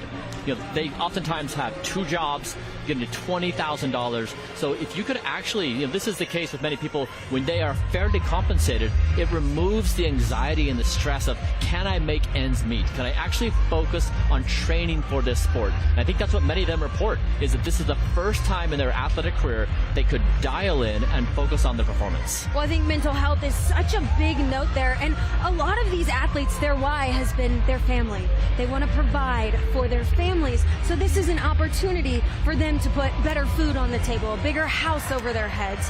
And I think that's a really special moment, especially when it comes to mentality. I mean, many athletes are making in this event alone more than they would make 6 years Absolutely. in performance. I was talking to an athlete in the lobby of the hotel here at Resorts World, and he was telling me, why would I go back to the Olympics? If I go back to the Olympics, I'd be taking a pay cut. Yep. He said, I am making more over this 4-month stretch thanks to Enhance than I made after I medaled at the Olympic Games. Ladies and gentlemen in the audience, please understand what Enhanced is doing is giving these athletes an opportunity. It's a trampoline to jumpstart their career, to live and reach heights they haven't reached in years, decades for some individuals. It's quite literally an incredible spectacle that we all get to be a part of. And when you look at the pay, everyone's getting paid something to be here. They have stipends. Also, if you come in last place, you're still getting $50,000. I mean, or maybe not $50,000. I think it's $25,000. But either way, it's still money in your pocket that you normally wouldn't be getting. So I think that's very special. You know, this really is a new model. If you say,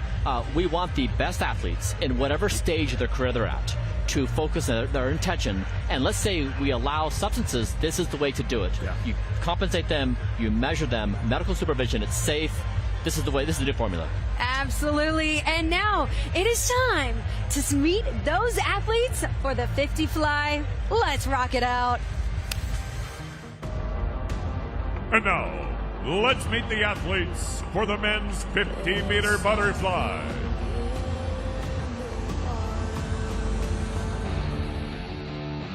From Germany, Olympian and gold medalist at the European Short Course Championships, Mariusz Kusz.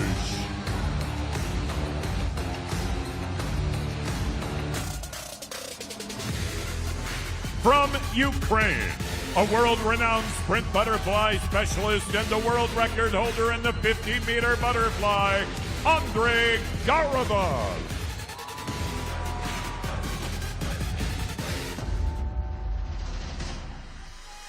From the United Kingdom, two-time world champion, world short course champion, and Olympic silver medalist, Benjamin Proud.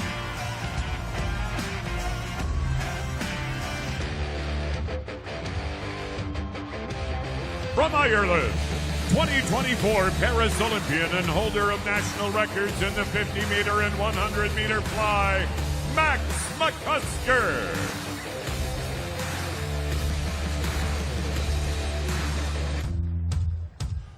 Give it up for your men's 50-meter butterfly competitors. Justin Kutcher back once again with Kurt Mills Hansen. And, okay, there's a couple of things we have to talk about. Yep. One, Ben Proud, his body transformation. Holy cow. Well, yes and no, because he was already a monster before he came to Enhance. He was renowned in the traditional swimming world as one of the biggest, baddest dudes in the gym. And now you just sprinkle a little bit of stuff on top, and you look at him now, and it's something special. And then on top of that, I was going to say Andrei Govarov, who actually has the world record in this event set back in 2018. So here he is now at 34 years old. Can he match or top that here tonight? I've had some chats with him. He is so chilled. I've never seen him so chilled before. He's a dad now. His wife there in Poland. They just gave birth to their baby daughter, sorry. He's got a son already. But the showdown surely between him and Proud. And people forget, Proud, obviously 50 freestyle, silver medalist at Paris. That's great, but man, he's a world champion in this 50 fly back in 2017. He can go. And we know they're going to go 22. It's just a matter of what's that 22 going to be.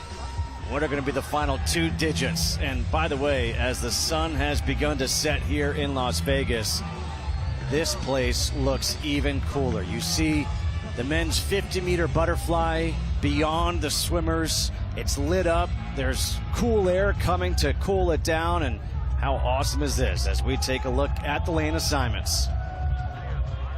In lane number one, out of Germany, 32-year-old Mariusz Kusz, an Olympian back in 2020.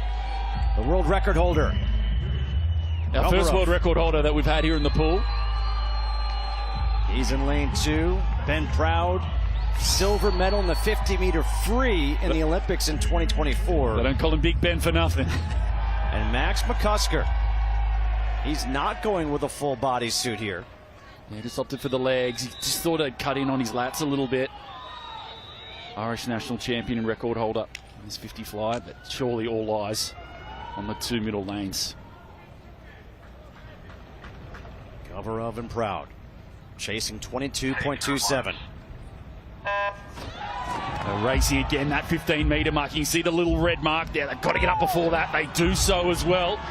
So Govorov off to a slower start, and it's Proud in front. Looking really strong. Ben Proud, his personal best, 22.74. And now it looks like Govorov has caught up. Govorov coming home strong, 22.27, the world record. It's going to be so close on this, 22.32! Ben Proud wins it at 22.32. 5/100ths, yeah. 5/100ths off a world record pace. Oh, it was so close. We knew it was going to be 22. We just didn't know what the last 2 digits were going to be. I thought he had it. What a bizarre race. 3 PBs.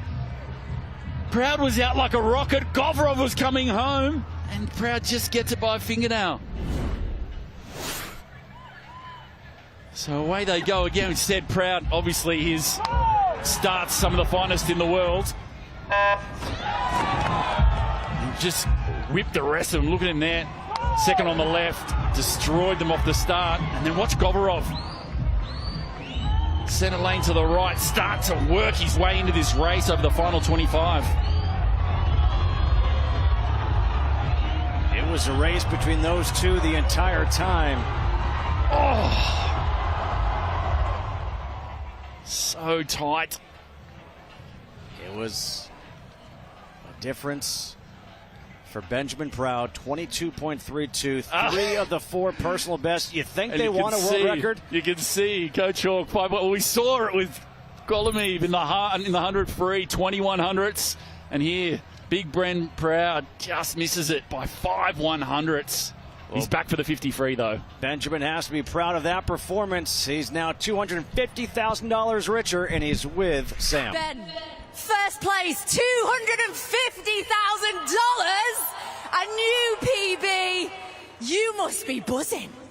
Yeah, I think I am, but I think we all know what we came for, and that's world records. And so to be that agonizing close off it, it's frustrating, but I can't help you happy. I have my family in the crowd here.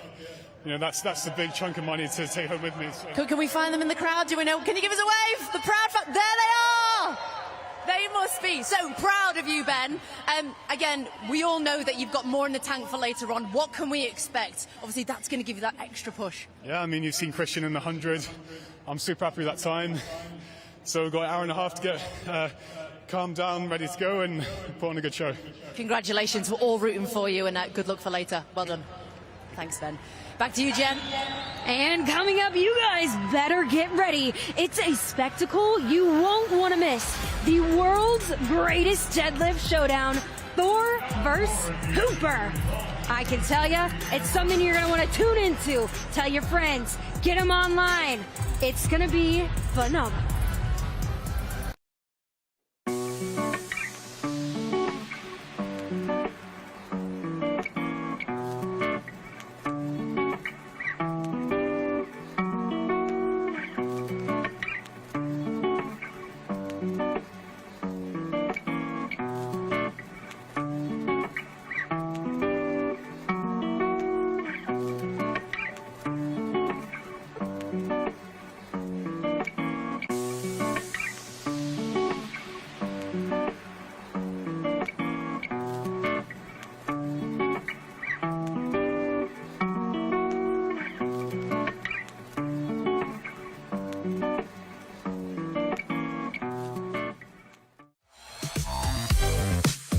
My background is in science. I got a degree in biology, pre-med. I discovered the enhanced games, I would say, maybe last year around the time that the world record was broken. Naturally, I was very interested in finding out what it was about and about the protocol and all that. And the idea of like reshaping the view of a performance, but also expanding the ability to the general public about getting a better health or aging better was very interesting to me.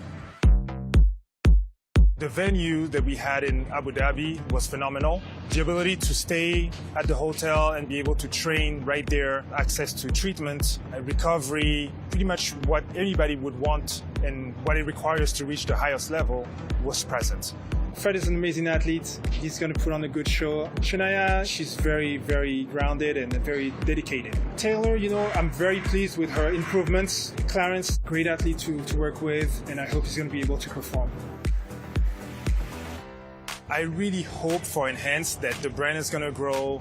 I've never felt an organization putting everything possible on the table for the athletes to feel at their best. So I really hope that we're just at the beginning of a new era for Enhanced. I really hope that just the brand is just going to grow and the event is going to get even better, stronger, looked at all over the world.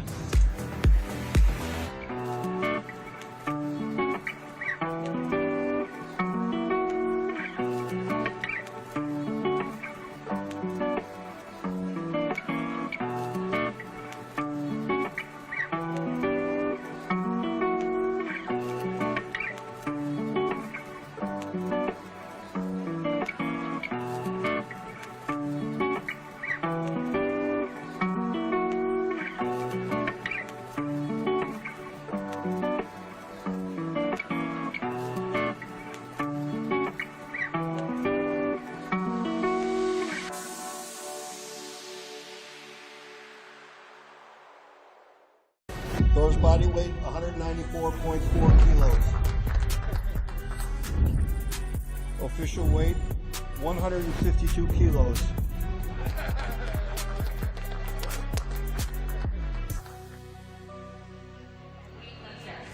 This is it. We have been waiting for this moment. It is the world's greatest deadlift showdown. I mean, look at the two individuals on your screen. I can't even call them men. They are massive mountains. Mitchell Hooper, world's personal best, 475 kilos. And then Thor, the name precedes him, the world record holder at 510 kilos. I'm not as smart as the individuals on my desk, joined by the weight analyst, that's Max Ada, to the right, Brian Johnson, and your host, myself and Jen. Max, Thor, 510 kilos. What is that in pounds? It's 1124. 1124. Yeah. Now, Thor is a massive human being. What do you anticipate that we're about to see here in a matter of moments? I think we're going to see the biggest weights anyone's ever seen lifted off the ground.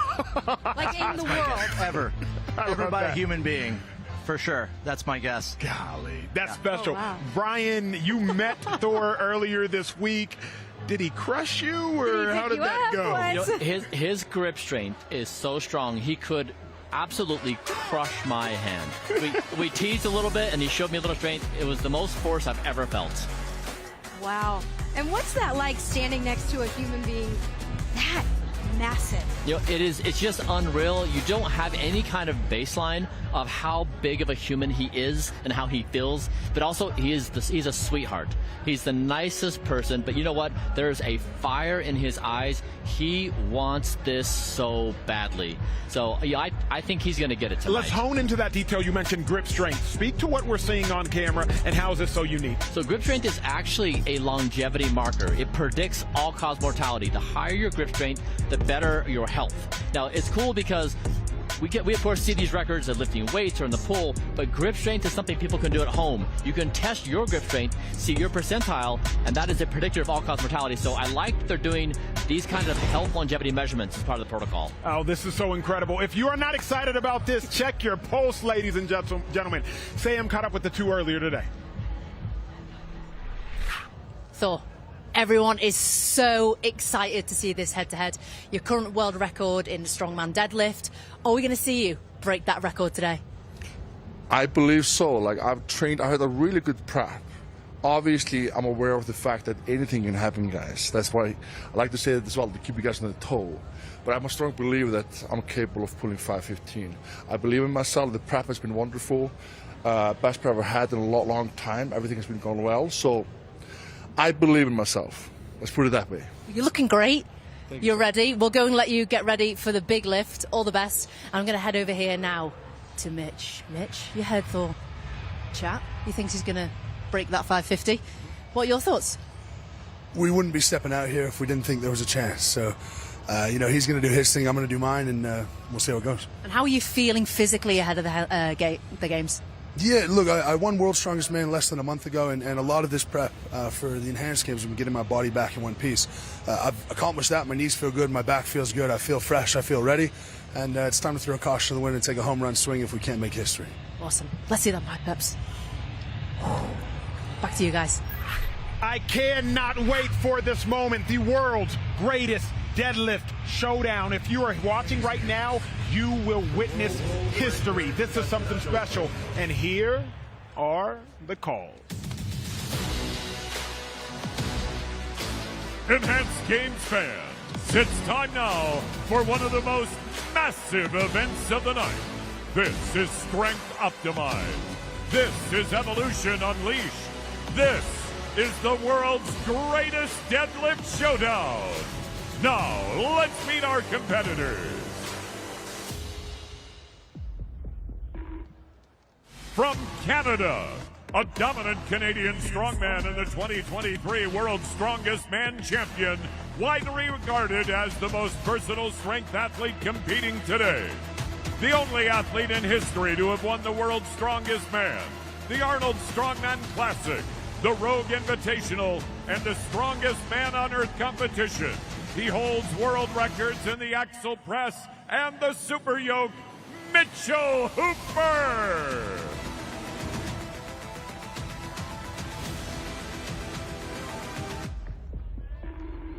From Iceland, an iconic Icelandic strongman, widely recognized as one of the most decorated strength athletes in history.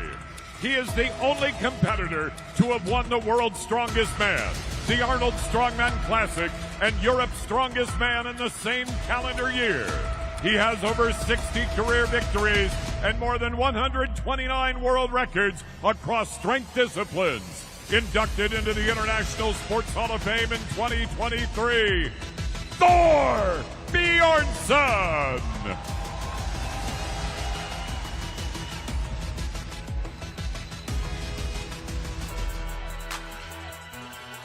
Ladies and gentlemen, quite literally, two of the strongest men who've ever walked the earth, your deadlift competitors, Mitchell Hooper and Hafþór Björnsson. Justin Kutcher alongside Max Ada. Max, wow. Thor is a mammoth of a man, and it's crazy. He's 6'7", 441. Yeah. Mitchell Hooper is outweighed by over 100 pounds in this. Well, Mitchell's he's no spring chicken. He is also a gigantic human being as well. This is going to be one of the craziest matchups I think we've ever seen. The possibility of two guys taking shots at world record deadlifts, both being over 500 kilograms, is surely going to happen tonight. This is going to blow all of your minds. Hafþór Björnsson, before he got into the world's strongest man, he was a basketball player. He was. Mitchell Hooper was a marathon runner. Yeah. Like, what? You know, it speaks to the versatility of the human body and the human mind. I mean, here's a man, if you had told me that this guy was a marathon runner not too long ago, I would say you're crazy. We'll have about 10. There he is, getting strapped into his deadlift suit. I mean, Mitchell Hooper is only 30 years old. Will be Mitchell Hooper. So the strategy here is going to come down to basically who puts the world record on the bar and then who can pull it. You know, they have the ability to change attempts on their thirds. This is their openers. They're going to position themselves now to feel heavier weights. They warmed up in the basement. We saw them in the underworld doing their lifts. Mitchell's going to open up now. He's going to probably play a conservative game because he just came off the strongman win. 81 pounds. He's going 400 kilos. So he's going to take 400, which is about 75 kilos under his best. This should be a very comfortable lift for him. He's going to make this, then he's going to take a strategic jump probably on the second. So we'll see what this looks like for him. 30 years old, out of Canada, 4 consecutive Arnold Strongman Classic titles. That's from 2023 through 2026, as we heard from him. Yeah. There he is. He's going to put his straps on. As long as his fingers are underneath the bar, the straps can be as loose as he needs. He's getting his feet in position. Gets set. All that tension in his hips just opens up. Easy pull for him. No big deal. 880 pounds? Sure. It's a lot easier than any time I ever tried to deadlift 400 kilos, I'll tell you that. Can they move my washing machine? They could throw it up the second floor if you need. And it's barefoot too. Why?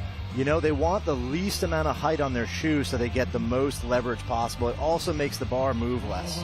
If they were standing in a heel, it would be a further distance to get down to the bar. So that lack of shoe is an advantage for sure. So is being 6'7" for Thor a disadvantage? Not so much. It does make it a little bit harder for him. He has to get down really far to the bar, but at the same time, having a little bit longer limbs, longer leverages, he can pull well because of that. He can deadlift well. So Thor's opener here, see they're loading the bar. You can even see how much weight is on that bar. It's so heavy. The bar is bending. They can barely get the bar off the platform high enough to actually get the weights all the way on there without having to pick up one end and the other. Now, to put this into perspective, you just talked to the guys over there. He's going to be lifting, if he goes for his record, over 1,100 pounds. Yeah, I mean, there's no one that's ever pulled that much weight in the way he's doing today that you could say, I mean, it's the one, he's the king. He's the king of deadlifts if he makes that. I mean, he already owns the record. He's just solidifying it. You know, the lineage will go on for forever. He'll be remembered as the best deadlifter of all time. He has 129 world records to his name. Now, for people who are watching at home who may not know much about weightlifting, they do recognize him because he was on Game of Thrones. And so I guarantee you there are people at home going, wait a minute, I know him. Yeah, that's the mountain. He is incredible. Let's see this. Opening attempt, 425 kilograms. This should be like nothing. Yeah, this is... You know, we're over 900 pounds on his first attempt. Maybe 20 or 30 men ever have lifted that much. 425. Gets himself into position. He's a technical lifter. He's going to roll it back, bring it into his body, then pull. And it's not hard. You would have thought that was a bag of groceries and he was going to take it into the house. He is unbelievably strong. 425 kilos like an empty bar. Here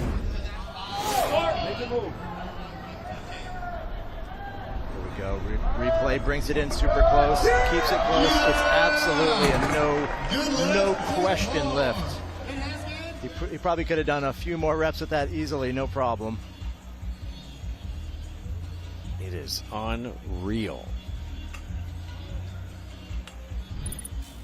You always hear about when you lift something, lift with your legs first, not from your back. Well, these guys are lifting almost 1,000 pounds. Yeah. As we wait for attempt number 2, let's go back to the desk and check in with Ach. It has been an absolutely phenomenal day. Appreciate you, JK. We got 2 more deadlift attempts coming, but before that, we got to get to a 100-meter breaststroke. We got Kurt Mills-Hansen, our swimming analyst, up here joining us. Kurt, I got to say, your energy infectious. Infectious. I thought they were going to throw me out of Vegas. No way. Not They're yet. gonna keep you. Not until we're done at the desk. Kurt, speaking of energy, can you speak to what Cody Miller has done throughout the course of the day already and what we might come seeing here seconds? What we've missed so far if you've just joined us. Where have you been? It's been wicked. Cody Miller, let's face the story here. 2016, Olympic gold medalist, his 4x1 medley relay, bronze medalist in the 100. And then here in this 50 breaststroke, first event of the day, or second, he pulls out a PB at 26.55. Fastest of his career.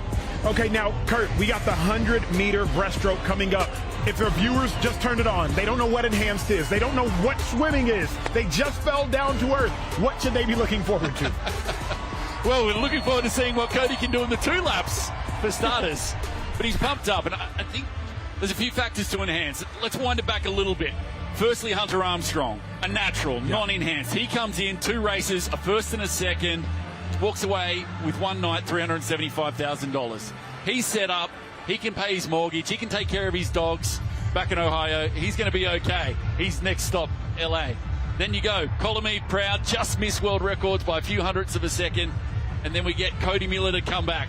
Kurt, I can't throw you out of Vegas, but I got to throw you back to the other desk to call it. Hey, let's listen to the intros. It's about to start. Lock in. And now, it's time to meet our athletes for the men's 100-meter breaststroke.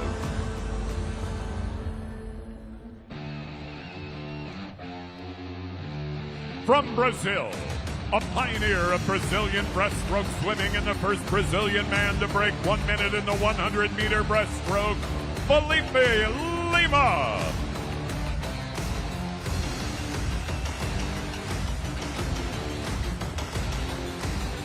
From Russia, the first Russian swimmer to break 59 seconds in the 100-meter breaststroke with a time of 58.72, Yevgeny Somov.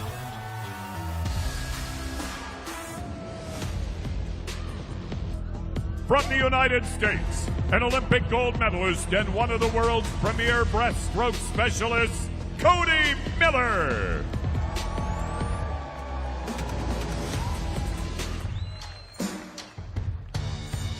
From Mexico, winner of 7 gold medals across multiple editions of the Central American and Caribbean Games, Miguel de Lara.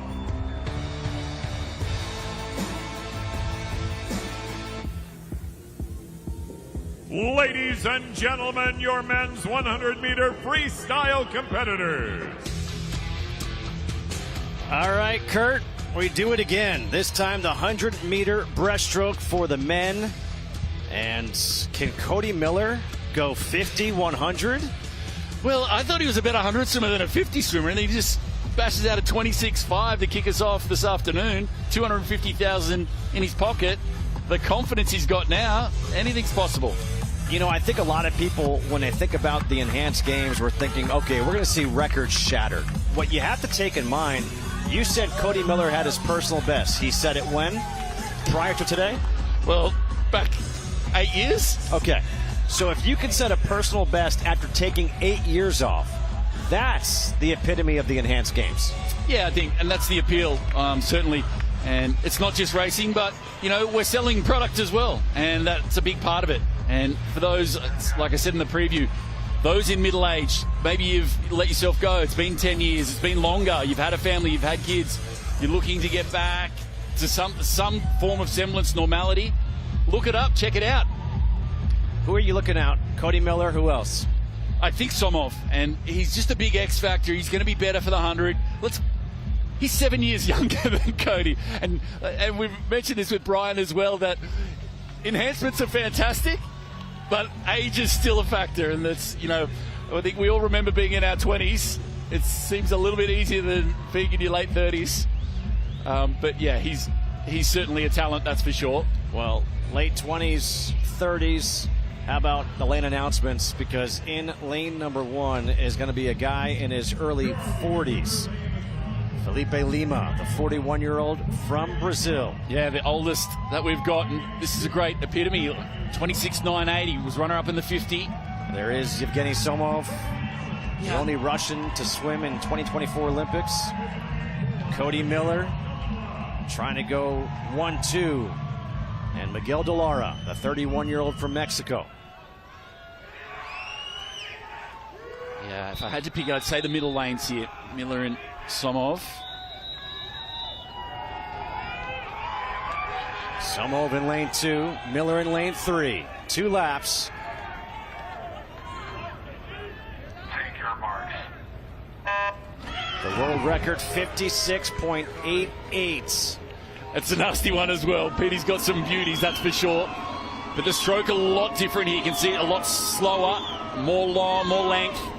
More glide there in this 100. The 4-lane pool, it's just incredible here in Vegas to see it. Cody Miller out to the early lead. He said he kind of saved something at the end of the 50. Did he save something for this? He's looking really good here at the halfway mark. It's a long stretch on the turn. There we go. Just in front, 27.65. Somov right alongside him, and Miller is looking phenomenal, going back to back. Can Somov fight back over these final stages? I'm not sure. Cody Miller, he's got himself a lead. Somov trying to close the gap. Somov trying to come on strong. You could see him making the attempt. Miller, can he hold him off? Oh, it's going to be tight on the wall. Miller trying to hang on. Somov The dying. touch. Miller's got it. 59.47. He wins 2 today in Vegas. I can't believe it. Time 59.4, backing up. This dude's 34 years of age. He's got 200,000 subscribers on YouTube. He doesn't need to come back swimming. He got lured back. He gets the race in front of his home fans, family, friends, kids.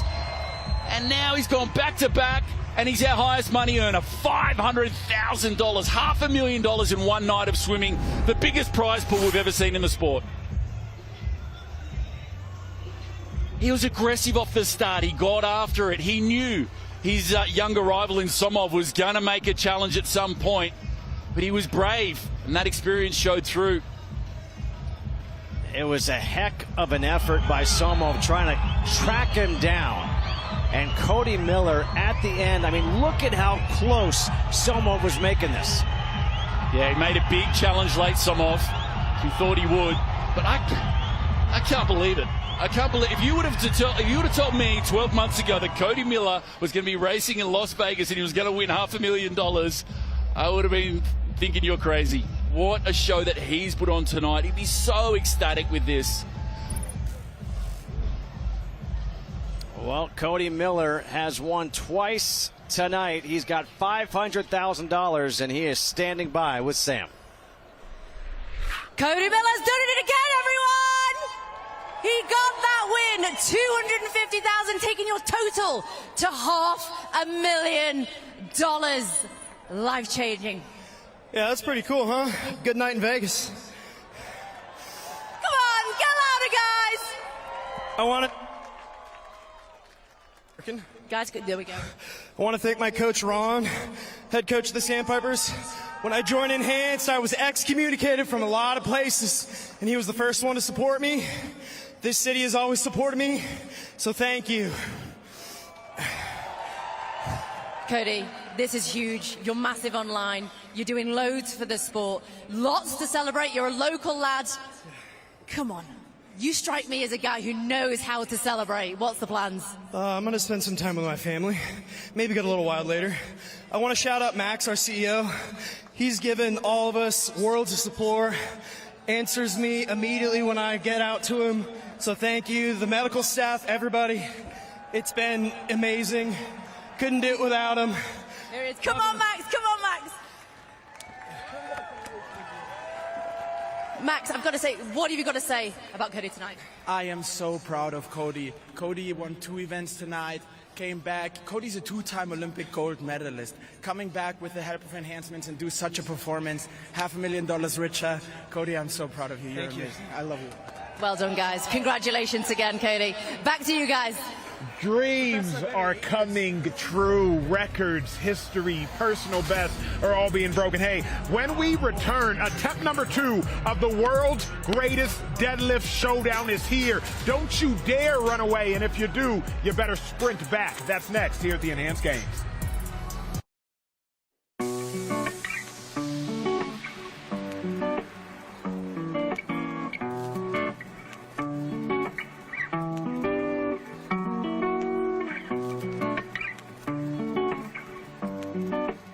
The world is going to be shaken. Everyone's going to be watching. You're going to be entertained, and swimming is going to be fast.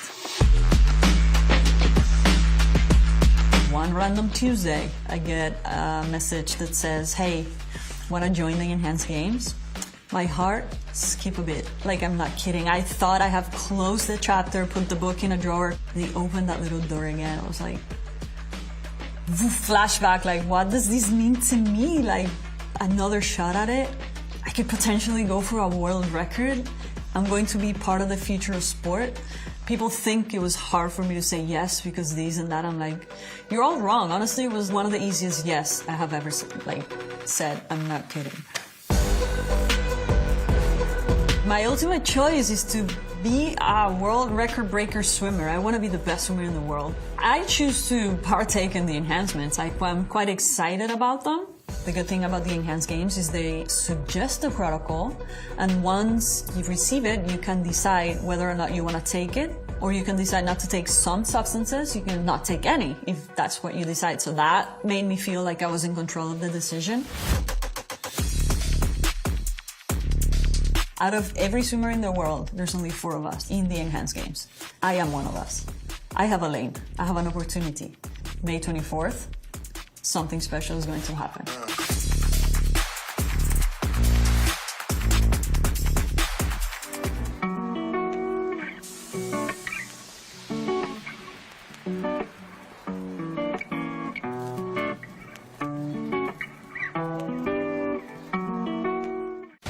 We are back here in Las Vegas for the 2026 Enhanced Games, getting set for the second lift of the deadlift between Hafþór Björnsson and Mitchell Hooper. Here's Hooper's second attempt. 440 kilograms. His best go, personal Mitchell! best is 475. He's setting himself up here for sure for a personal record on the third. If this moves well, we could see him definitely take something over 475. Let's see. Gets it moving. Can he lock it out? He's got to finish it, get his hips through. Got the down signal. And that is a good lift. A good lift indeed right there. Yeah, watch here. He brings it in. He gets it so close. He scrapes his shins. You can see the blood there. Yanks it from the ground, gets it up here, but he starts to struggle a bit. He gets his legs locked out, but his hips have to come through at the last second here.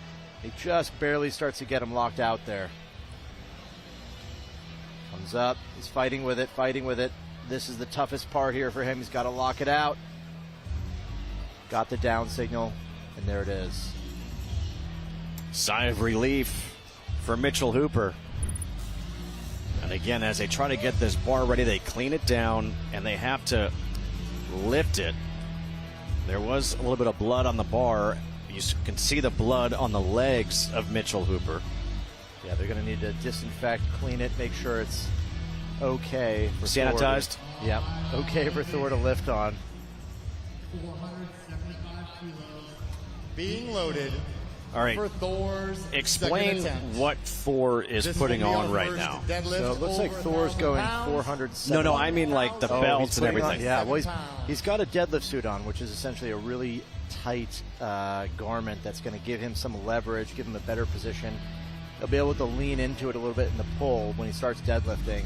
He's also got a belt on. He's a big man, so I think he's opted to put more of a strongman belt, which is much taller.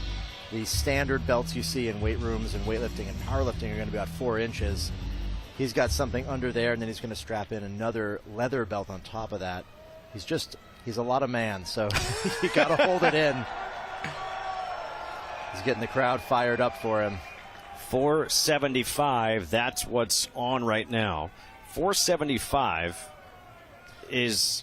It's less than I would have expected. I would have thought maybe closer to 487. Lift when you're ready. 485. He wants to take a shot at the world record, but let's see what he does here. Well, this is the personal best for Mitchell Hooper. Yeah, could be a little bit of a little jab there. They definitely are at each other a little bit. They're competitive. All right, let's see what he does here. Gets himself into position. He's going to roll the bar away. Bring himself into the bar, bring it close, and then start pulling. Final breaths. Here we go. 475, and it moves it very easily. He's got whatever he wants after this. I think he could take whatever he feels like. That may have been a very smart strategic move for him to take 475. It's not such a big weight that he's going to become really tired, and it's heavy enough to feel something big, like it's about 500, but that 515 is going to take a lot out of him, so smart play for him, 475. Is it also that mind game of saying, you know what, Mitchell Hooper, you just struggled to get yours up. I just did your personal best without a problem. I think that's definitely on the table. I would not be surprised to see the two of them kind of pushing back on each other. They want to make sure that they're the biggest man here. All right, well, we still have some swimming. We still have another deadlift to go. So right now, let's go over to the desk with Ach and Jen. Yep, we are at the desk because it's now time for the women's 100-meter freestyle. Kurt, I'm so excited for this one. It's going to be crazy. Emily Barclay almost breaking 24 seconds in the 50. She comes into the 100. Romano as well had a lifetime best in the 50. She was on fire. Two-time world champion in 2013. Now she's back in 2026. It's amazing what the enhancements can do. Absolutely. We've seen them already. I can't wait to see them again. And now it is time to see them by the pool. Let's hit it.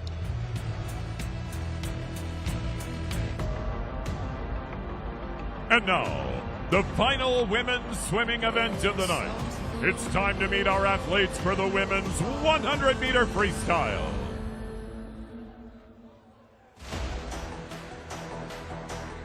From the United Kingdom, a World University Games bronze medalist and a British Championship title holder, Emily Barclay.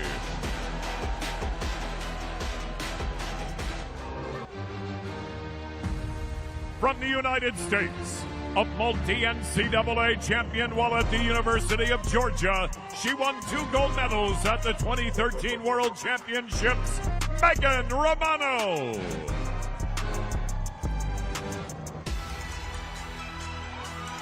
From Colombia, a decorated Colombian swimmer with a dominant record at the Central American and Caribbean level, Isabella Arcila.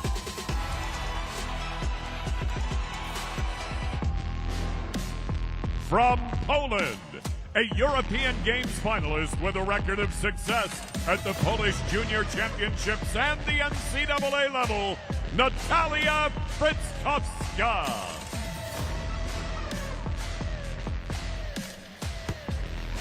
Ladies and gentlemen, your women's 100-meter freestyle competitors. Oh, look at that little pyrotechnics here as we have hit the nighttime. 8:23 local time out here in Las Vegas, getting set for this 100-meter freestyle. The world record, 51.71. No one is within 2 seconds of that time. That's nothing to be shy about. That's okay. But just 53. Emily Barclay, almost sub 24. One of the stories of the night in the pool so far. We know Romano. This is her pet event. 2-time world champion. I said before, she was one of the best sprint freestylers in the world in 2013.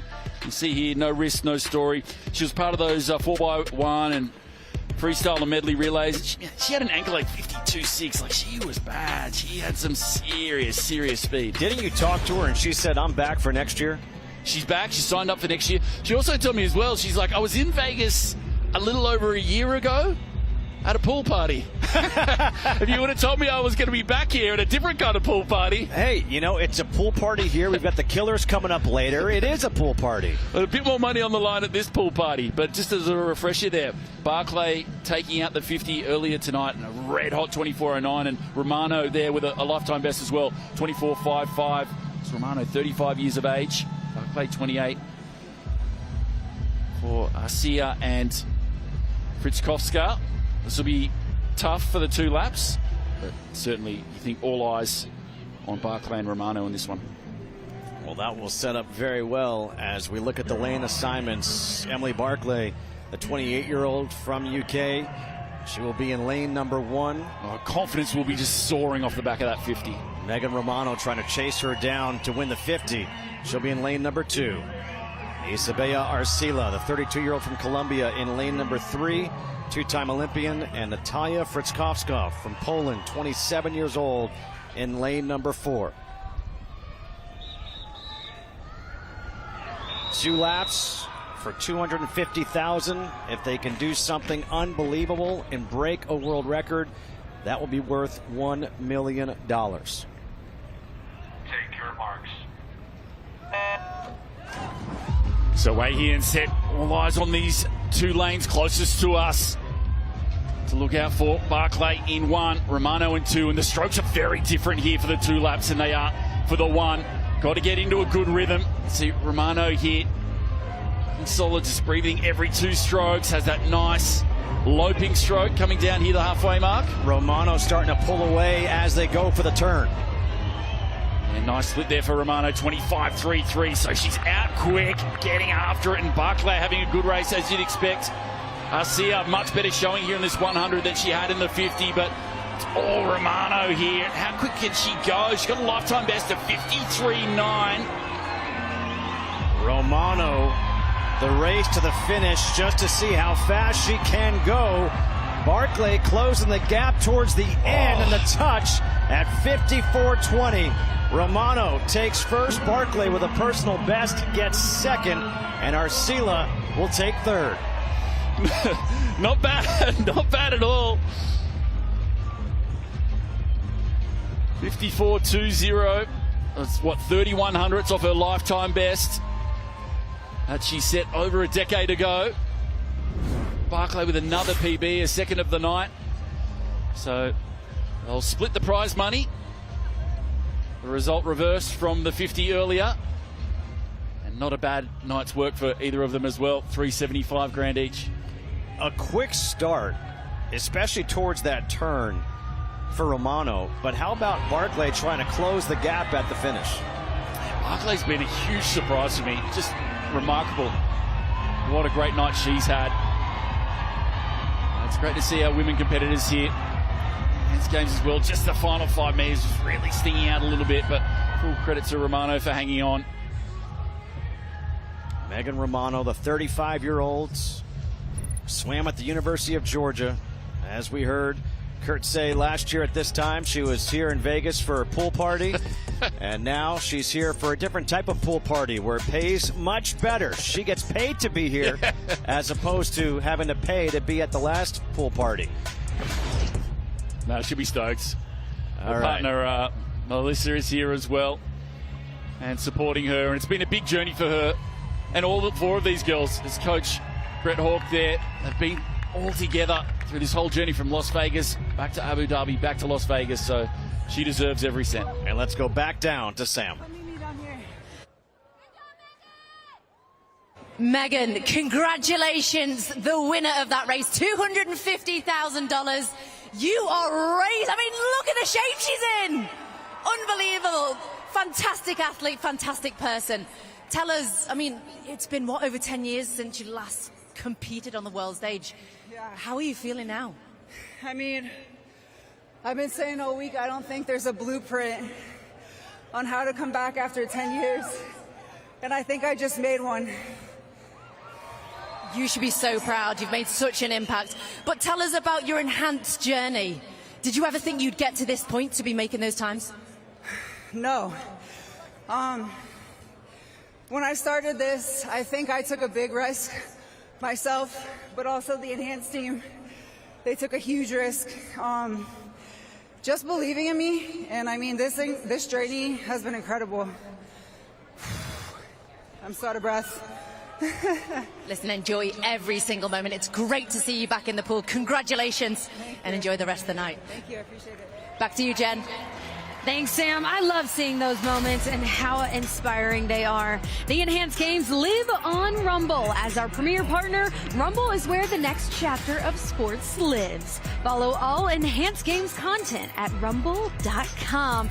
And do not go anywhere. Coming up next, we will be Who Will the Deadlift Record Fall? It's Thor and Hoop, the final attempt of their showdown right after this.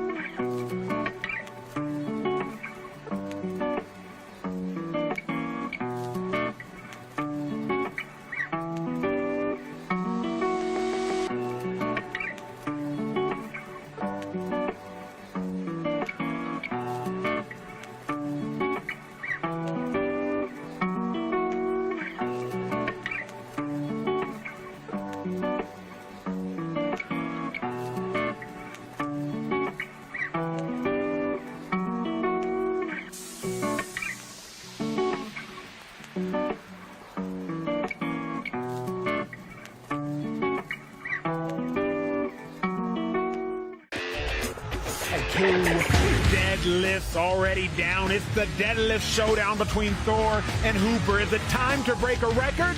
Well, perhaps it is about to be epic, massive individuals, mountains of men, 6'7", 440, 6'5", 330, giants that have already attempted the first 2 lifts. But now, JK, Max, I need a world record out of you, gentlemen. Well, not out of you, but you can talk about it. I thought you were going to describe us as 2 mountains of men. Or we're like an anthill. A look at these 2 performers, and they are performers because the crowd loves them. The second lift for each. Mitchell Hooper. Huge 440 pull. This was a little struggle for him to get up, but he did get a good lift on that. And then Thor doing Mitchell Hooper's personal best. Yeah, and with ease, he set himself up for the world record for sure here. It really comes down to what Mitchell's going to take on his third here. He went for the 440 on his second. The question, does he go for a personal record? No, he's going for the world record. So he's going from 440 to 515. He's getting geared That's up. a bold strategy. That's a bold strategy. He can make this weight. We'll see how Las it plays Vegas, out. let him That's a hear huge you. jump. We're talking a 75-kilogram jump in weight, which is just wild. That's crazy. This lift, if he makes it, would be a historic moment. It is one of those incredible 75-yard field goals. I mean, it would be historic because it would be a new world record. Of course, Thor could then break it. But it would also be 30 kilograms. Excuse me. My math was way off. 40 kilograms. 40 kilograms over his best. This is an attempt. This is an absolute heroic moment here if Mitchell gets this going. You see the blood dripping down his shins.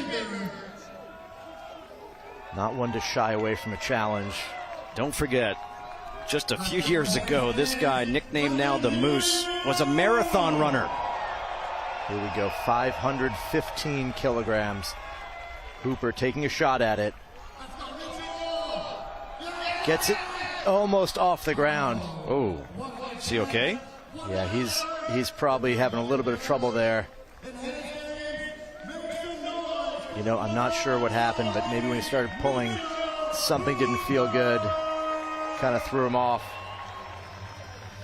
He's okay. The legend Eddie Cohen there, the Michael Jordan of powerlifting, reffing this session.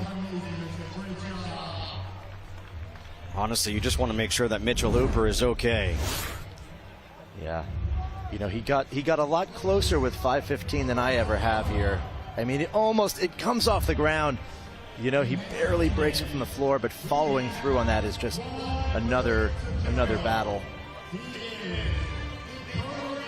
Now, the world record is 510 kilograms, held by Thor. The sportsmanship right there.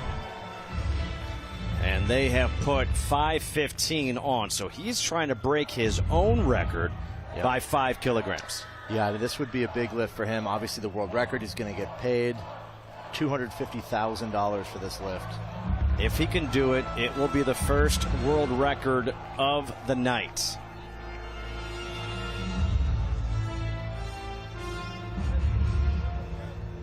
Strongman competition fans are rooting for this. Game of Thrones fans are rooting for this. We are rooting for this. Yeah, this is going to be a very big lift here. He's getting suited up. His 475 looked very easy. I don't think this is going to pose much of a problem, but... Timeout. You don't think a world record's going to pose much of a problem? You know, after seeing the 475, I would be leaning to the side that he's going to make this. And I think it might be a struggle, but it's going to go. I think we're all hoping that. He is very dialed in. His technique is exceptional. He locks himself in exactly how he wants. He's ready to go. He's done this time and time again.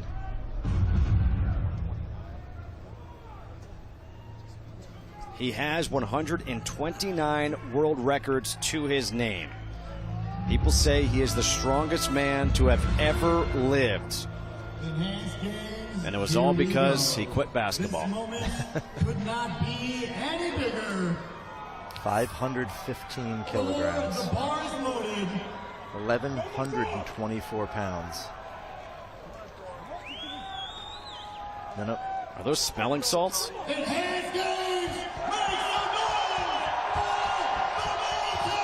Thor is going for it. The record. My correction, 1,135 pounds. You were way off.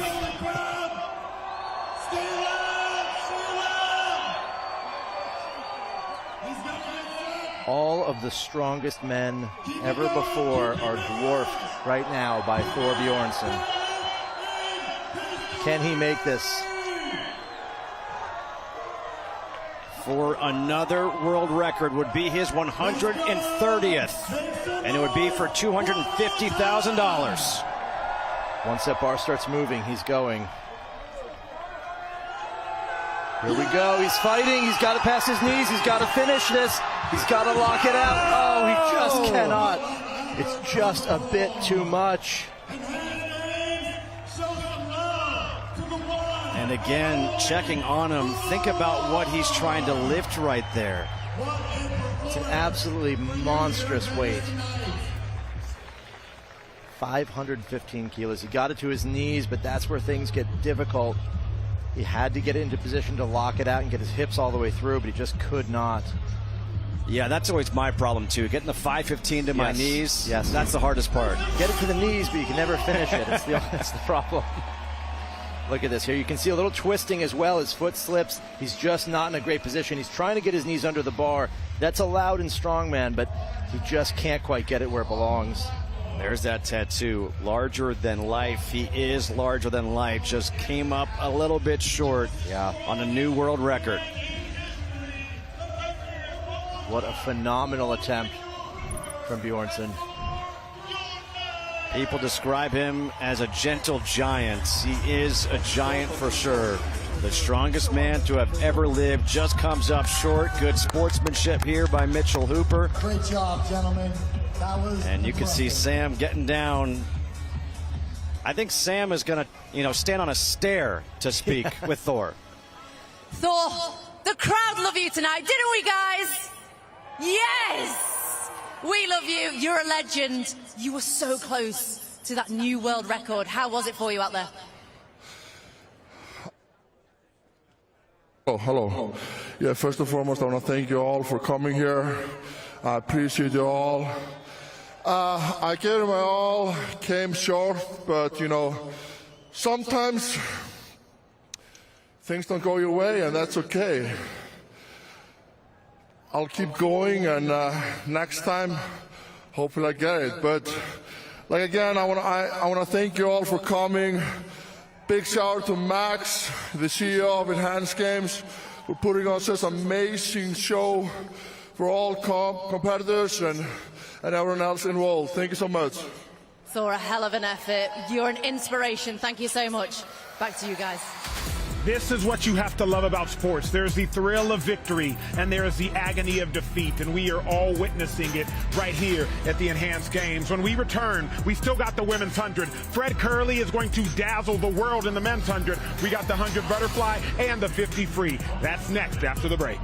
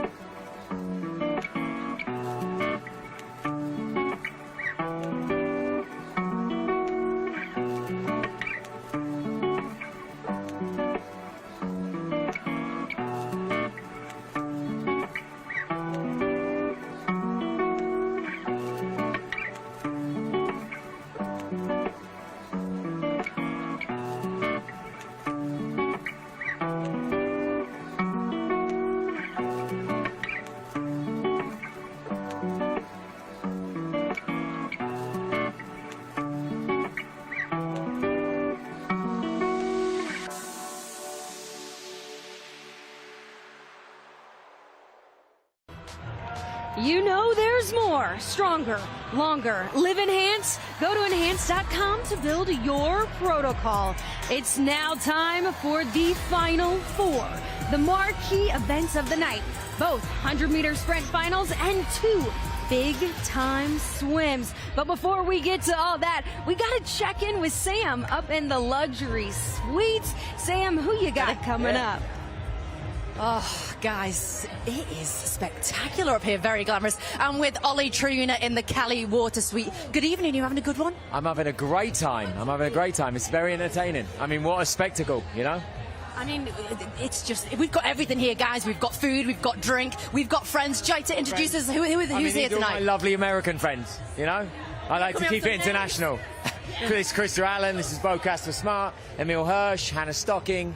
Fun little crew, fun little mix. And how have you found the evening? You were here earlier on the blue carpet. What have you thought about the event as a whole? I mean, it's been amazing. It's something that I think everyone is ready to witness. I think it's been talked about for a long time, and you know, we're not here just to watch people break records. People are getting their personal bests, which I think is incredible when you see some of these athletes that haven't, you know, maybe competed in a few years and now suddenly they're breaking their personal best. So I'm loving it. I'm loving to see what, you know, things can be done in today's day and age. It's you know? an amazing night. So it's exciting. I think we should cheers to that. I think we should cheers. Right. Love it. I love that she's got a glass of champagne. See you later, guys. That's why we love the Brits. Wow, I'm going to need one of those drinks a little bit later. That looks like a great time up there. I just want to be up there right now, but it's all good. We got the women's 100-meter finals coming up. Isaiah, who you got? Listen up. I am looking forward to seeing this. We got Shania Collins is the one person that is coming into this race that is already sub-11, but there's about 2 or 3 other women that you need to keep your eye on that are going to be pushing her to the limit. Oh, yeah, we'll talk about more in a minute. Here we go. Let's meet the sprinters. Now, let's meet the athletes for the women's 100-meter sprint.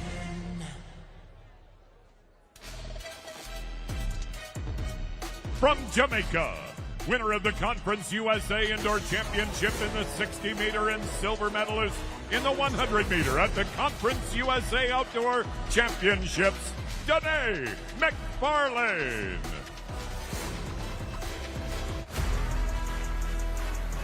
From the United States, a top-tier sprinter with impressive finishes on both the national and international stages, Taylor Anderson.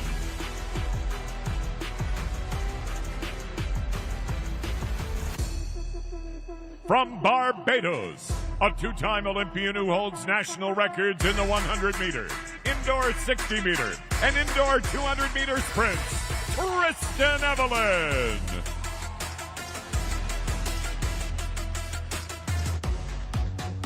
From the United States, a USA indoor champion in the 60-meter and a gold medalist at the NACA Championships, Shania Collins.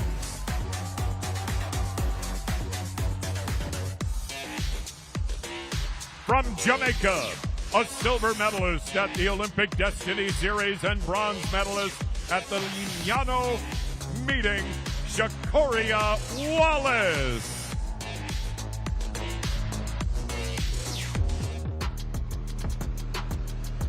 From Guyana, an Olympian and Pan American Games silver medalist, she holds the national record in the 100-meter sprint at 11.07 seconds, Jasmine Abrams.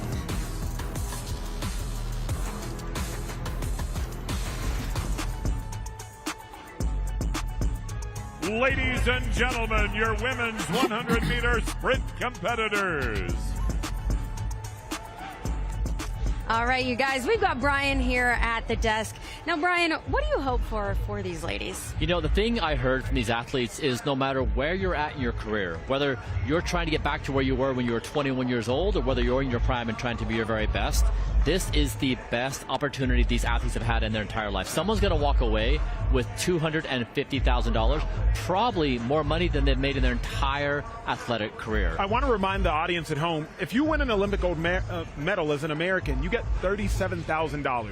You win the race tonight, $250,000. So just to put in context what this moment means, what these next 11 seconds quite literally mean for every one of these women as they set up their blocks. You know, the thing that they tell me as well is they learn things about their body and their training that they've never learned before, which came about from measurement. The enhanced games, they really deserve credit. They did it well, right? They taught the athletes you can measure robustly, you can tune protocols, and you can achieve peak performance. That is just not present. You don't have that feedback loop with the measurement cycles. Yeah, I want to make this one note. I was talking to one specific athlete on the track, and she said, when I was a little girl dreaming of being a professional athlete, this is what I thought it would be like. And I quote, I want to keep y'all just up to date on what this means for these athletes. Like Jennifer, the fact that they said, hey, when I was a little girl, having dreams of being a pro, enhanced was the care I thought I would get, the nutrition I thought I would get, the attention to detail I thought I would get, the doctors, the physio, the experts I thought I would get.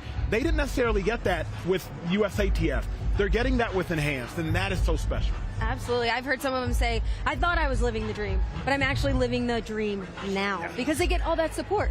And then they can support others, which I think is such a priority here. You know, you work your whole life and you don't get any reward from the sport. But here, you can. There's such an incredible note. Last thing I want to say on this matter, Brian, is some of these athletes run their fastest time, 19, 20, 21, is freshmen, sophomores, juniors in college. To run your personal best maybe 10, 11, 12 years later, that is huge. And it's not just huge for the women on the track, it's huge for you at home, because you have to understand, if you can peak again at 35, at 40, however old you might be watching this, let these athletes be an inspiration to you behind the camera. This is a monumental moment, not just for us three at the desk, but for the greater world at large. Absolutely, and Brian, you know it, that longevity matters, and even our viewers at home can research it and look into it. Not only that, the medicines and enhancements that will be coming in the coming years, with AI helping us discover better drugs, better enhancers, this will change the game where you don't reach your peak at your late 20s. You can potentially come back and compete at the absolute top level. Wow.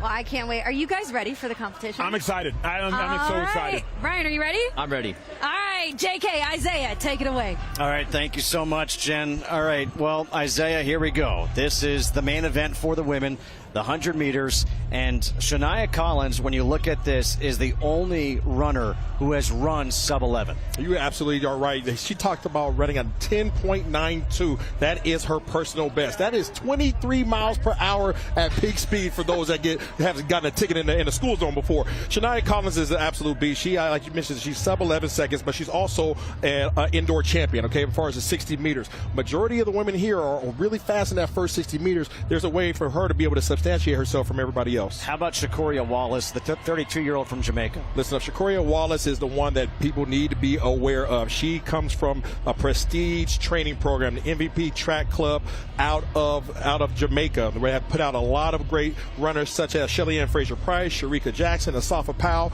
She has the training prior to coming to the enhanced games. Now she's enhanced. She's going to be one that you have to be concerned about winning this race. Night is here. We see people in the front row standing up near the finish line. Let's go out and have the lane assignments right now. The runner lane assignments.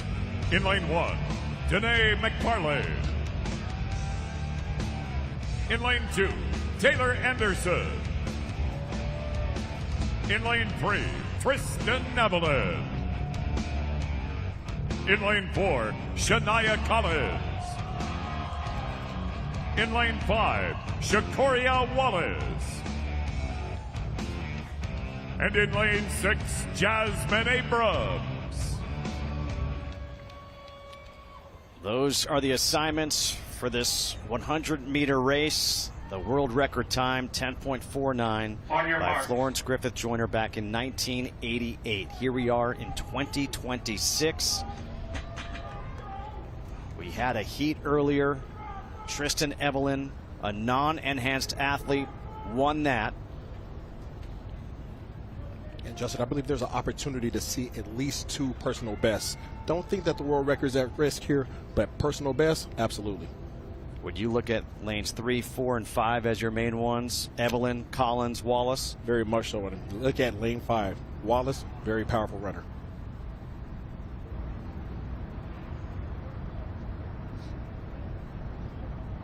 Set. For the 100 meters, they're off.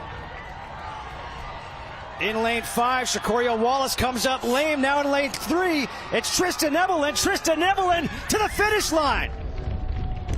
Tristan Evelyn separated herself by the time they got to the middle of the track. You talk about somebody who has completely reinvigorated their career. Listen, she was at peak speed. 28 years old, coming into it, ran at 11.14, ran at 11.25 tonight. Kudos to her and the rest of the field. Tristan Evelyn takes first, Shania Collins second, and Taylor Anderson third. Barbados, USA, USA.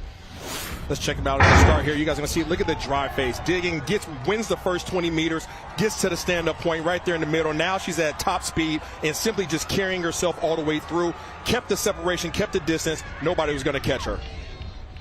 Shakoria Wallace in lane 5 pulls up. Yeah, you hate to see that. I talked about the power. Sometimes power works to your advantage, but at other times you see it there. Peak athletes, when you have that much power that you're applying, that force application, at times you can pull a muscle. I hope that she's going to be okay.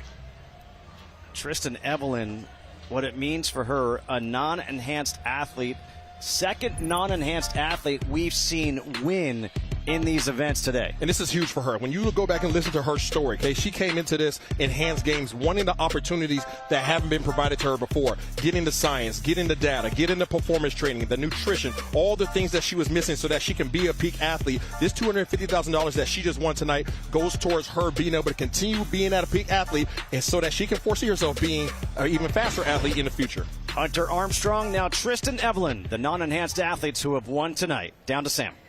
Tristan, the winner of the 100-meter women's race, everyone.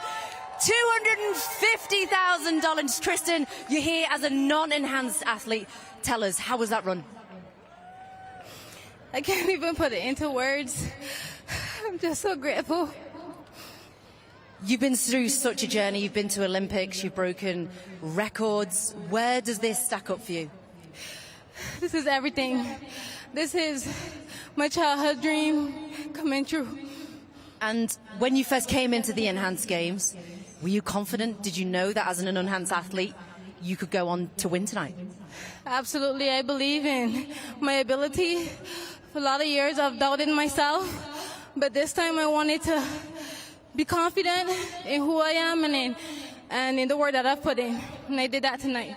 You were fantastic tonight. Enjoy every moment. Congratulations. Back to you, Emmanuel. All right, well, we have got a fresh face up here on set, and you might recognize him. It is Cody Miller, and he is fresh off 2 races here tonight with $500,000 in your pocket. Cody, that has got to be exhilarating. Not only to mention, you're the hometown kid. Your whole family's here. Your kids are here. Having them in the audience, competing on such a big stage. What's going through your mind? This is one of the best nights of my life for sure. I've dreamed about this from being a 10-year-old growing up in the city, having like a Super Bowl style event like this for our sport. And it really is a dream come true. I'm feeling good. I've felt the love from everybody, and that was a nice little intro. So, Cody, I got one question. Yo, what's up? And it has to be answered. Yeah. $500,000. Yeah. What you buying first? We're putting it on black tonight. No, Cody! Put it all on black! He's got mouths to feed. He's got mouths to feed. Oh, Kurt, be like, hey, you're still a dad. I'm going to take care of the kids. We said we call it daddy daycare here. You and Felipe just cooking. Cody, how does this compare, though? You're an Olympic medalist, have held world records. Like, dude, how's today compared to all of the other incredible heights you've eclipsed in your career? Honestly, it's even better because the road to get here was paved with a lot of speed bumps. You know, there's been a lot of pushback. A lot of people in our sport don't love the idea of enhanced because they just don't understand what it really is. And that's going to take time and education. But I felt a lot of the love tonight, and I couldn't be more psyched to be here sitting with you guys right now. I've got to get in and ask, the swimming community, obviously it's very brutal. If you've got one message to them to kick it out and say, everyone on the couch watching there, kicking stones, hate watching us, really. What do you want to say to them? Look, the drugs work, yes, but they're one element to success. We still get up every morning. We still get out of bed when we don't want to. We still train every single day.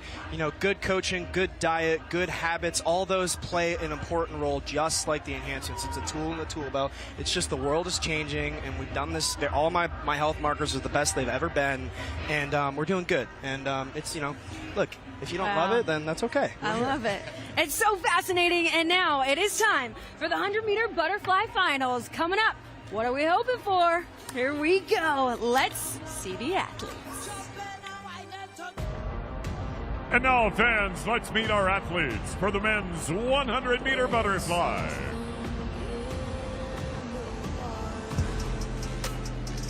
From Bulgaria, bronze medalist at both the European Championships and World Junior Championships, Antony Ivanov.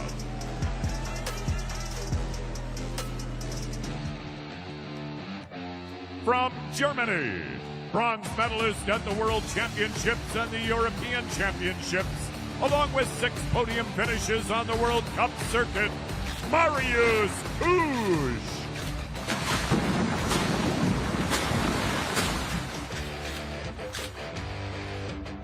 From Ireland, he broke the Irish national record at the 2024 World Aquatics Championships in Doha, Max McCusker.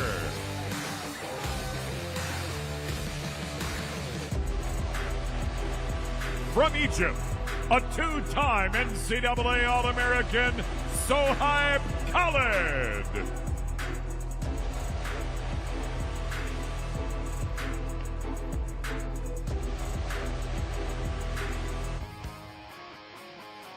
Fans, your men's 100-meter butterfly competitors.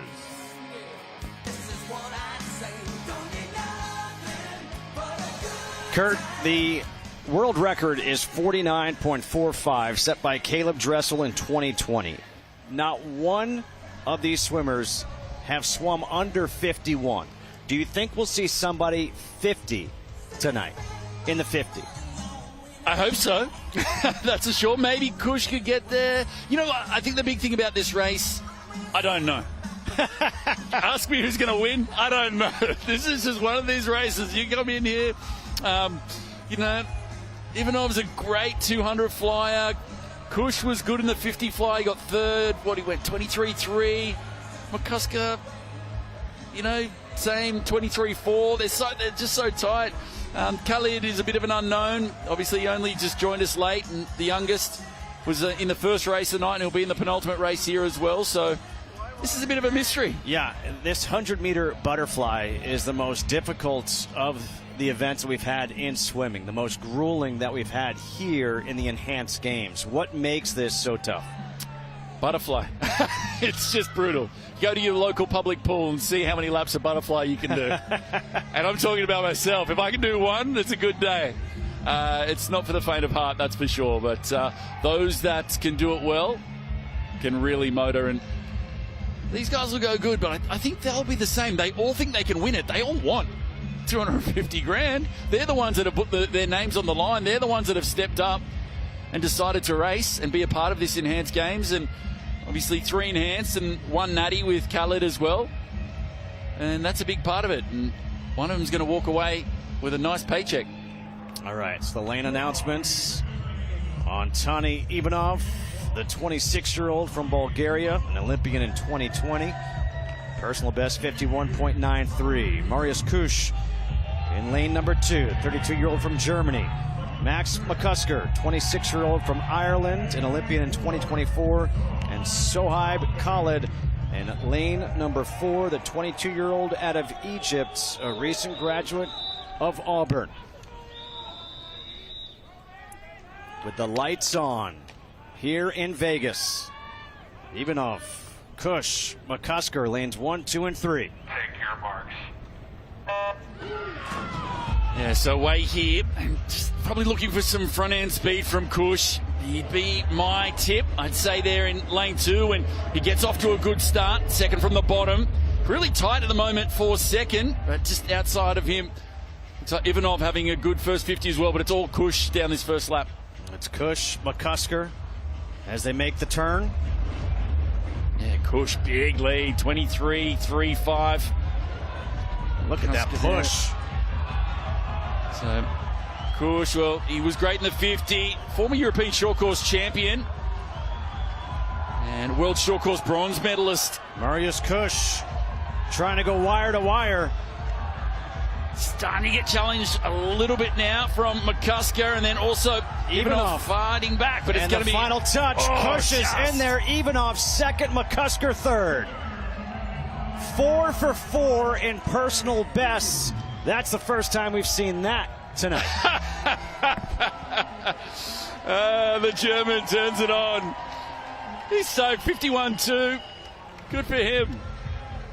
Takes, 3,100ths off his personal best, lifetime best at 33 years of age. I said he was the one to look for. And again, just aggressive off the start. And why not? $250,000 into his pocket. Fantastic shots underwater and just hangs on. Hey, Ivanov had a great second lap. Ivanov, again, as we've seen, trying to close that gap. Almost got him too. Nearly got him, yeah. But yeah, four PBs. So they'd all be happy with that. Great way for them to finish their meet.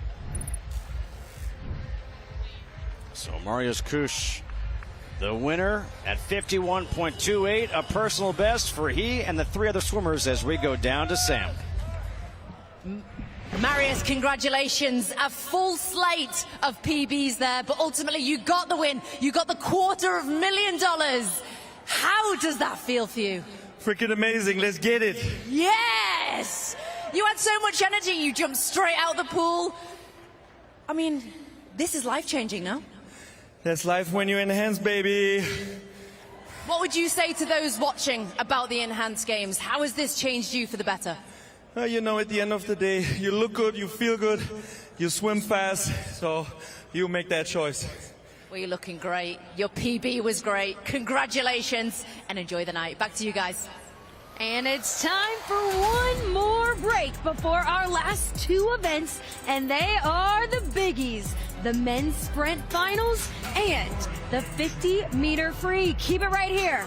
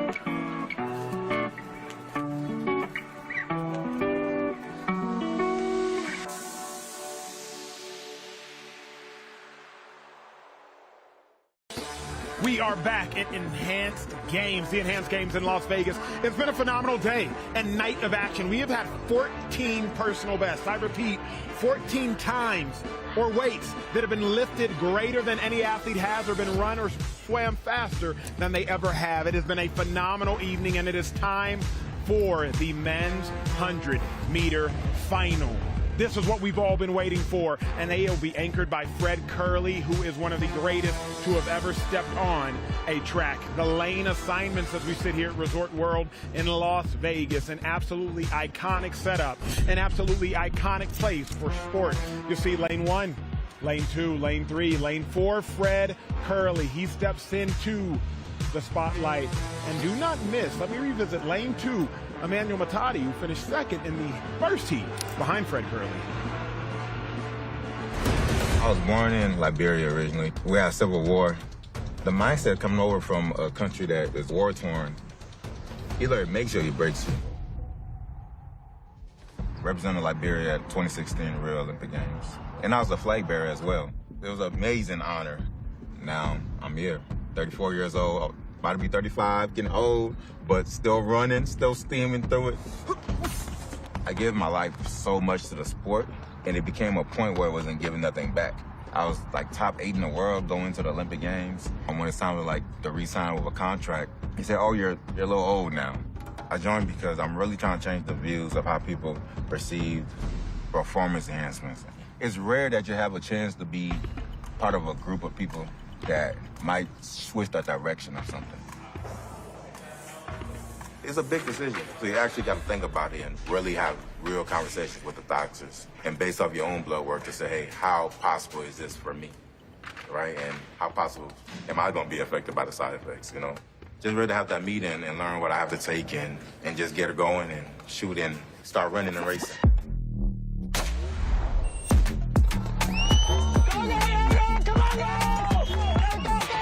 You have a real opportunity to pay your last dues of your sport to really make something new happen.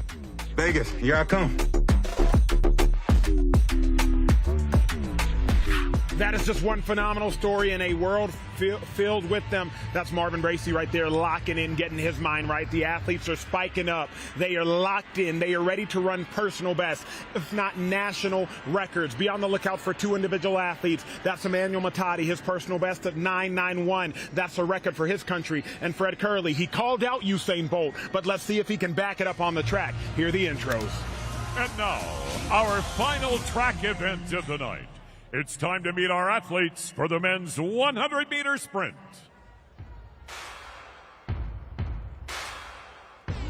From Germany, an NCAA champion in the 4x100-meter relay and an NCAA All-American in the 200 meters, Mike Bryan.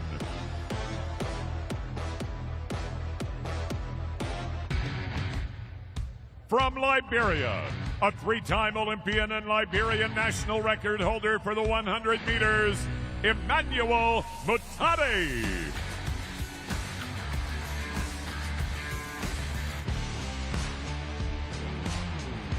From France, a 7-time French national champion and European Team Championships winner and bronze medalist, Mahamadou Fall.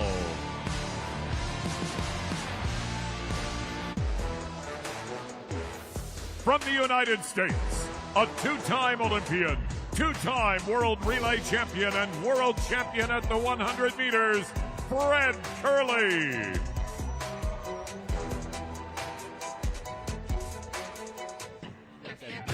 From the United Kingdom, a World Championships bronze medalist in the 4x100 meter relay and a European Championship silver medalist in the 100 meters, Reese Prescott.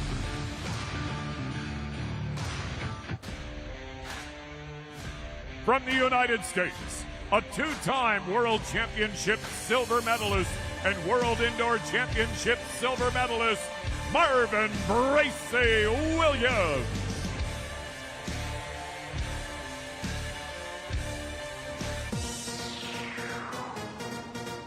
Fans, your men's 100-meter sprint competitors.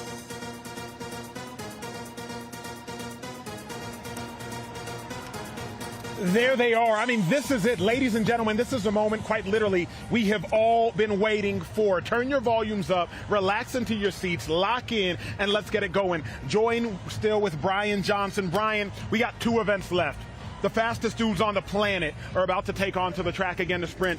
What do you hope for these individuals? You know, if we zoom out, the Enhanced Games has done something new, right? They started something methodical, scientific. They took banned substances, they made them so they're accessible to the athletes. They gave them protocols, medical care, the best measurement they've ever received, and they allowed them to compete. So whether world record happens tonight, it doesn't really matter. They've introduced something new in the world of sports that has been taboo. Yeah. Getting us to Fred Curley, because this is one of the biggest names in all of the sport, one of the most polarizing names in all of the sport. Ladies and gentlemen, if you are not familiar with Fred Curley, allow me to introduce you to him. Sub 44 in the 400 meters, that's incredibly hard to do. Sub 20 in the 200 meters, that's incredibly hard to do. Sub 9.8 in the 100 meters, quite literally unfathomable. He's the only person on the planet to have all 3 of those markers. You see where Usain Bolt's world record is at 9.58, Noah Lyles at 9.79, and Fred Curley's personal best at 9.76. For context, this individual was one of the fastest men over 400 meters in 2019 at Doha, Brian Jen. He said, you know what? I'm going to drop down from the 400 and I'm going to go run the 100. He ran the 100. The entire world questioned his decision, and he got a silver medal at the World Championships that followed. An absolute phenom of a human being, the man on your screen.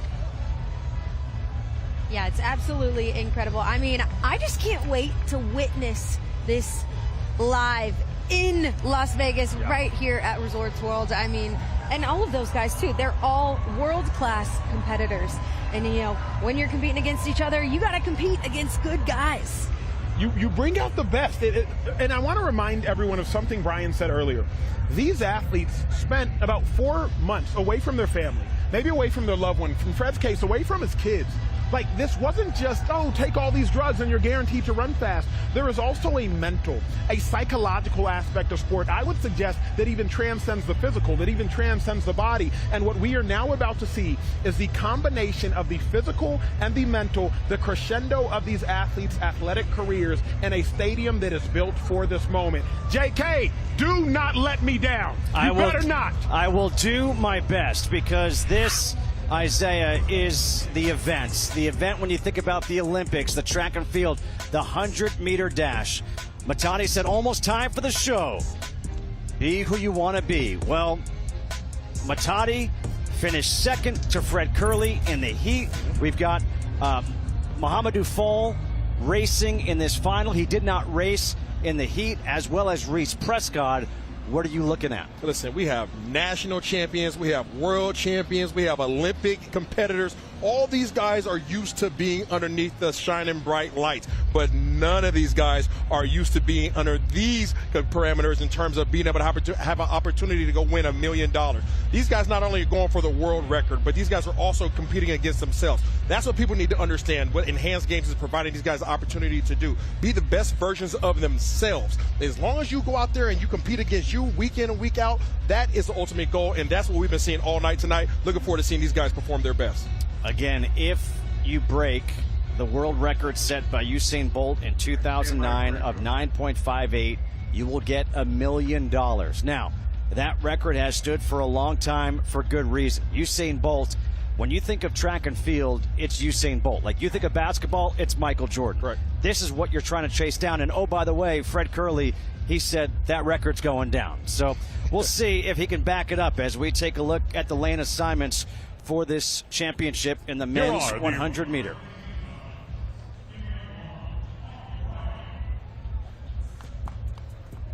In lane 2, Emmanuel Matani. In lane 3, Mohamedou Fall. In lane 4, Fred Curley. In lane 5, Reese Prescott. And in lane 6, Marvin Bracy Williams. All right, let's remember that in the heat, we had a false start by Fred Curley. Fred Curley is in lane number 4. And he's flanked by Mohamedou Fall and Reese Prescott.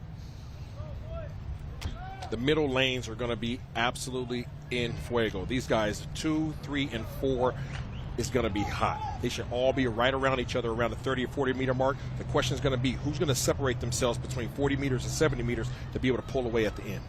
Under the lights. Stand up, please. Stand up.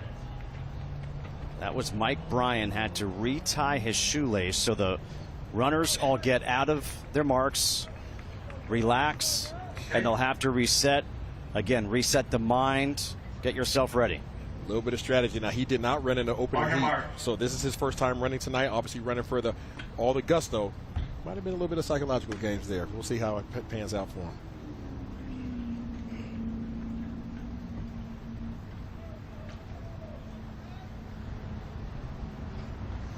This place is silent.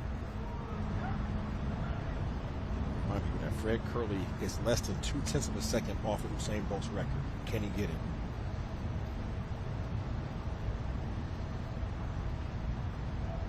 Set.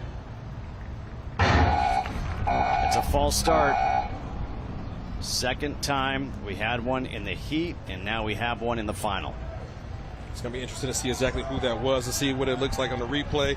The crowd is starting to pump these guys up. There's so much anticipation going on to see exactly. It's hard to tell. Yeah, that was really hard to tell. Very hard to tell. We might have to go super slow-mo on that one. You saw Muhammadu fall there. He pulled up earlier just to kind of throttle down. See if we can see pick off. Looks like it might have been all the way down there at the end out there. Marvin Bracy Williams. Yeah. Now I'm talking about a split second.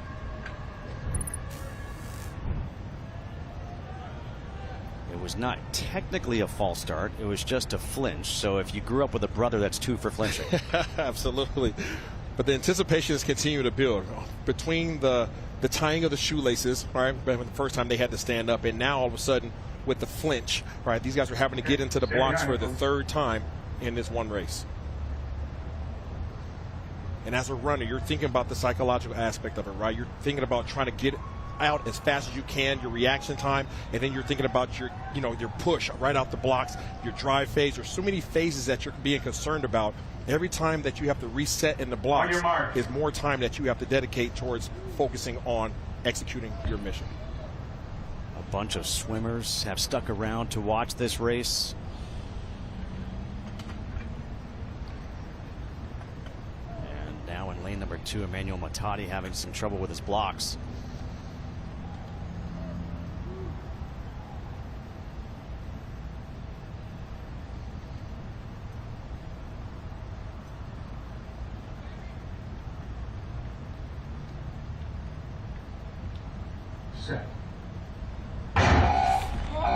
Another false start, and you could see Muhammadu fall saying, "Ooh, it looks like it's clean." Frustration is building. Everybody's looking around trying to figure out exactly what's going on. Check out the replay. This one is almost impossible to tell. See Muhammadu fall. He didn't even push out the blocks whatsoever, immediately reacting to the start.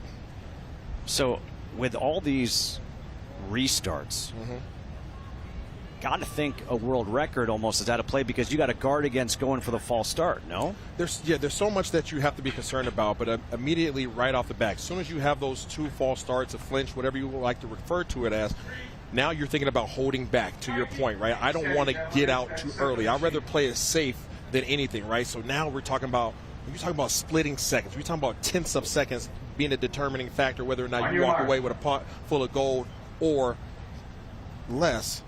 You want to make sure that you're even in a standing to be able to do so. The crowd starting to pump these guys up now. I mean, we've had everyone just holding their breath, waiting for this race. And to your point, everybody's watching this. The crowd is standing up. All the competitors from tonight, no matter what the sport was, out there. Everybody's out here watching this. The anticipation is high. Everybody's excited. They want to see something amazing. And I think we just might. Again, Fred Curley in lane 4.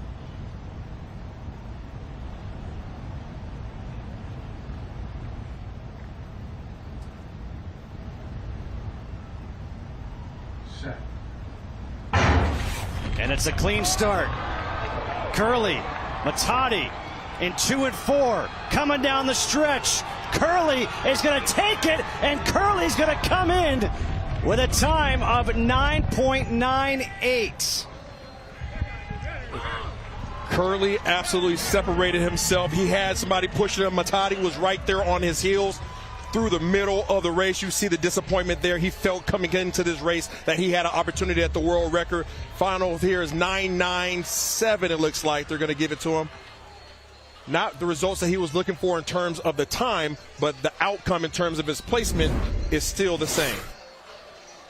You see him there, third from the left of your screen, driving. You see Muhammad Ufal is standing straight up more so. He didn't really get the drive that he wanted. He didn't get the first heat as he didn't have opportunity. See him pulling up a little bit there, but Matadi right there and Curly really separated themselves from the rest of the crowd.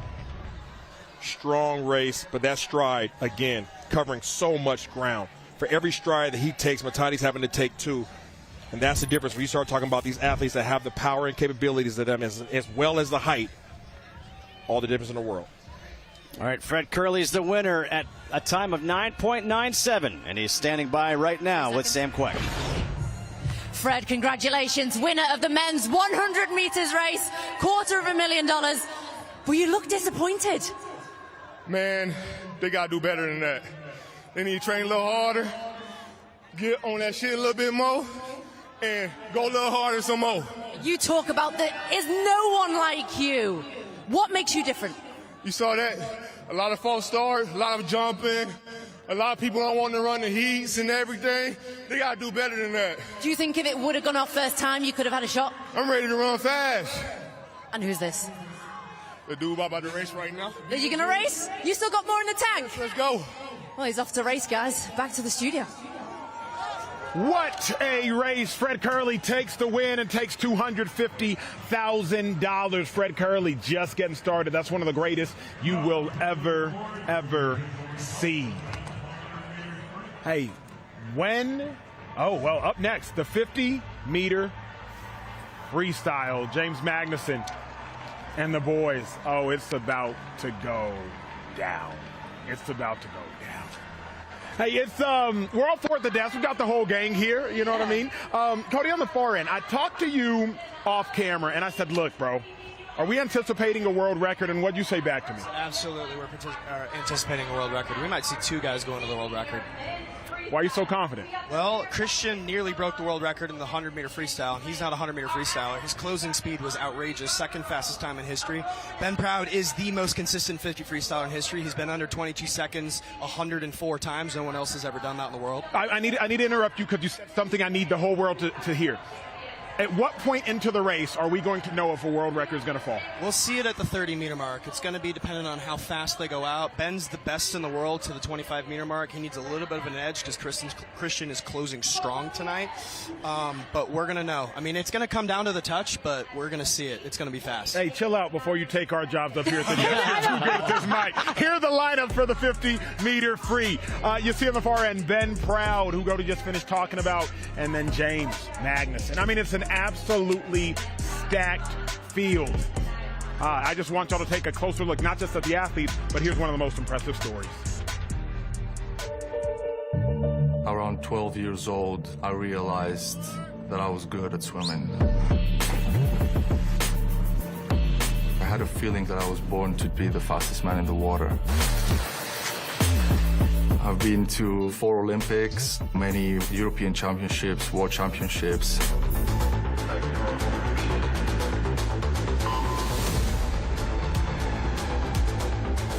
With enhancements, I know there's no way I'm not going to break that world record. Christian's attempting to do something no man has ever done.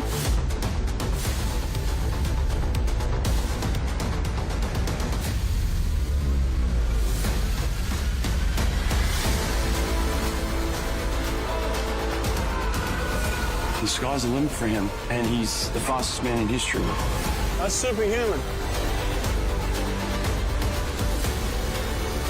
That's the definition of enhanced, baby, right there. What's next? break it again.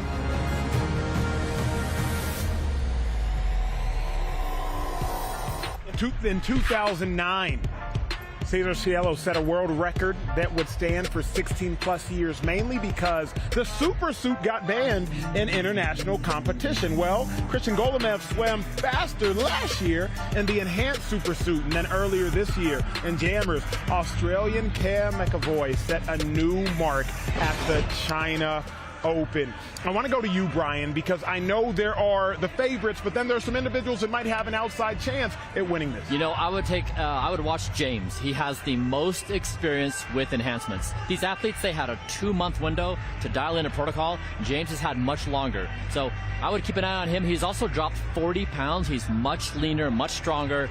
He may be the surprising. Yeah, he's dialed in his training to sprint training, geared more towards the 50, and so he is an outside threat for sure. And those outside lanes are fast. I wanted an outside lane today. Hey, you relax. You got $500,000. You relax at the end of the day. Hey, let's hear some intros, and then we're going to hear from Justin and Kurt for the call.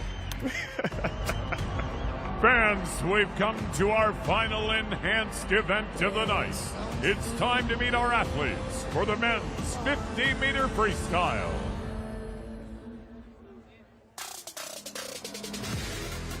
From Ukraine, a 2-time European champion, 3-time European short course champion, and owner of 4 World Cup titles, Andrei Gavarov.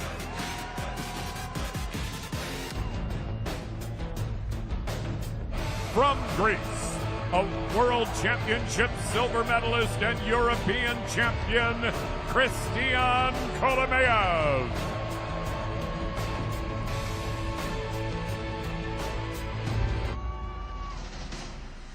From the United Kingdom, a 5-time Commonwealth Games gold medalist with 3 European Championship titles, Benjamin Proud.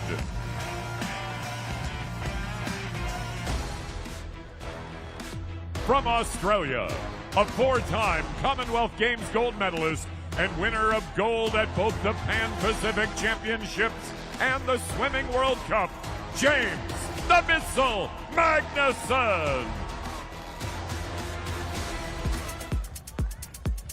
Fans, your men's 50-meter freestyle competitors. All right, Kurt, and then there was one, and that is what I like to call the splash and dash. The 50-meter freestyle comes down to this, with these 4 swimmers trying to chase the record of 20.88 set by Cameron McAvoy just this year, as we heard. Kolomeyev, he had the record. It was short-lived. You heard what was said on the desk. I love you, Brian, but stick to longevity, brother. Don't come to swimming. I feel for the missile, I feel for Andre, but this is a 2-swimmer race. It is Kolomeyev, the $1 million man, the first enhanced millionaire from last year, coming up against Big Ben Proud. The 2 and 3 ranked fastest swimmers on the planet. I know Cam McAvoy's back in Australia watching this right now. I wish he was here, and hopefully we can get him here next year. But his world record is going to be under some serious siege right here. I guess the takeaways here, Proud's never been 20 seconds. His lifetime best, 21.11. Kolomeyev, that former fastest time in history, 20.89. I think both these boys can go 20 point. It's just a matter of how low can they go. We have been waiting all night for a world record. If you get a world record here, it will be for $1 million. The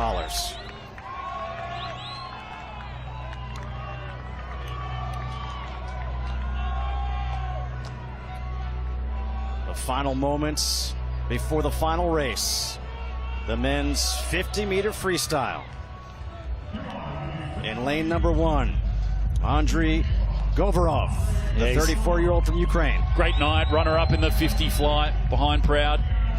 Christian Kolomeyev, previous record holder. Yeah, monster night tonight. He missed the 100 world record by just 2100ths. Proud missed the 50 fly world record by 5 100ths. James Magnuson, he looks ready in the gold suit. The final event of the inaugural Enhanced Games, the 50-meter freestyle. Yeah, well, you need to know, Kolomeev in red, Proud in blue. So wait here, expect Proud in the blue suit in the middle to get off to a good start. He gets off to an absolute flyer. So Proud takes it down. Can Kolomeev close the gap? They get past the 25. Proud still in control. Kolomeev coming now. That world record, 20.88. There's stroke for stroke. Proud, Kolomeev, Proud world record! 20.88 record! New world record! Christian Kolomeev, 20.81. In the final events, we have our first world record. Oh, forget Ted DiBiase. We've got a $2 million man. He wins $1 million last year. He comes to the Enhanced Games and he sets it again. We're another $1 million. What a race, and notice all the swimmers lining the pool, cheering on what we just saw. Wow, unbelievable. The four-time Olympian. Coach Hawk's in the water. You see Magnuson there giving Kolomeev a hug. 20.81. 7/100ths faster than what Cam did in the jammers in China. Testament to how good that swim was. But yeah, what a night for Christian. His son there as well. And see that on the replay here, we knew Proud in the blue suit in the middle has the best start in the business. Look at that breakout. Kolomeev had so much to close up in that red jacket. It was all Proud, wasn't it? It was a great start by Proud. Yeah. Great start. And Kolomeev comes back. And you said it, they were going stroke for stroke. Right at the touch, Kolomeev just gets it. Unbelievable. Proud goes his first ever sub 21, so 20.98 PB for him. Head of Govorov and Magnuson. Yeah, his wife Lindsay there. It's just been so good. His son Thanos. His wife's pregnant again with their second son. A world record set here at the Enhanced Games. Let's go down to Sam with a new world record holder. $1 million man. Our new world record holder, everyone! Christian, sum it up. It was a great race. I had a lot of fun. This is amazing, this venue is very good. Thank you for everything and hands that you've done for us. It's been a blessing. And yeah, I had a very good race. I had a mistake on the breakout. And like I got a little bit nervous, but then the rest of the swimming was good, so I got it. We've just won $1 million. You seem so calm, but I guess you did it last year. You've done it again. We saw you with your family, your young son. How is this going to change your life? Another $1 million. I'm going to say it's not bad at all. This is going to change my life to the good for sure. It's a big help for me and my family. And yeah, I'm going to continue. Next year, maybe I'll break it again. Your family's just over there with Max. Max, come on, come on, Christian. Max is over here with the family, completely delighted. Come on, Christian. Max, our first world record. What a way to end the Enhanced Games. How proud are you of Christian? It's unbelievable. We're so proud of Christian. Obviously, he did it last year for the first time. You did it tonight again. We are so happy for everything that we as a company can provide to Christian, and see how such a dedication of an athlete really helps change his life for the better. And I'm just so proud of every other athlete that's been participating here tonight. We have seen 14 personal bests across 12 athletes. Many of them, yes, give it up for that. Give it up. Hey, that was amazing. Yes. Shut up. Max, fantastic words. No, and it's just the beginning, you know, like I think we've seen all of us over this weekend, over the last 72 hours, the Enhanced Games have dominated the internet. We arrived in mainstream culture. we are here to stay. Absolutely. This is the start. This is the future. Acho, back to you. This is what it is all about. Look at Max right there, CEO, thrilled, overjoyed. You would have thought he broke the world record himself. I thought he was getting in the pool. It was an absolutely iconic moment. All of the swimmers who have spent the last 4 months together in Abu Dhabi training, celebrating one another. This is the Enhanced Games. It's athletes competing against each other, but at the end of the day, there's a brotherhood, there's a sisterhood, there's family, there's teammates, there's the thrill, the elation, absolute victory, a joy that cannot compete with anything you have seen unless you have competed at the highest level, unless you have achieved at the highest level, unless you have set a goal for your life and you have hit it. That is what the Enhanced Games has allowed these athletes to do, and $1 million doesn't hurt either. This is a venue that is built for world records. You're looking at it. There's Christian right there, the newest $1 million man, the newest world record holder over the 50-meter free. It's the competition, and watch everybody in the stands just elated to see and bask in his glory. This is a special, special moment that we all get to witness. It is rare that you get to see a world record. It's rare that you get to witness it, and we're all watching it in real time. That's the swimming coach right there. Everybody's happy. Christian just taking a lap, taking it in. Impossible to wipe the smile off of his face. What you do not see is the hours of work, the hours of training, the sleepless nights, the early morning, the strict and the stringent diet. It's not just about taking the different enhancements, but you also have to put in the work or the enhancements will not work. It's not just that the enhancements do something on their own, it's the athletes dedicating their lives, their livelihood to this moment. I'm not sure why Christian got back into the pool. Honestly, Jen, I don't know. I don't know why. It's hot here, you know. It's got to cool down. I can only imagine that. We started off about 7 hours ago with the lifts, and then you see Cody, $500,000 richer. We saw snatches, we saw clean and jerks, we saw 100 meters, we saw 50 meters. That's Cody right there celebrating his victory earlier on. It was hot, but we weren't deterred. Brian had his umbrella out here. You know, hey, look, we all just loved it. Las Vegas, it's been an absolute joy being here. And don't worry, on the other side of the break, you're going to see the trophy ceremony along with performances by killers. That was Thor on your screen, a mountain of a man. He attempted 515 kilograms, which was a world record. Barely came up short. Fred Curley right there, finishing with the 998. And Christian, who stole the show. The $1 million man celebrating the world record. I could not be more excited to be a part of this event. And if you walk away, make sure you run back. We'll be right back after the break.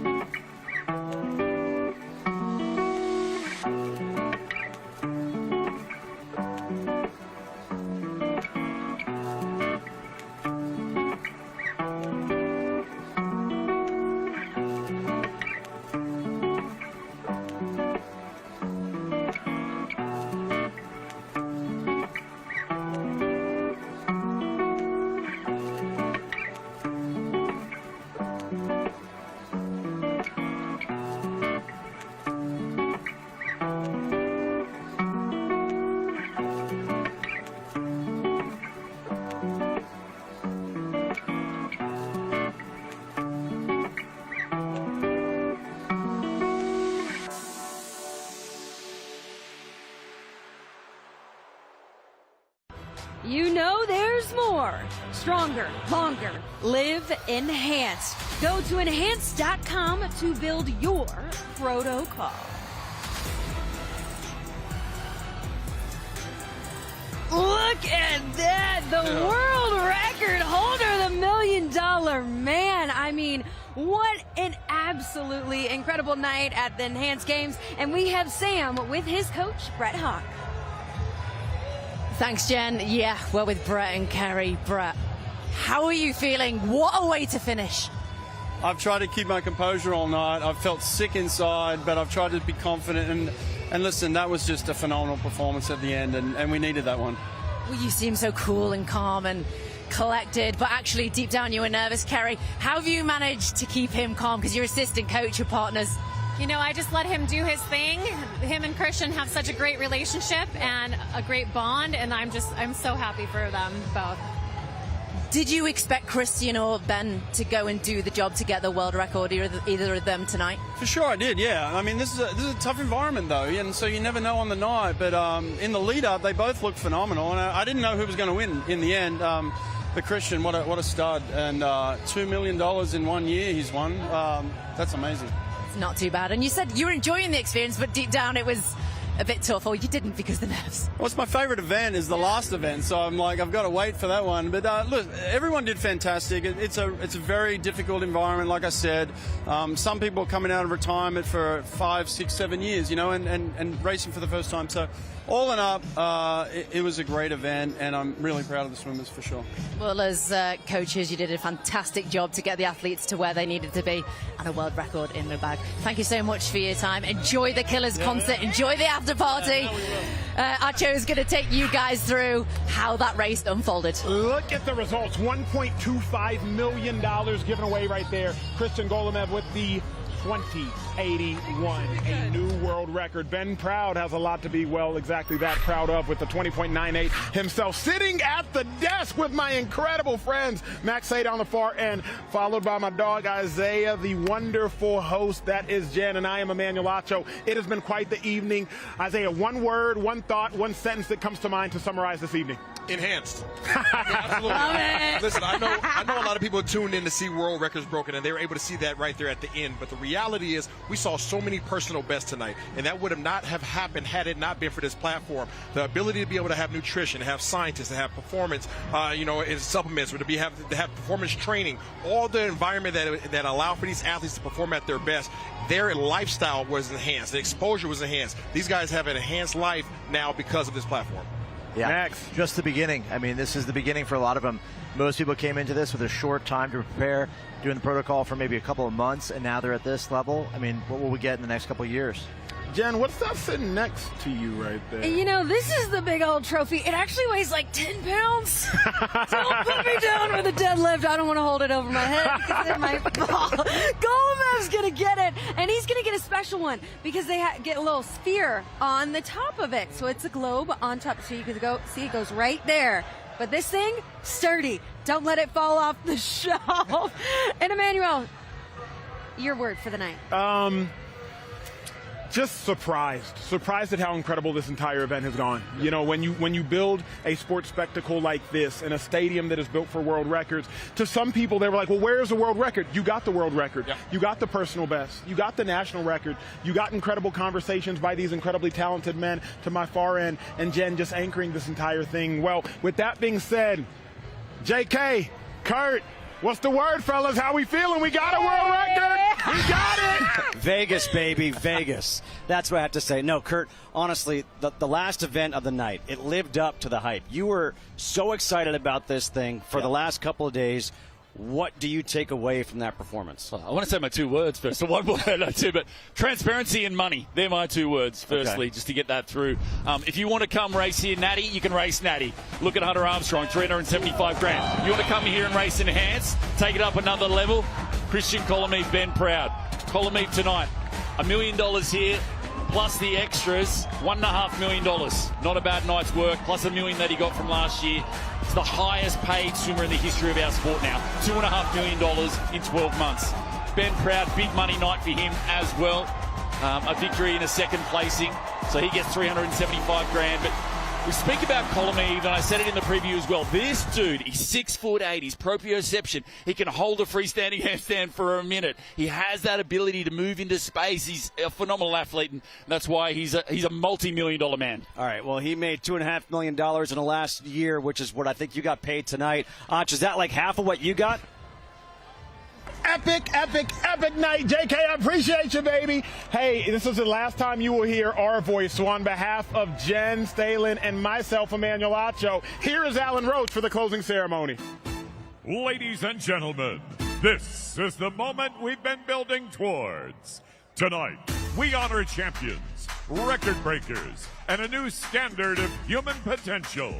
The Enhanced Games Awards are more than awards. They are monuments to human performance. Each winner receives an enhanced monument recognizing first place in their event. And when an athlete goes beyond winning to break a world record, that achievement is permanently added to the monument itself. These awards are designed to stack, symbolizing that progress is built, not given. Every layer tells the story of performance at the absolute edge of what's possible. To present tonight's awards are Christian Engermeyer, co-founder and executive chairman of Enhanced, and Max Martin, co-founder and CEO of Enhanced. The awards for the men's backstroke and breaststroke events. The winner of the men's 50-meter backstroke, Hunter Armstrong.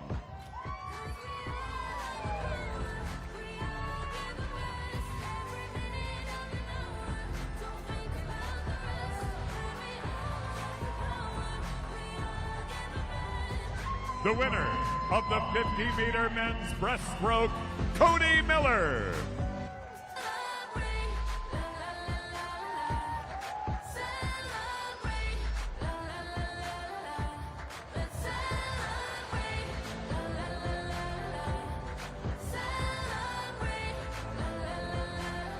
And the winner of the 100-meter men's breaststroke, Cody Miller.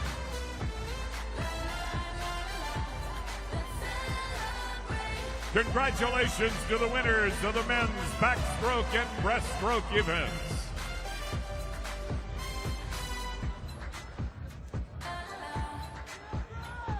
And now, the awards for the men's and women's freestyle events.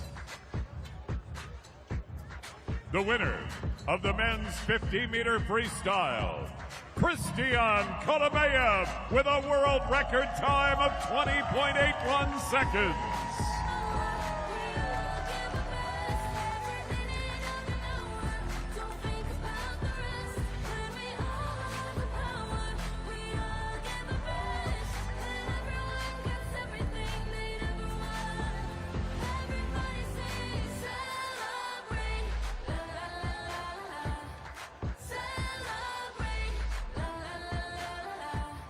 And the winner of the men's 100-meter freestyle, Christian Kolomeyev.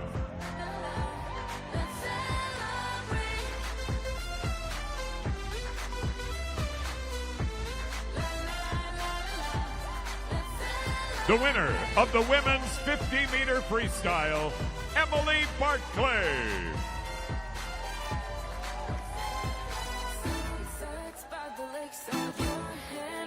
Around mine, won't dance on the fine line into the night.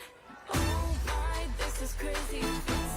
The winner of the women's 100-meter freestyle, Megan Romano.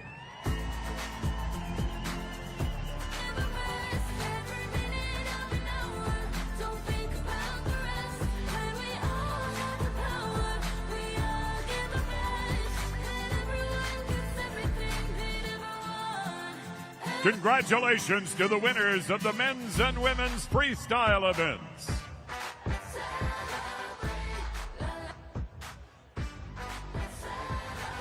Now, the awards for the men's and women's track events. The 100-meter sprint. The winner of the women's 100-meter track sprint, Tristan Evelyn.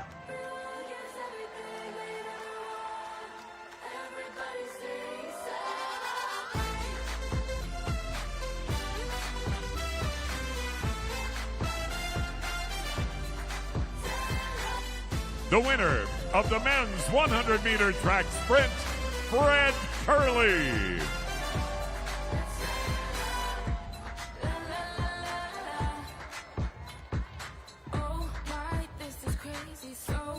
Congratulations to the winners of the men's and women's 100 meters. Now the awards for the men's 50-meter fly and 100-meter fly. The winner of the men's 50-meter butterfly, Benjamin Proud.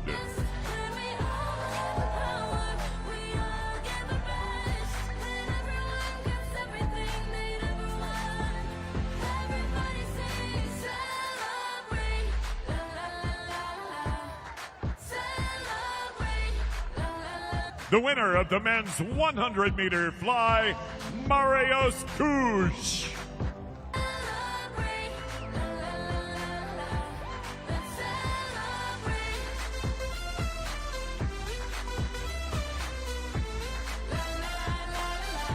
Congratulations to the winners of the men's butterfly events.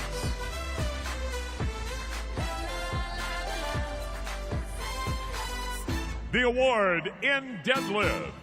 The winner of the deadlift is Hafþór Björnsson.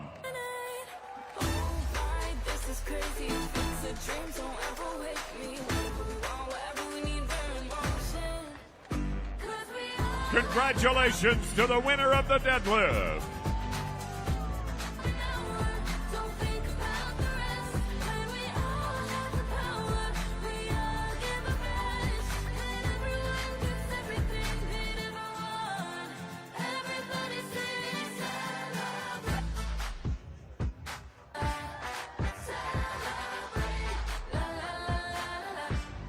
And now, please welcome Enhanced CEO, Max Martin.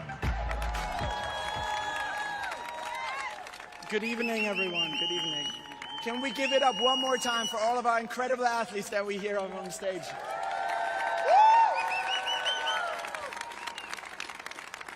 Thank you so much. What an amazing event we had tonight. We saw 3 sports that we knew of, a format that was a little bit ancient and not really an entertainment format that we're used to and that we want to see. So I am so excited for this event to have gone as we thought, and for this event finally to have happened. So much went into this. All of you gave it everything. And congratulations to you. Being here tonight means something. We have changed the world tonight. Thank you, everyone. Wait. Give it a second, please, guys. We're not done. So why did we change the world tonight? Because we've seen records broken. We've seen 12 athletes break 13 personal bests. This is something that is so incredible. Breaking a world record is hard, but becoming the best version of yourself is also incredibly hard. And this is what we've really seen tonight here. Thank you, guys. With the power of enhancements, we've shown that we all, when people say everything against us, we can prove them that through the power of science, we are the best that we could ever think of. And you are the living proof. Thank you so much for that. But what we've also seen is, for the last 3 days, Enhanced took over the internet. We were everywhere. It's taken me minutes to get to a non-enhanced post on my feed. All of you guys are absolute rock stars, and we are here to stay. Enhanced is culture. We are now at the pulse of where the world is going, and we're ready to share this with the world. Becoming the best of yourself, you guys have proven you can do it, and now the people at home can also get enhanced and become the best they've ever been. So thank you so much again. Thank you to everyone who made this work. This was awesome. We'll see you next year. Thank you so much.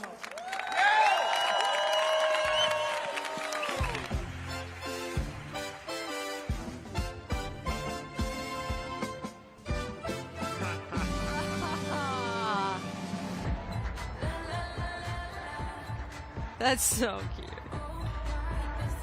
I mean, you got to throw him in the pool at this point. Max needs to get in there with you Thor. got to get in there, though. What an evening, what an event, the culmination of months and months and months, not just of work for the athletes, but Jen, preparation. Uh-oh! Oh! Was that Hooper hopping in the pool? Yeah! Jesse James West getting in the pool? Where in the world are you going to find influencers and the strongest men in the world sharing a pool together? In the world. I mean, when you this is the strongest man on the planet. They're now hopping on a pool right here in Las Vegas. Pool off. This literally just shows you all the types of vibes we were on today, people. I mean, this wasn't just an athletic competition, Jen. This was a hang. It was like a hang for the athletes. Their families came out there, their significant others. You see the track athletes next to the swimmers holding up the trophies. All supporting each other. They're down here by the pool. They're by the track. They're all tuning in because world-class athletes. And I think something, too, that was so cool was I was walking around downstairs and the families were here and the kids. But it's also the numbers. You see it right here. 7 million awarded. 7 million awarded, 13 athletes hitting their personal best. I mean, I love when Max said, it's hard to break a world record, but to be your personal best. I think there's something to say. And now Sam's got more.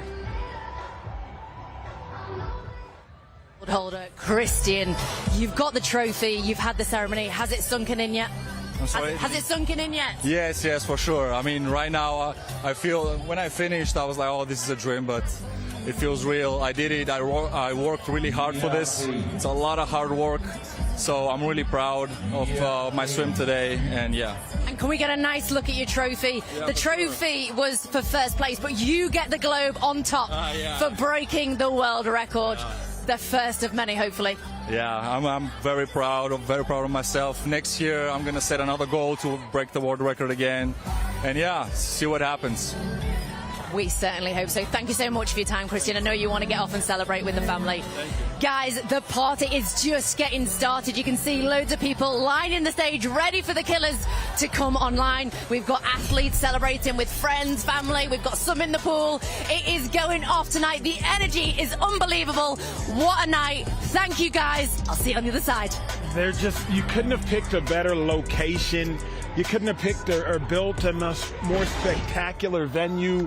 This has just been an incredible evening of athletes coming together, of incredible fans coming together, celebrating. You all applaud yourself behind the camera for everyone hanging out. In the comments, you know what I mean? I think this has been a long broadcast. We've been together. It's all like we're family. We're bonding over the history of this being the first enhanced games ever. And as Max said, they're here to stay. And then the real question is, what's all this mean for you?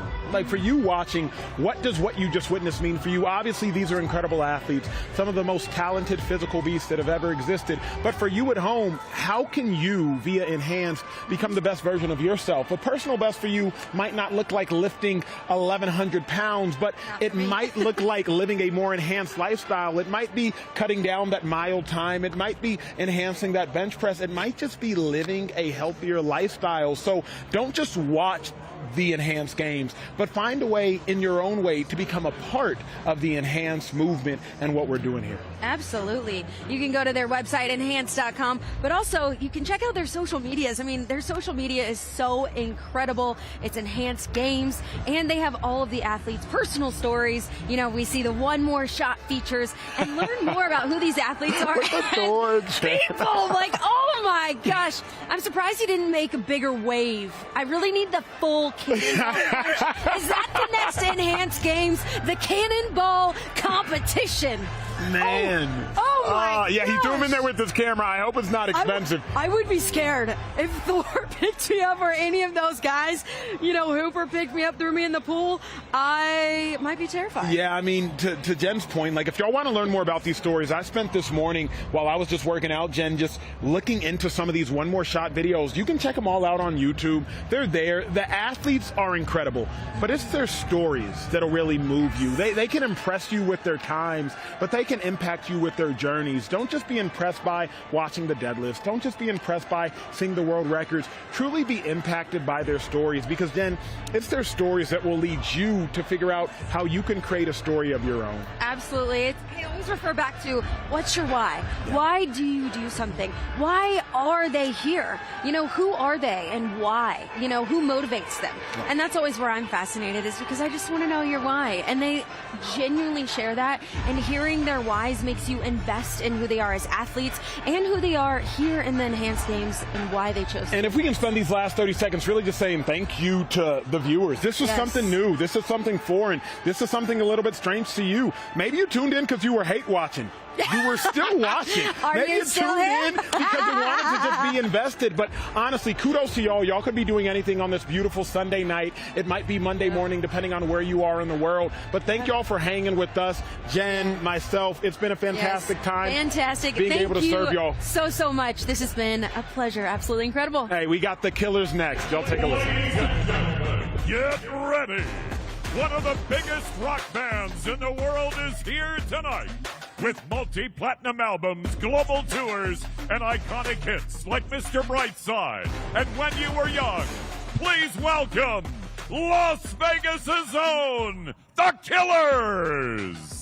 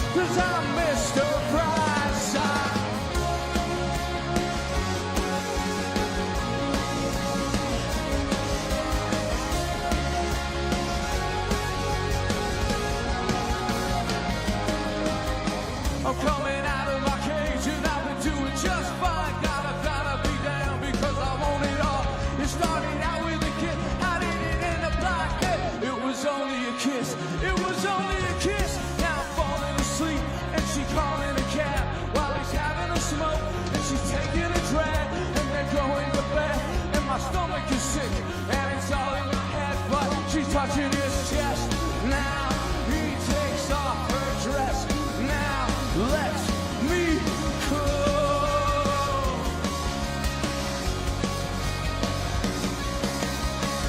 I just can't look, it's killing me, and it's taking control.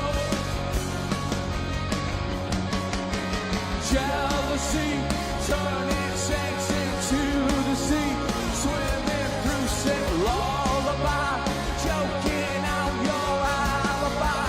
But it's just a price I pay. Destiny is calling me. Open up my eager eye, 'cause I'm Mr. Brightside.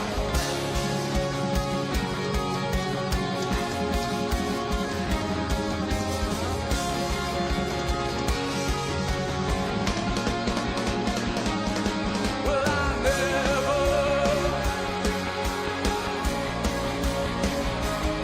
well, I never,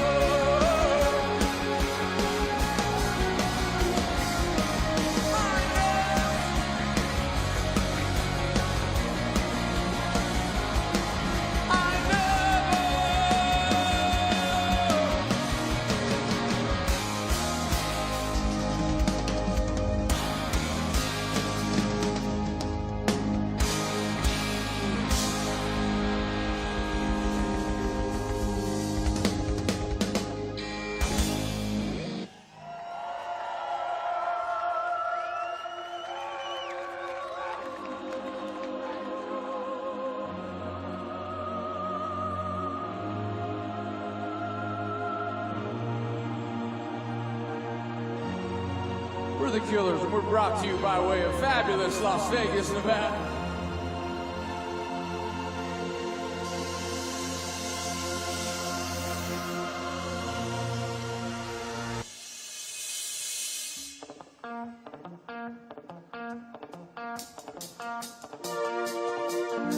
I did my best to notice when the call came down the line.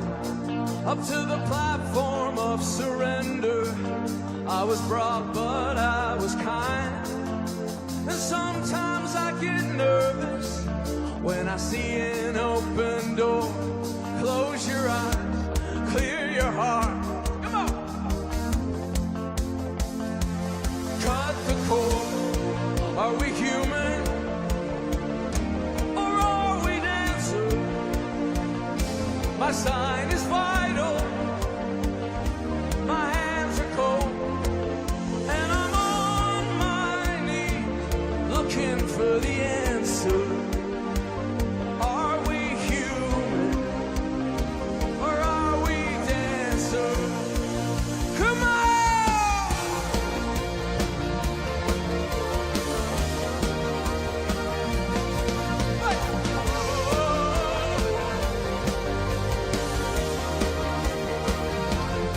Pay my respects to grace and virtue. Send my condolences to good. Give my regards to soul and romance. They always did the best they could. And so long to devotion. You taught me everything I know. So wave goodbye and wish me well. You gotta let me go. Are we human? Or are we dancing? My sign is vital. My hands are cold. And I'm on my knees looking for the answer. Are we human? Or are we dancing? Will your system be alright when you dream of home tonight? There is no message we're receiving. Let me know, is your heart still beating? Are we human? Or are we dancing? My sign is vital. My hands are cold. And I'm on my knees looking for the answer.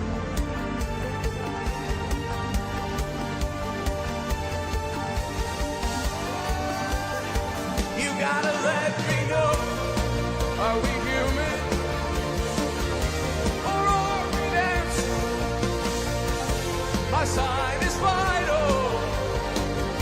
My hands are cold. I said I'm on my knees, just looking for the answer. Are we human, or are we dancing?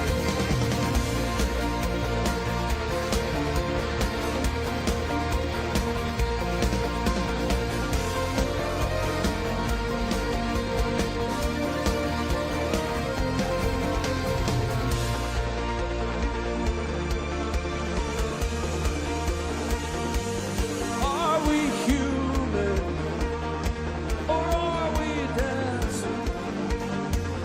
Are we human, or are we dancing? Thank you.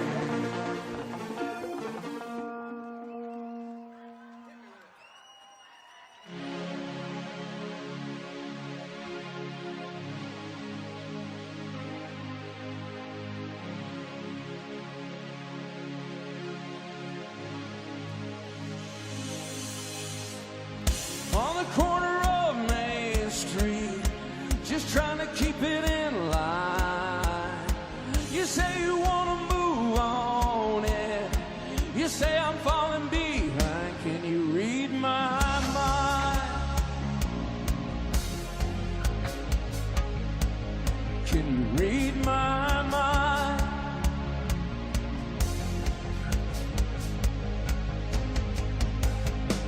I never really gave up on breaking out of this two-star town. I got the green light, I got a little fight. I'm gonna turn this thing around. Can you read my mind? Can you read my mind?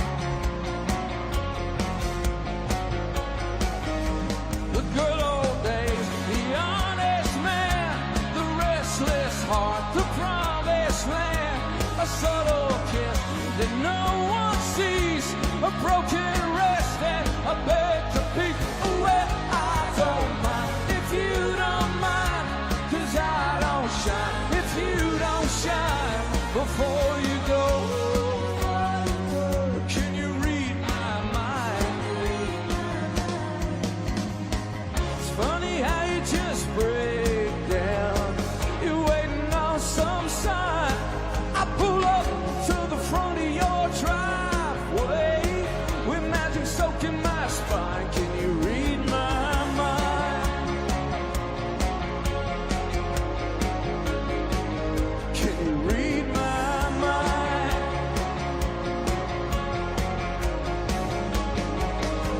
The teenage queen, the loaded gun, the drop-dead dream, the chosen one, a southern draw, and a world unseen, a city rolling, a trampoline. Well, I don't mind if you don't mind, 'cause I don't shine if you don't shine before you jump. Tell me what you find when you read my mind. Ladies and gentlemen, on the electric guitar tonight, that's Dave Coogan.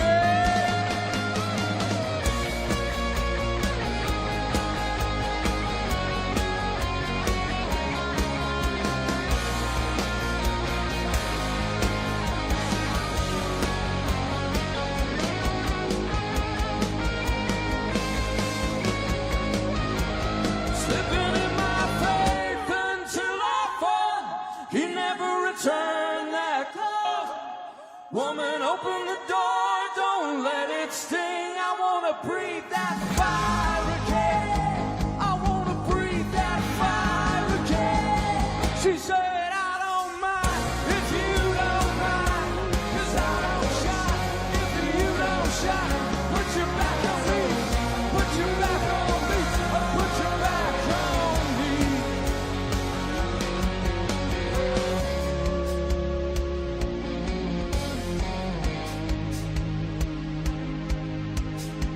The stars are blazing like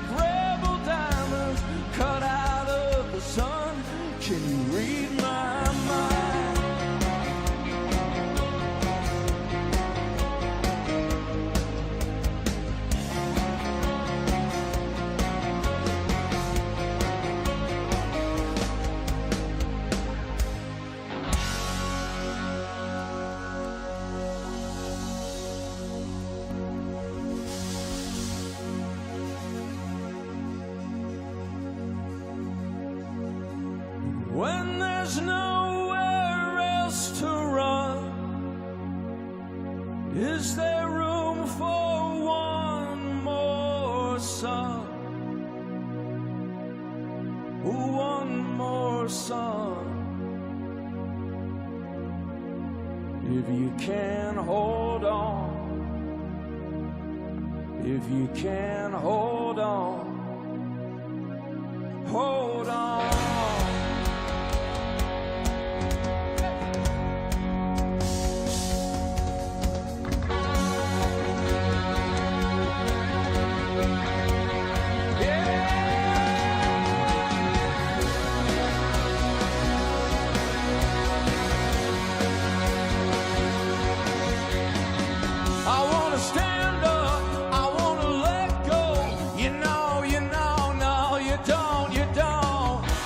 Shout in the hearts of man. I want to mean it from the back of my broken head. Another headache, another heartbreak. I'm so much older than I can take.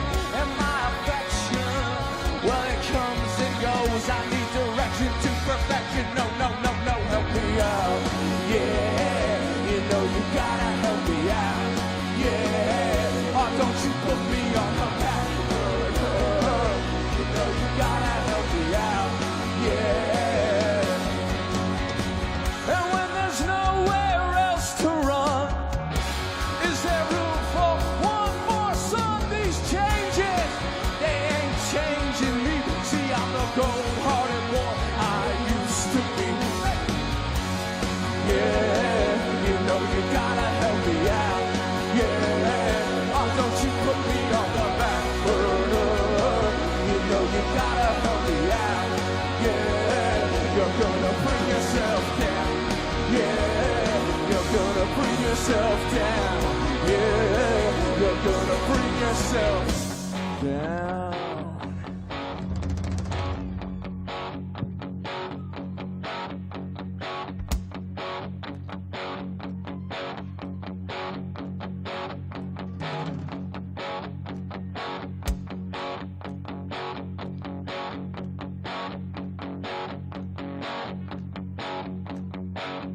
Got soul, but I'm not a soldier. I got soul, but I'm not a soldier. I got soul, but I'm not a soldier. I got soul, but I'm not a soldier. I got soul, but I'm not a soldier. I got soul, but I'm not a soldier. I got soul, but I'm not a soldier. I got soul, but I'm not a soldier. I got soul, but I'm not a soldier.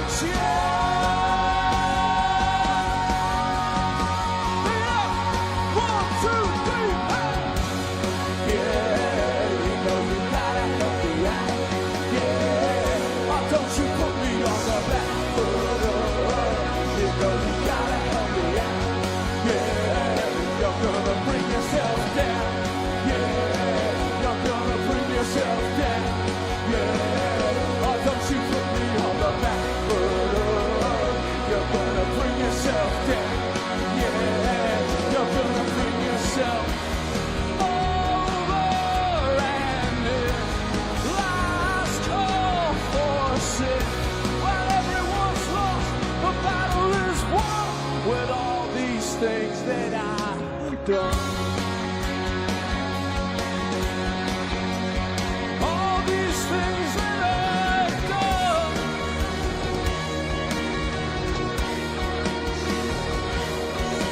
If you can't hold on, if you can't hold on, hold on.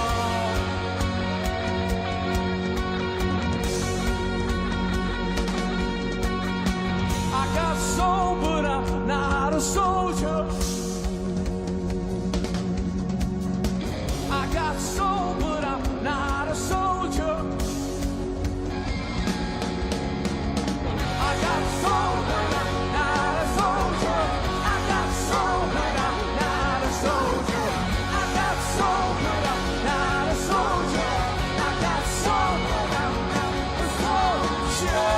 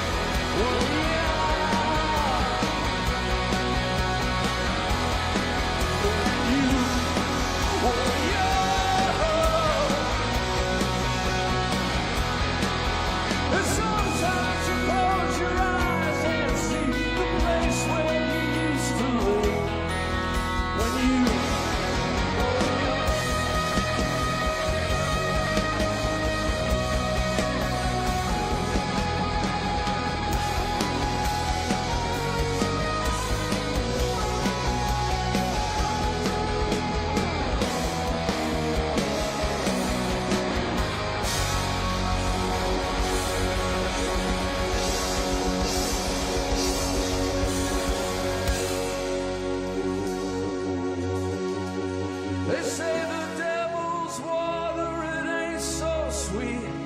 You don't have to drink right now, but you can dip your feet every once in a